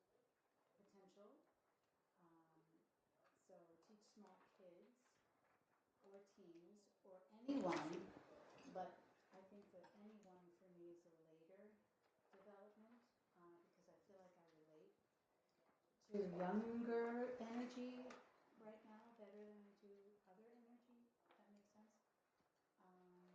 Meditator, so that means like what? Financial support, having a nice house to live in, whatever the support is that's going to support that journey of having the ability and the time to relax and become a soul-connected being. It's really difficult to achieve that, I feel, when you don't have the physical comforts of life. So you don't start saying that. If you are saying it's again, remember, whatever that imagine is what you are going to create. If you are imagining that it is going to be difficult, then of course you are going to create that difficulty. So you start with imagining what you want. So if you feel physical comfort is important, put that as a goal. Rather than saying that I cannot imagine doing this or it's difficult without this. So then put what is important for you at this point. It doesn't matter. Again, there is no one thing important, friends, here is when we talk about manifestation, it's not about the how others will look at it. What is important for you is what will matter. It could be the simplest of goal to enjoy time with my family. That could be the goal. That's okay. Maybe somebody else may be saying, I want to be CEO, I want to change the world. Each of these goals are independent. One is not bigger than the other. What you can connect is what you want to put. Okay? Okay. But that's good. So you want to teach to kids and teens. Yes, that's specific. Saying I want to teach to kids and this one. Then you can imagine that you are going to colleges or schools and they're inviting you and you are teaching meditation. Maybe that is the imagination you can have, right? And few things that you want to do, don't want to have too many goals because then you are getting distracted. Put 2 or 3 in this and then start visualizing. Okay. Good. Thank you.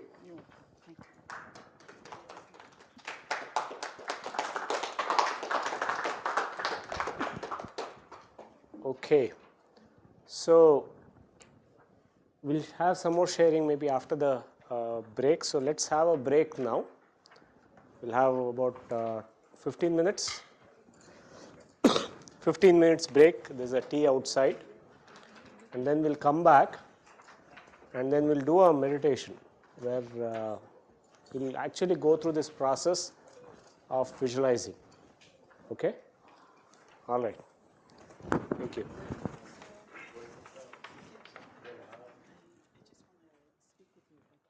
Mm-hmm.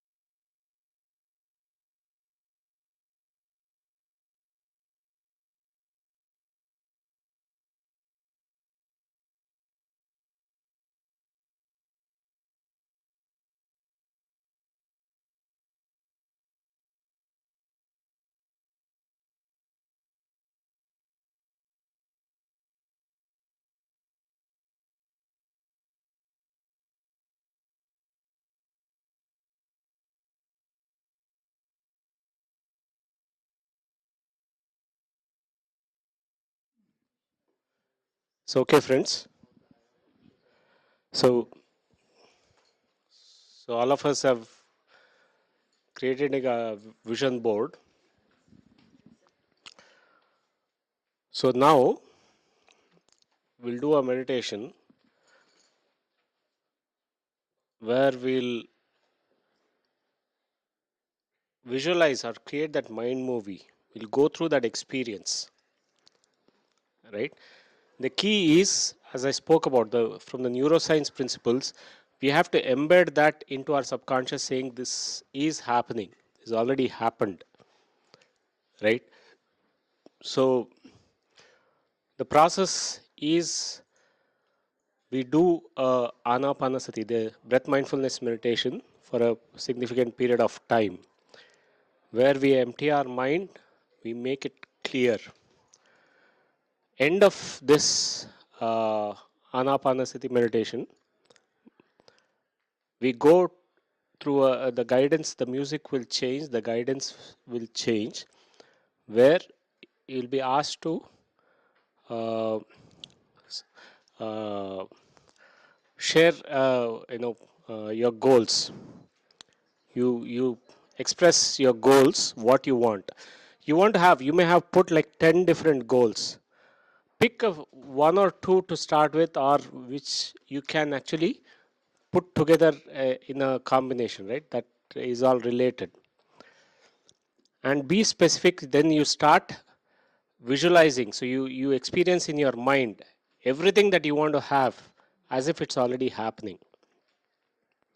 So if you have put it together that somebody had, I want to teach 10 lakh people meditation. So then imagine that you are going to different colleges or whatever, right? And people, you are teaching meditation, it's already happening, and they are coming together, they are being grateful to you, and you are feeling so happy that so many people are transforming. All of that you start imagining. Or you want to have a successful business, then imagine your business is very successful. You are going into different conferences talking about how the transformation that you brought through your business, and contributing to different causes through your successful business. Whatever experience that you want to have as part of a successful business, you imagine as if it's already happening. And as it's happening, you feel that emotion. It's not just about creating that visualization, but also experiencing it. So when you have experience, then you'll have an elevated experience. You have great joy, right? If you had today, if you opened your bank account and said you see 10 crore deposit today, what will you feel?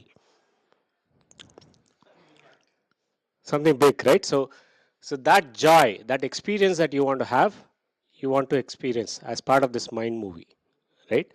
And then of course we'll relax and then end the meditation.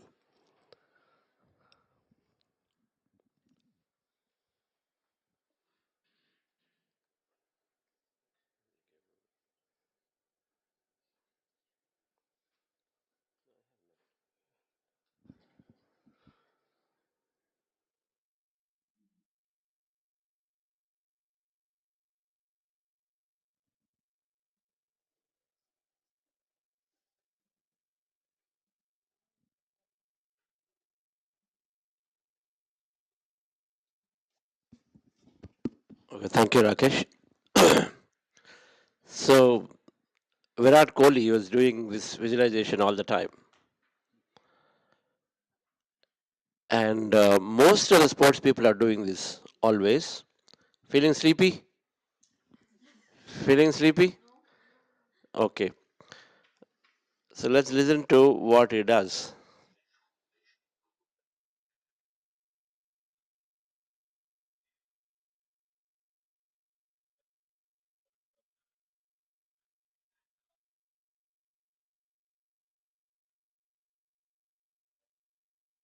Their best bowler on. And when I train in the gym, when I'm practicing regularly there are visuals running in my head, me dominating that bowler. When I train, I have music on, I'm putting myself in a situation where that guy is bringing the heat onto me and I'm countering that, and that becomes such a reality in your head.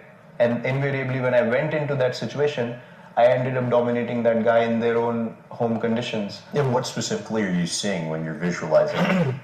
I'm actually seeing smashing that bowler all over the field. So I actually feel that emotion in my heart, and I can feel that this is going to happen. And you tune your head or you tune your mind in a way that it's so convincing in your mind that when you're in that situation, your body just takes over because it's already registered in your mind. And when that happens, you feel like, oh man, this is so powerful. Because if something looks difficult, and if you don't convince yourself to go out there and achieve the opposite, you're never going to be able to do it. You can't just land in a place and say, I'll see what happens. That way your chances of succeeding become very, very low. क्या आप अपनी खराब memory से परेशान हैं? क्या आपको चीजों को याद करने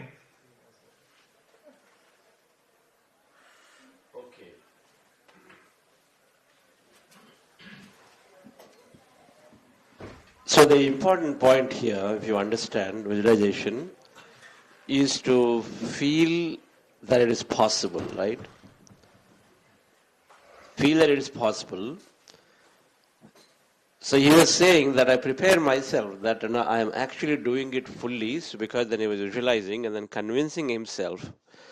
So when we are imagining, our doubtful mind will come, and then of course every in between and say, is it possible? But the key is, when we go and meditate, and so when you meditate slowly, we are emptying our mind of thought, and so we are in a much calmer state. At that point, when we start visualizing, the negative thought will be less and less. It will still come, but there will be less and less. But then in the visualization, you want to go and then feel much greater than your normal body's feeling about your life. If it is about health, you got to feel, for example, if you're thinking that if the health is better, you are really going on trekking, then you are in that state of trekking which you are imagining, and the feeling that you generate there has to be far greater than anything joyous or anything happy for you. Is it far greater? Today, happiness may be, for example, nearby market you go and come is good enough. But then somebody is going on this trekking. Now, because the current condition is so difficult, whether it's finances, whether it's whatever, our pleasures, slowly our desires go away, our pleasures come down. A little thing we do also, we feel good and say, then that's all. Because we settle to very, very less things, right? But here, now when you are thinking of unthinkable that you want to do, or whatever that experience you're looking to have, since the mind is sort of already conditioned to believe that this is not possible, or I've been working on it and it's very difficult, or in general it seems like very difficult, and to avoid to bypass that, we have to raise our vibration, raise our emotion far greater. We say far greater than the way you think and feel day to day, greater than your body. You have to be so clear, yes, I'm doing it, right? I am absolutely enjoying my travel with my friends, and then I'm doing the trek of whatever miles that is, and then you're imagining there, you're jumping, you're dancing there, and then the feeling your drive at that point is got to be very, very real. You have to pump yourself up into that emotion, right? When you do that, when you imagine with a far higher emotion than anything that in the recent past you imagined about. Let's say somebody is working in finances, there are far higher emotion that the finances are absolutely there, and so you're doing things that you're unthinkable. And when you're doing that, the joy has to be so much. It's like, wow. I mean, when you unexpected things happen to you, how do you feel? That kind of feeling you generate, and now that's in your hand only. Nobody else needs to do it. It's only here in the mind. It's with you, and we just have to move ourselves into that state, right? So if we can move into that state, the more we can feel strongly like that, the more, and the way neuroscience, the brain is working, is that when you are in this heightened emotion state, it's called very heightened emotion, when something unexpected happens, whether it's traumatic or very enjoyable, both are there. When something unexpected happens, that feeling sinks into your subconscious state. unexpected accidents, that feeling sinks and suddenly we make a decision forever permanently, I should never do anything like this because such kind of things, it will lead to accidents. People make decisions to never travel on road. The moment you had some deep accident, they heard about a story of someone. Because that traumatic event sort of makes them decide negatively. Same thing, unexpected result or a promotion or an award or something, outstanding order will also catch you by surprise and you're going to a very high emotion. That memory is forever remembered deeply. So you want to go into such higher emotion so that that gets recorded into subconscious strongly. The stronger the feeling you have, the more circuits are taken in a brain, and then more deeply it goes into the subconscious recorded, so that next time when you do, it helps you to sort of pull from that, operate from that feeling.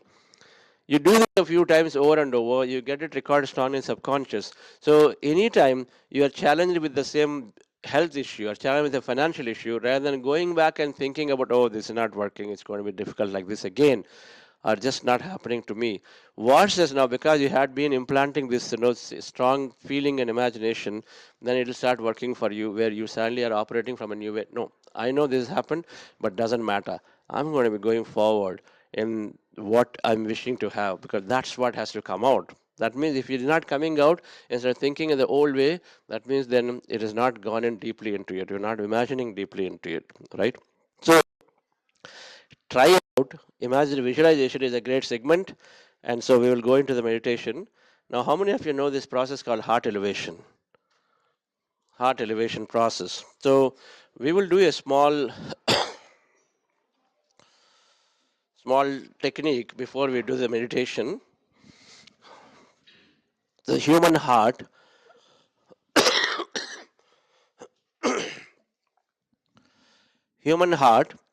there is an institute called Heart Math Institute.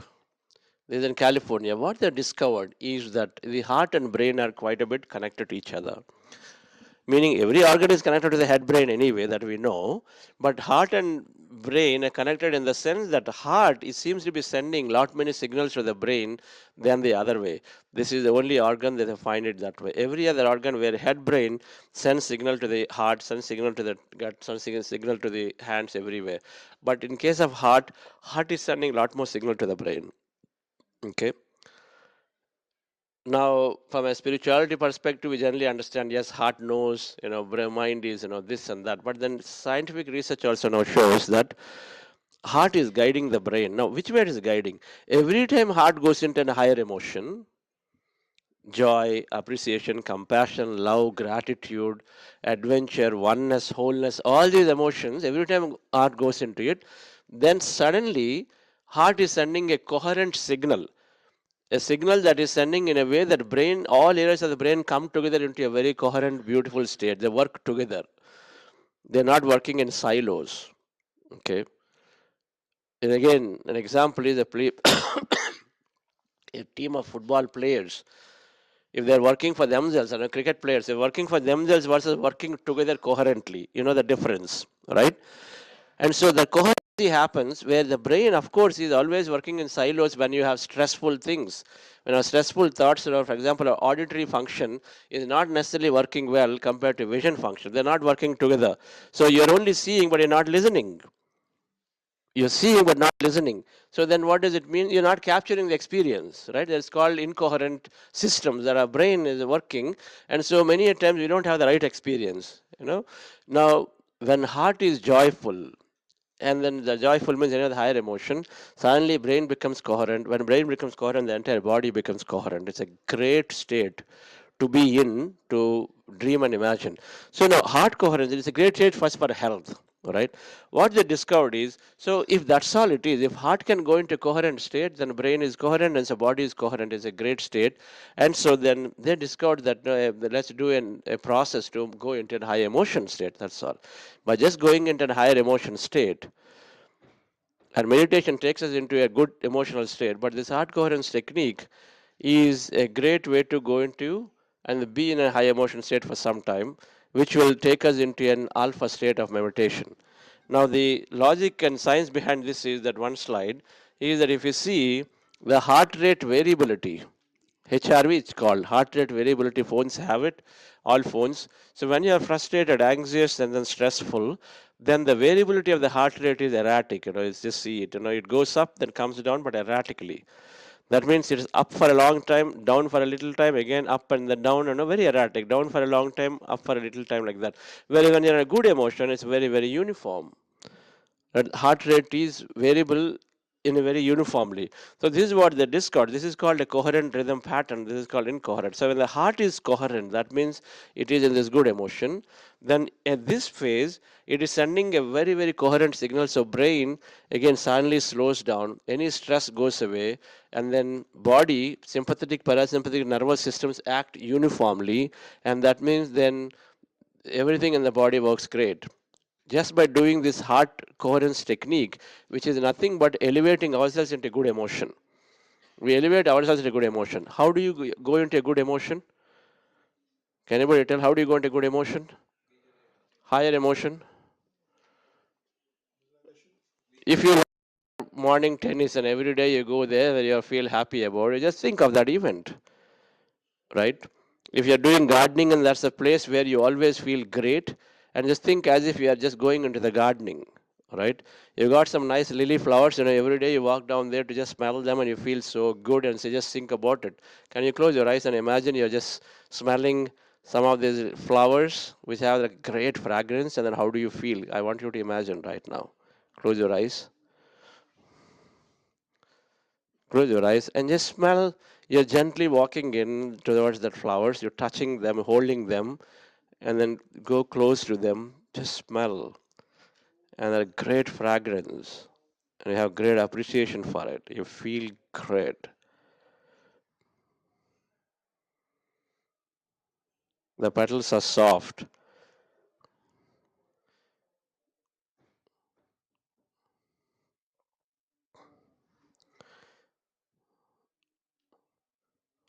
Okay. This particular feeling, how does it feel? How does it feel? You can go into it. Nostalgic. Okay, there you go. But in a good way? Okay. So we just go into that for a few seconds. That heart elevation technique feels good. So now there are three steps to it. First step is so what we're going to do is start the meditation with the heart elevation technique, and then we go into emptying the mind process. Okay. The first step in the heart elevation technique is you're closing your eyes, keeping your hands on your chest area. In a normal thing, you are keeping your hands like this, right? But here you keep your hands on your chest area. Let me see if I got that slide.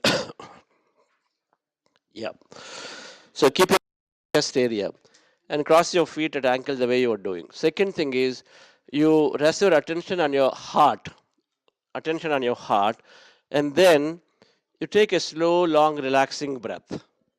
You're taking a slow breath. The moment you do slow breath, then automatically heart goes into a coherent state. HRV becomes uniform just by taking a slow breath, being very aware of your breath, and then taking a slow, long breath. Sorry, remove the spectacles. And then so slow, long breath for a couple of minutes. Then you are just like what I said, go and then walk, imagining that you're smelling that flower, playing with a child, doing that gardening, and then going for a trek with friends and enjoying, I don't know, say helping your parent, whatever that is, that makes you feel that higher emotion. You do that for some time. Step two. And as you do it again and again, you feel good, that emotion is there, and you feel good.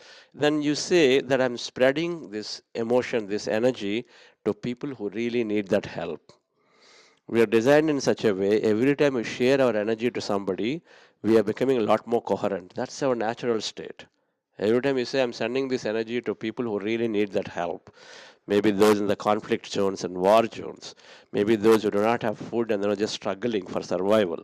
Just send this energy for them to just feel good. That's all.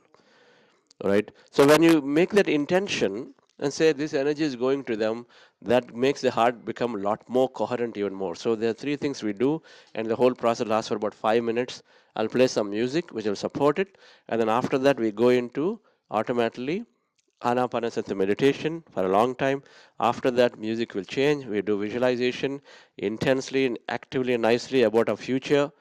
Then we will rest and relax for a little while, and then we express gratitude and we complete our meditation. Relax yourself, dear friends. Relax your body.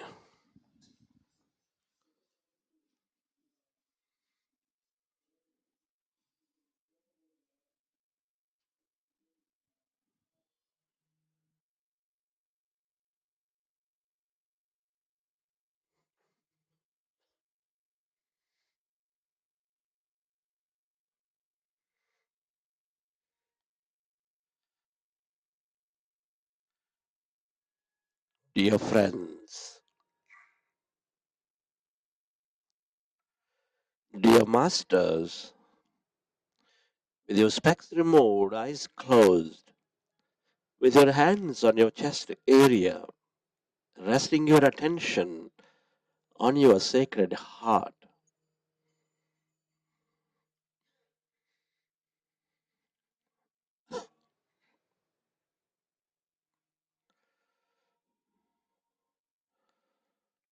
can you feel your beautiful heart with a slow, long, relaxing breath?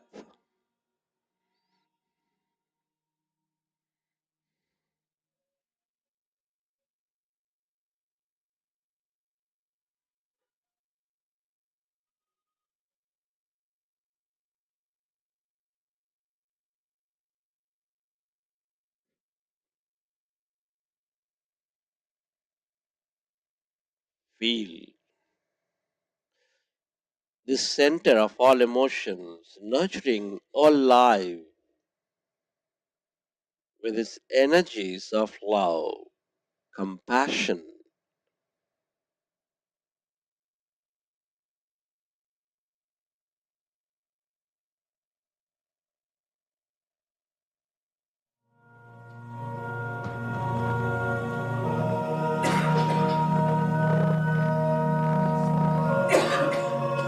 Connect with your heart center, dear friends, with that slow, relaxing breath.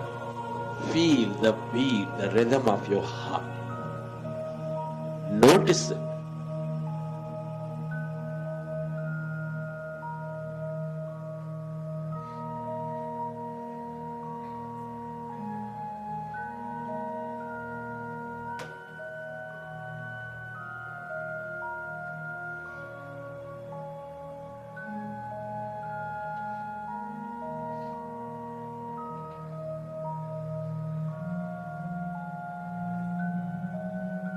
This heart center,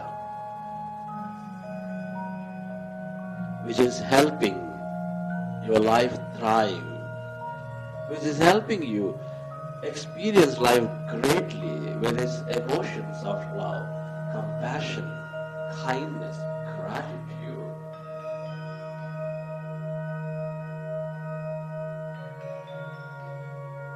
Feel it. Can you generate a high emotion of love, of joy, of appreciation by reconnecting and even from your past, or simply imagine yourself to be in an experience.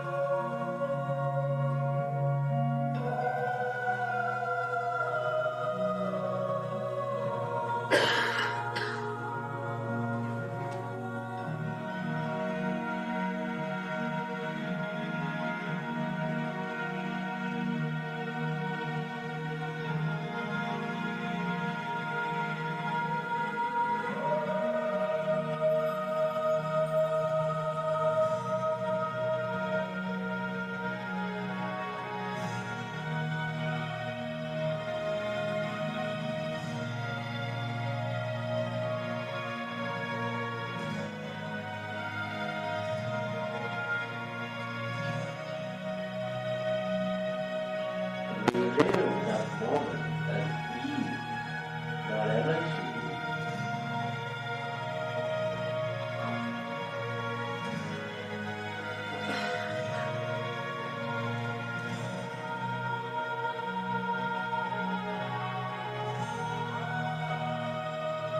And energy settles to direct that energy onto everything and everybody on this planet.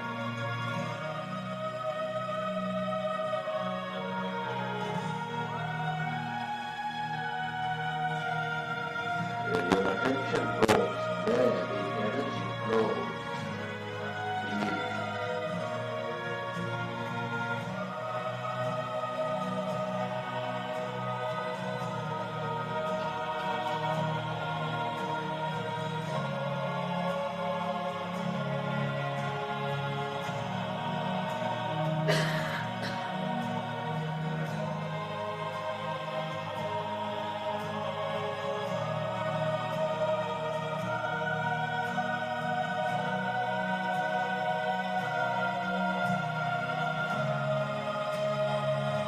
Relive that moment and radiate that energy onto everything and everybody on this planet. Plant that seed.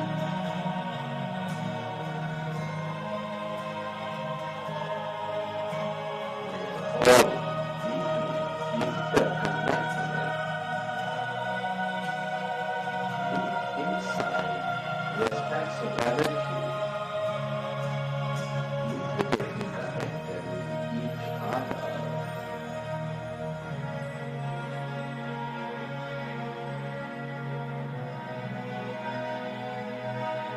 Love, compassion, gratitude, all the way.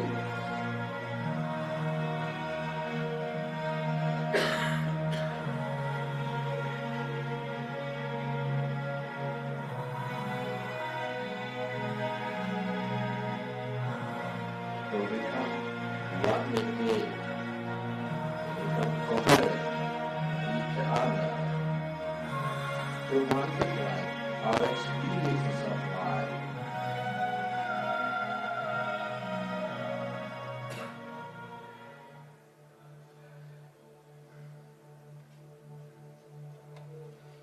And slowly, let's go into breath mindfulness meditation.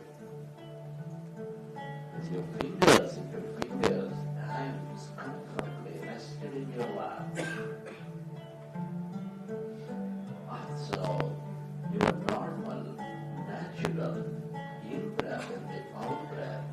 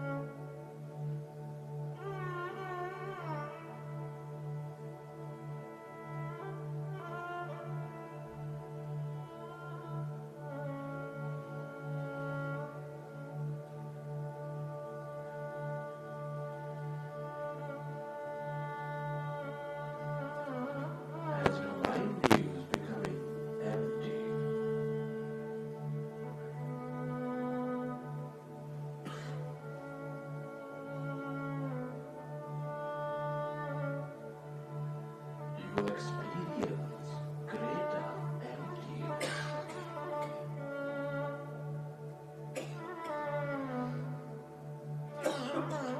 Field of consciousness.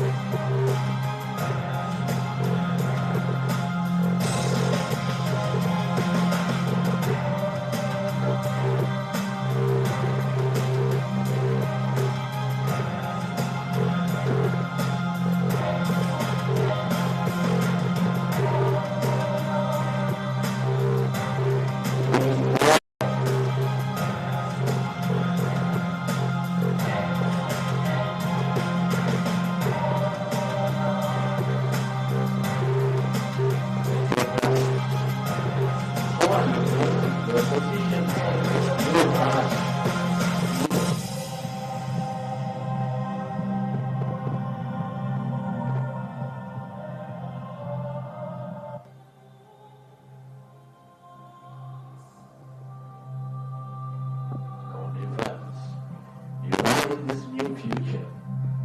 Let there be no doubt about it. You are imagining and dreaming of that future. You are letting the quantum field know that you are deeply interested in this experience. Relax. This is for you. I'd like you to step into that music.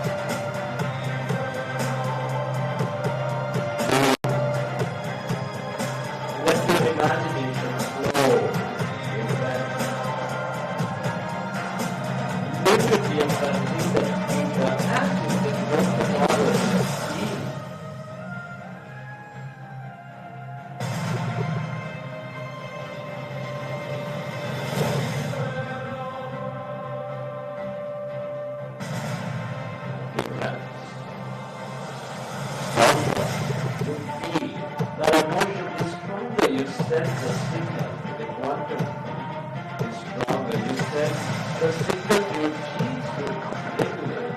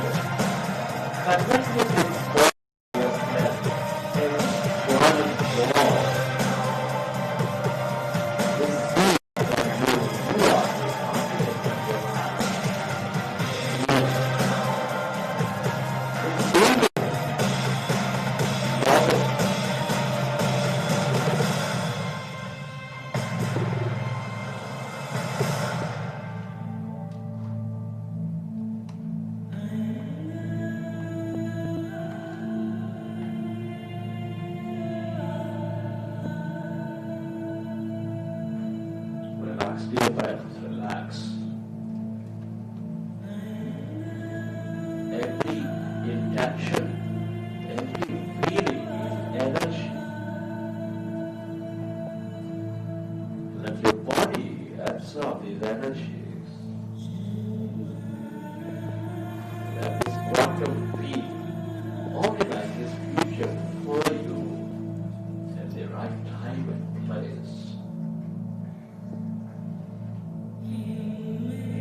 Let it go and surrender.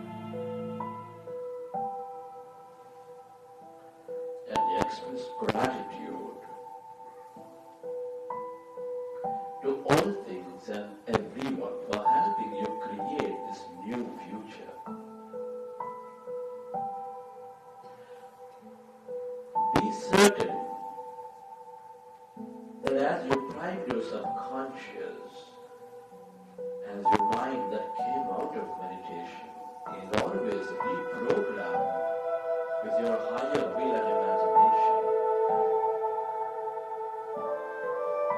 He is bringing many adventures and opportunities into your life.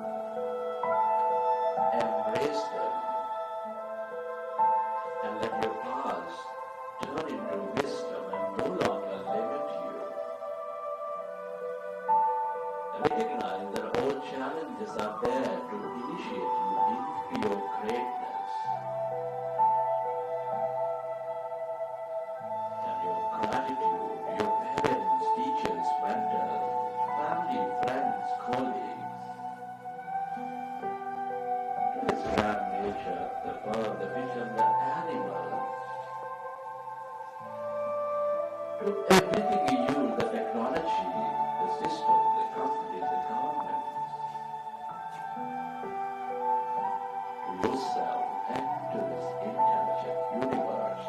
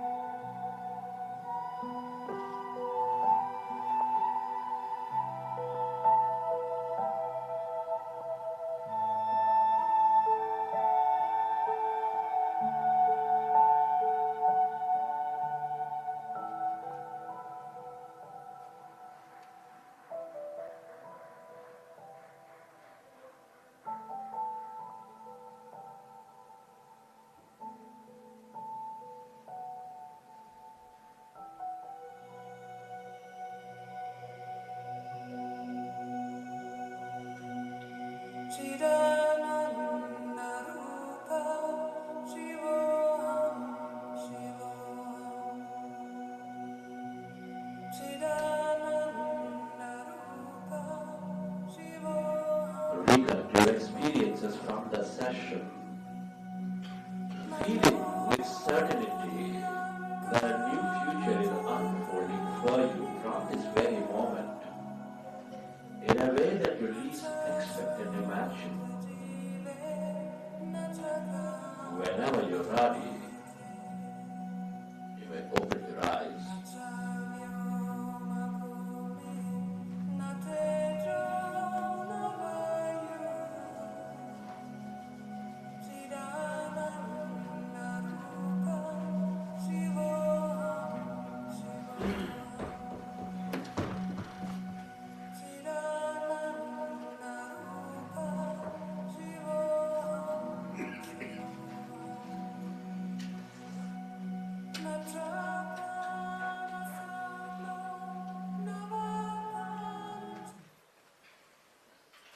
Okay, dear friends.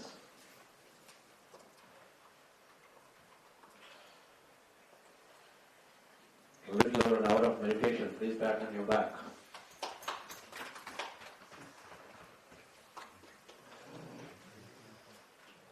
So how did you feel? Didn't feel like an hour. Didn't feel like an hour. That's great. That's important. How many people connected with your future? That's a lot of hands. That's great. At least we had a great experience of living a future. Now, when it happens, doesn't matter. But we had some great time. That's the first thing.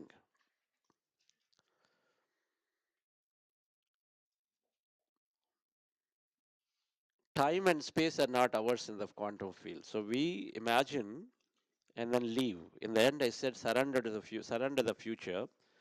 Let the field organize it for you.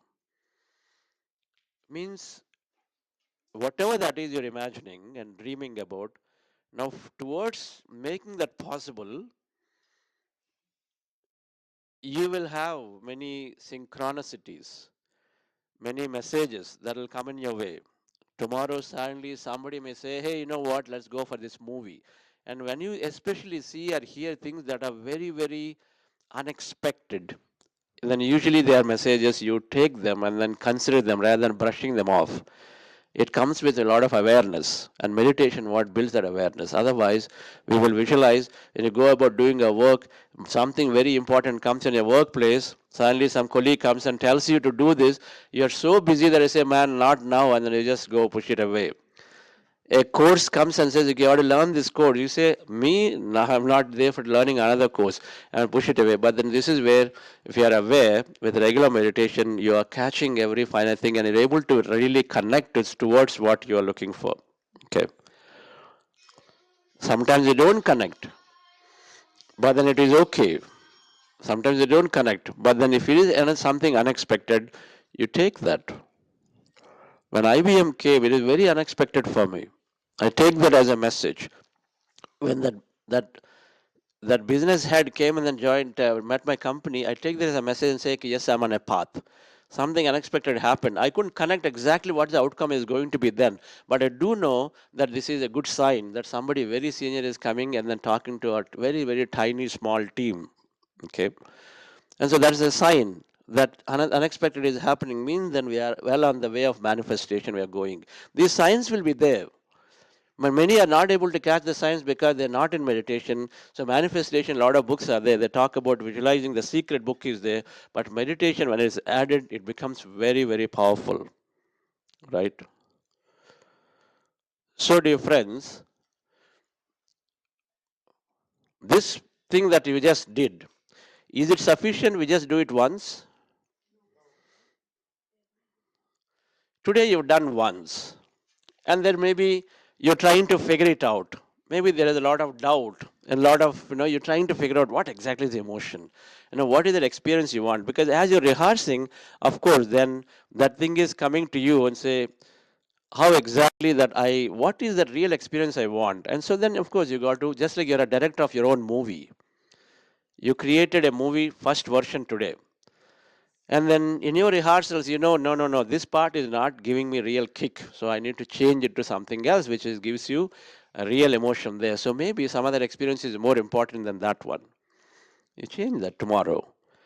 And so you perfect your mind movie in a few iterations. Maybe you do it for a few days, like 4 or 5 days, then you get a best mind movie that you're rehearsing beautifully, right?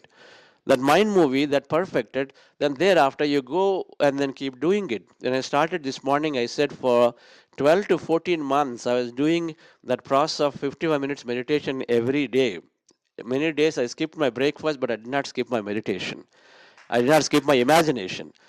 And of course, rightfully, I had one of my greatest moments of my life when the acquisition happened and enabled me in many, many things that I wanted to do.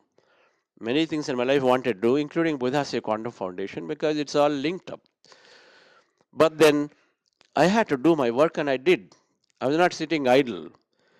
Meditating, and along the way, as the synchronicities are coming, then I was able to utilize every opportunity and to navigate myself. Navigate myself in taking the right decisions along the way. This is bound to happen for every one of us. So we need to rehearse it for a few days and thereafter take it as a daily practice. Daily we meditate. And then after that, you visualize and imagine and dream. If you're not clear about what is it I want, then don't bother about visualizing. Instead, just meditate for a few days. If you have an intention and say, hey, I need to know what is the right thing for me to do at this point, and then you have that intention to move yourself into a new future, then you will slowly get revealed of what should you do. If nothing is there, take up some meditation service. In addition to meditation practice, we have seen it a lot of times when people take up meditation service, then they're gaining more clarity of what to do, which new job to go, new role to go. When you find yourself in crossroads, take up to meditation and meditation service, because by doing something rather than doing nothing, you're always gaining some experience. And meditation service in making other people independent, to become independent by themselves, is always a great, great service to do, right? So the crux of this program, and then I'll take some Q&A, is that we said thoughts and feelings create a reality, or a personality or state of being is what is creating a reality. So we need to change our state of being regularly. We need to change our state of being, move into a new state that I am unlimited possibilities, that everything is possible, that whatever happens is probably for my good, or what is happening in a way that is based on my past, and so then it's okay, I let go and accept it, right? I'll always find gratitude moments where I can be grateful for. We go into a new state of being where you're joyful and happy, and then you are into this positive state of thinking and emotion. If that's your new state of being about any situation, your finances, social, your service, then absolutely, then automatically things start coming in our way. Two things: intentions. A lot of people intend, okay, I wish to build a pyramid, I wish to go to Himalayas, and then they leave it. They don't visualize every day. Suddenly they'll find that, okay, 6 months later they have a call, an opportunity, they'll go into Himalayas because of an opportunity. That is one way. It's called intention. Place an intention, pure intention, and then leave it at that, and then it'll come back in your way. Second is your intent, and then you also imagine about it if you know the details of where you want to go. I'm going to Vashishta caves, I'm going there, I'm having my deepest experience, I'm meeting some Swamiji or Siddha, and he's coming there. If you wish to meet Siddhas and you have intentions and you imagine about it, then you will meet Siddhas, you'll attract Siddhas, right? So if you have more clarity, if you want more specifics, use imagination. If you just want, okay, I would like to seek an experience of going to Himalayas, no specific, doesn't matter where you go, be ready to go to Himalayas, whichever part it takes you. Then you don't crib and say, oh, I'm being taken to Leh Ladakh, that's also Himalayas. I wanted to go to Rishikesh, I went to Leh Ladakh, but you have to be ready to accept because you said, I want to go to Himalayas, right? But you are specific about Rishikesh and these, then imagine and then place your intention appropriately, right? Yes, isn't it? So that's the intention is one way of manifesting, and then imagination is another way or a next way of going into the detail to gain your experience exactly what you're looking for. Right, friends? And so this all of it, the state of being can change, but the fundamental all of it is to have your state of being change. In general, you become a calm, a happy, joyful person. That state of being must be there because only in that state your manifestation works great when you are happy in the moment. When you're happy in the moment, then whatever you're placing your intention, imagination, it works great because you are able to produce right level of emotion, energy into it, right? So we got to figure out to be in that state. Meditation is the way. That's why we say baseline is meditation. And on top of it, then you will be guided towards right intentions. And it is okay. Right now, you'd like to have a car, no problem. People come and say, come on, I mean, come to meditation, spirituality. Now you ask me to go and then go and seek more desires. What is it? Don't worry about it. Meditation will guide you towards right desires, right intentions. Amulya is visualizing and imagining that no lakhs of people teach meditation. She's got that intention, right? But that's also a desire. And then you want to go and then teach meditation, a lot of people, that's also desire. Some people are saying, I would like to give job to lakhs of people. So be it. Some people are saying, I would like to experience me going into these places and travel around the world. So be it. Nothing is greater, nothing is lesser. They're all experiences. Okay. In the field of spirituality, everything is an experience. We are here for an experience. Amulya has gone through an experience of already going through an Himalayan travel, I don't know, driving through a beautiful transport, I don't know, having that rice sweets, all that she has gone through, and she no longer places intentions for it.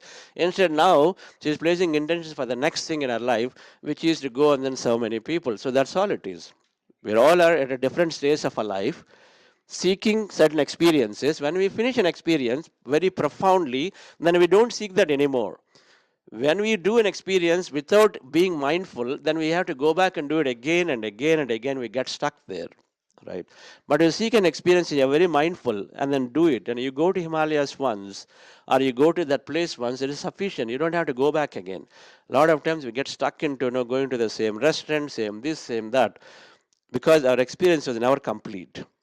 Or we have too much of attachment because we didn't understand that there is so much that to experience, and so why bother? And then we are not open that every experience will be great for us. So dear friends, meditation with reading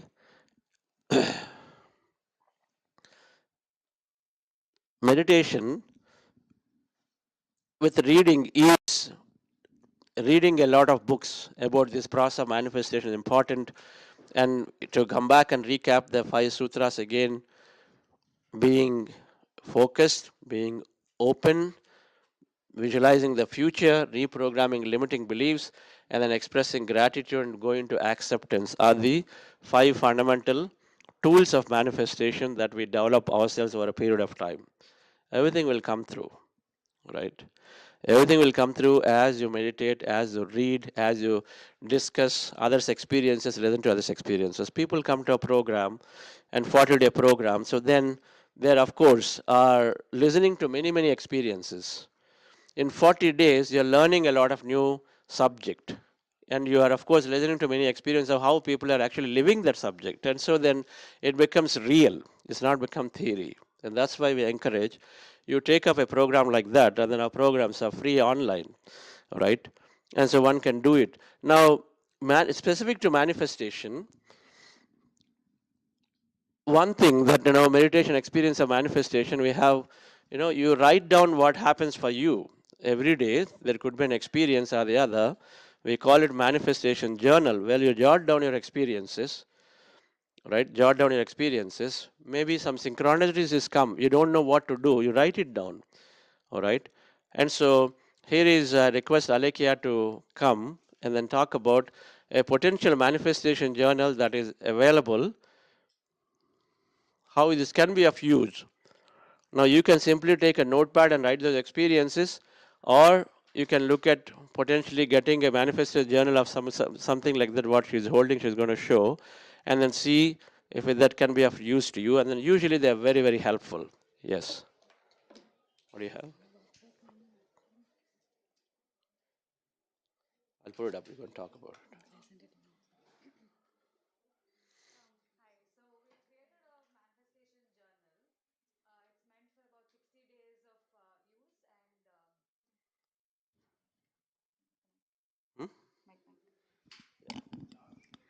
So it's really great for beginners and for advanced users because we've taken the 5 steps that he presented, and we have separate wisdom sheets. So that's the company, Purple Forest, and then can you just go next?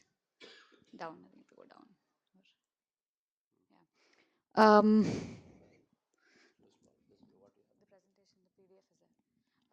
so let me just show you. So we've got each step is like presented as a separate wisdom page, so that it's got also like the theory and a little bit of activity on the side, so it'll help you understand the process better. And then about 60 days of these everyday sheets, which help you implement each activity on a daily basis. So something for you to write up, like what you're grateful for that day, your meditation experience for that day, any limiting beliefs you had that day that you either overcame or you recognize, and then what else? Because obviously manifestation isn't just visualizing, you have to do something about it, right? So little action you took that day towards your goal, and one more that I always forget, but basically 5 every day. It helps you sort of inculcate the habit.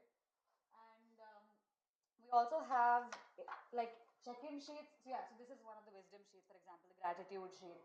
So you've got a little activity to that day to help you understand. And we have one like big vision board page, so you can make your vision board, and you can, because it's a like wire binding, you can tear it out and put it up somewhere wherever you need. And so we've got these check-in sheets at every sort of 15-day interval. So you can mark how you're feeling in terms of gratitude, acceptance levels. And this is basically because we have to notice synchronicities and stuff, right? And we forget every day. There's so many things that might happen. So every 15 days you can stop, go back, and sort of map all of the synchronicities you've seen, so you get a bigger picture. If you can form any patterns and connections, see if it's telling you something specific, or you can go back and discuss it with someone. So this is the manifestation journal, and it'll be up for sale in about 10 days. So if you're interested, please do let me know. We've got, can you go to the next slide? Yeah, so these are our contact. I mean, I've got cards. If you want, you can just let me know, and I'll give you a card with our details, or I can take your details down, and we can let you know when we have it ready. So yeah, thank you. No, not on Amazon. Sorry, it's going to be on our website. It's purpleforest.co. Not com. Sorry, that's a mistake. Hello at purpleforest.co is our email address, and yeah. Thank you. So it'll be coming by post, right? Yeah, we'll send it. Yeah, right now it's only within India, but hopefully soon outside as well. But yeah.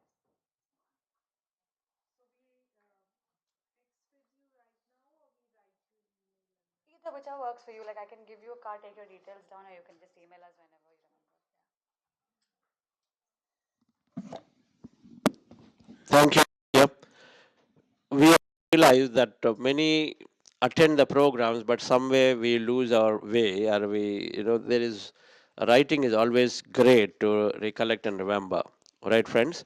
So that completes we come to the end of the program, and then what are the next steps here? There are a few next steps that you can look at.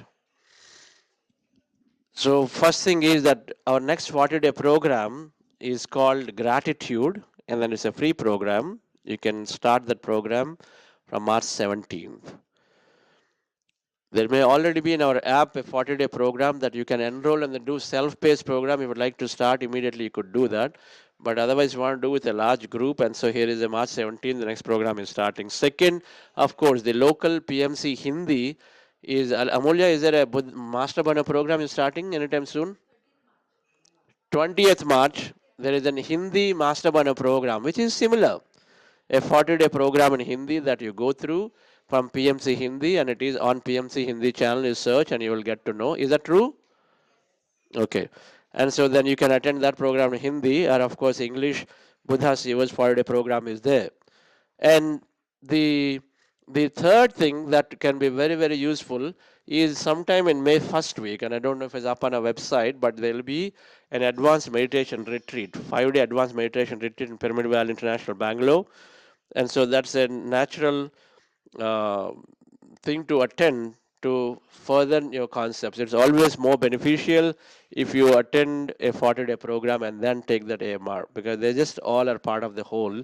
That if you do a 40-day, it sort of strengthens your concepts of everything about this whole meditation manifestations really, really, really strongly, right? So we encourage you to take that 40-day program. Now in our app, there is a program called Elevate Your Energy Manifestation. What we've done is today about 6 to 7 hours of program, right? I've covered one step in detail, which is visualization. But the remaining 4 steps are also covered with different meditations in this program called Elevate Your Energy, which is roughly about 15 to 16 hour program with 5 meditations in it. It's a 5 session, 5 meditations. It's called Elevate Your Energy, Manifest Your Way. You can use that program to strengthen this manifestation concept some more, because listening one time is not sufficient. All right, so go back and listen to it again and again and again. So that's another opportunity as a step up. And those of you want to do, then join that Elevate Your Energy program. It's a self-paced program. Nicely, you go session after session, 3 hours per session. So you do it over a 5-day period, and you do it in a weekend, right? But it's all in the app, so self-paced. We don't want to do it one per week. You do it stretch continuously one after the other, or in a weekend intensely learn that thing what we learned in 6 hours, and up there you're strengthening it by say 8 more hours. It completes the whole learning, right, friends? So those are different aspects of how you take it forward. If nothing, please read You Are the Placebo book and Biology of Belief book. These 2 books will give you enough concepts that you can take yourself towards manifestation.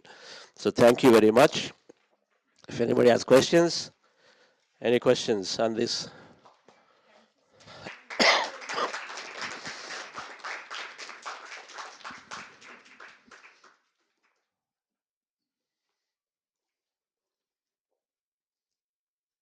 Yes.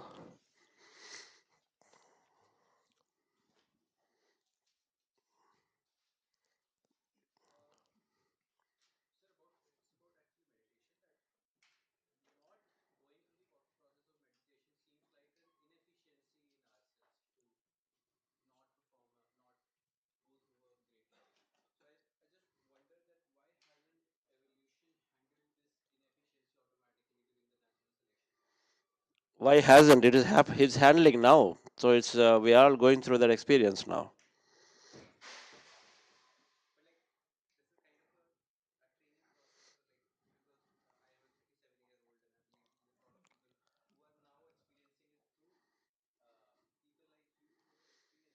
Internet came in 2000, and when internet came it was new, but internet is now everywhere there. But 20 years just went by so quickly, right? It doesn't really matter. So you see, in that perspective, it is happening perfectly. For everything new to be experienced, you have to have the contrast.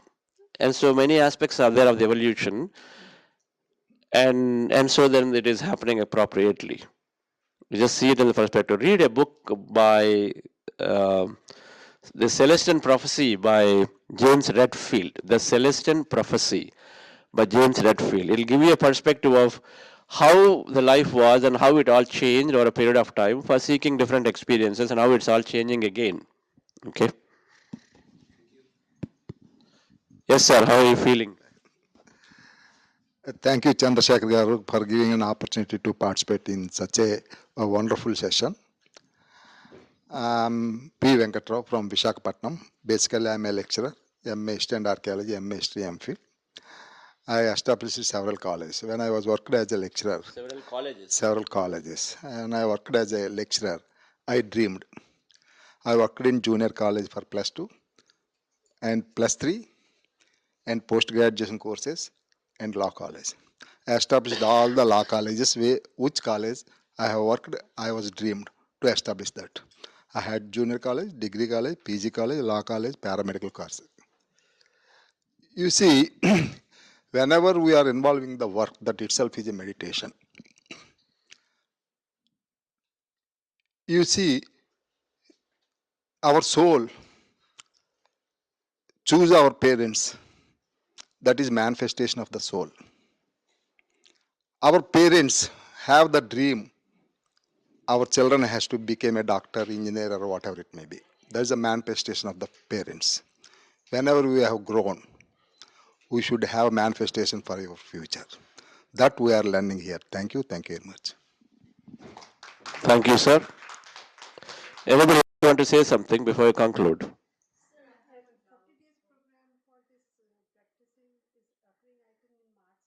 March 17th, right now, the first one, gratitude.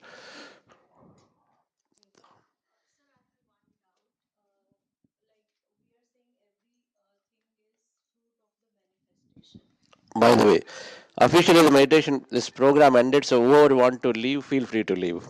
Right? We have passed the 6:30 or whatever, 6:15. Thank you. Yes.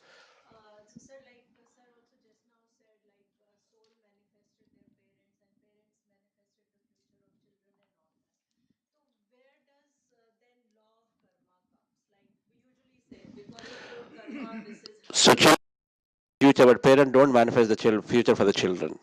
I'm sorry, but I have to now correct, sir. But no, children manifest their future. Parents manifest their future, not the children's future. They'll manifest their future. They seek a lot of happiness when the child succeeds. That much they'll manifest. That joy of seeing the child succeed. Okay. But if they force the child, then nobody is happy there anyway. Okay, so it's a wrong thing to force the child to become something, but it's a great thing to wish for a child to become something. They're two different. You keep wishing for something good to happen. The right thing to happen for a child is the right way to think about, place, and intent, not your way of something happened to them. I want them to be a doctor. I want them to settle in life. Wrong. I want them to do what is best for them.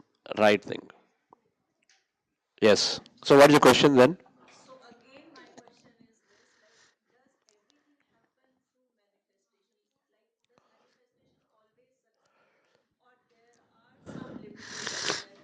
You are king.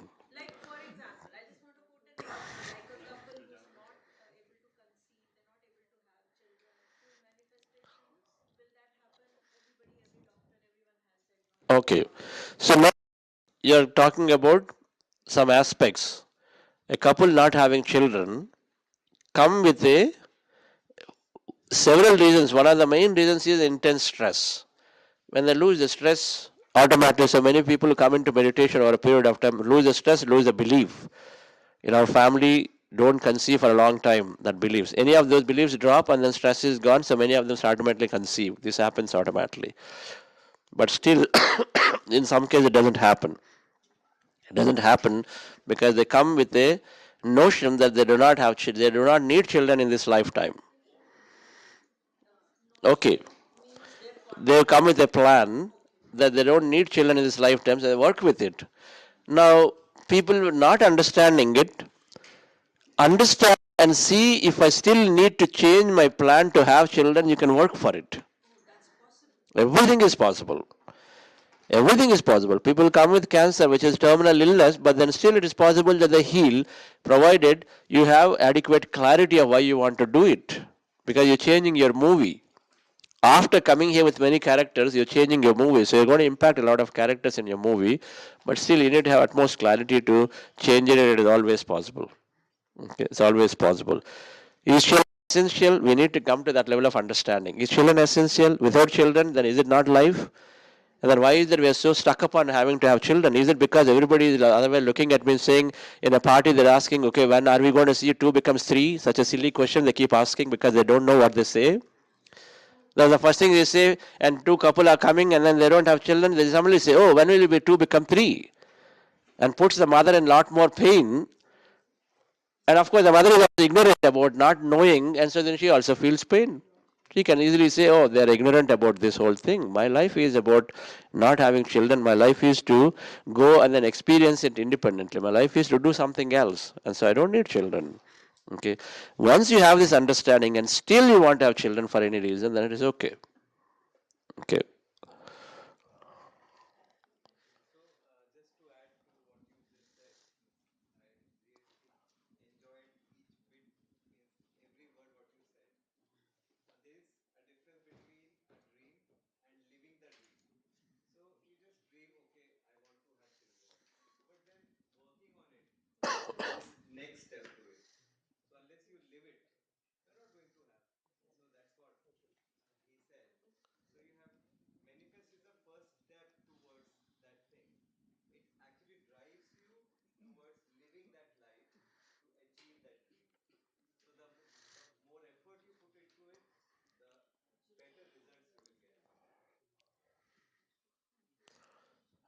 Yes.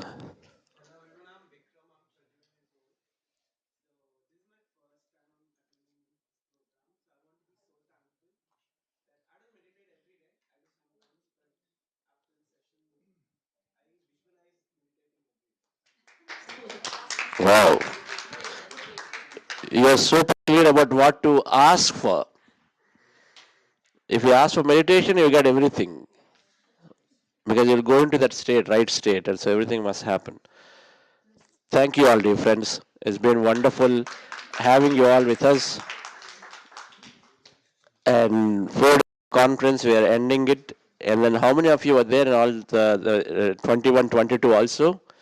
All of you there, 21, 22 also? That's great. 2 days. Okay, great. 4 days. All right. Okay, so I hope it has been useful for you. And I will see you all next year. Group picture, yes. Yeah, come here. Hemashri.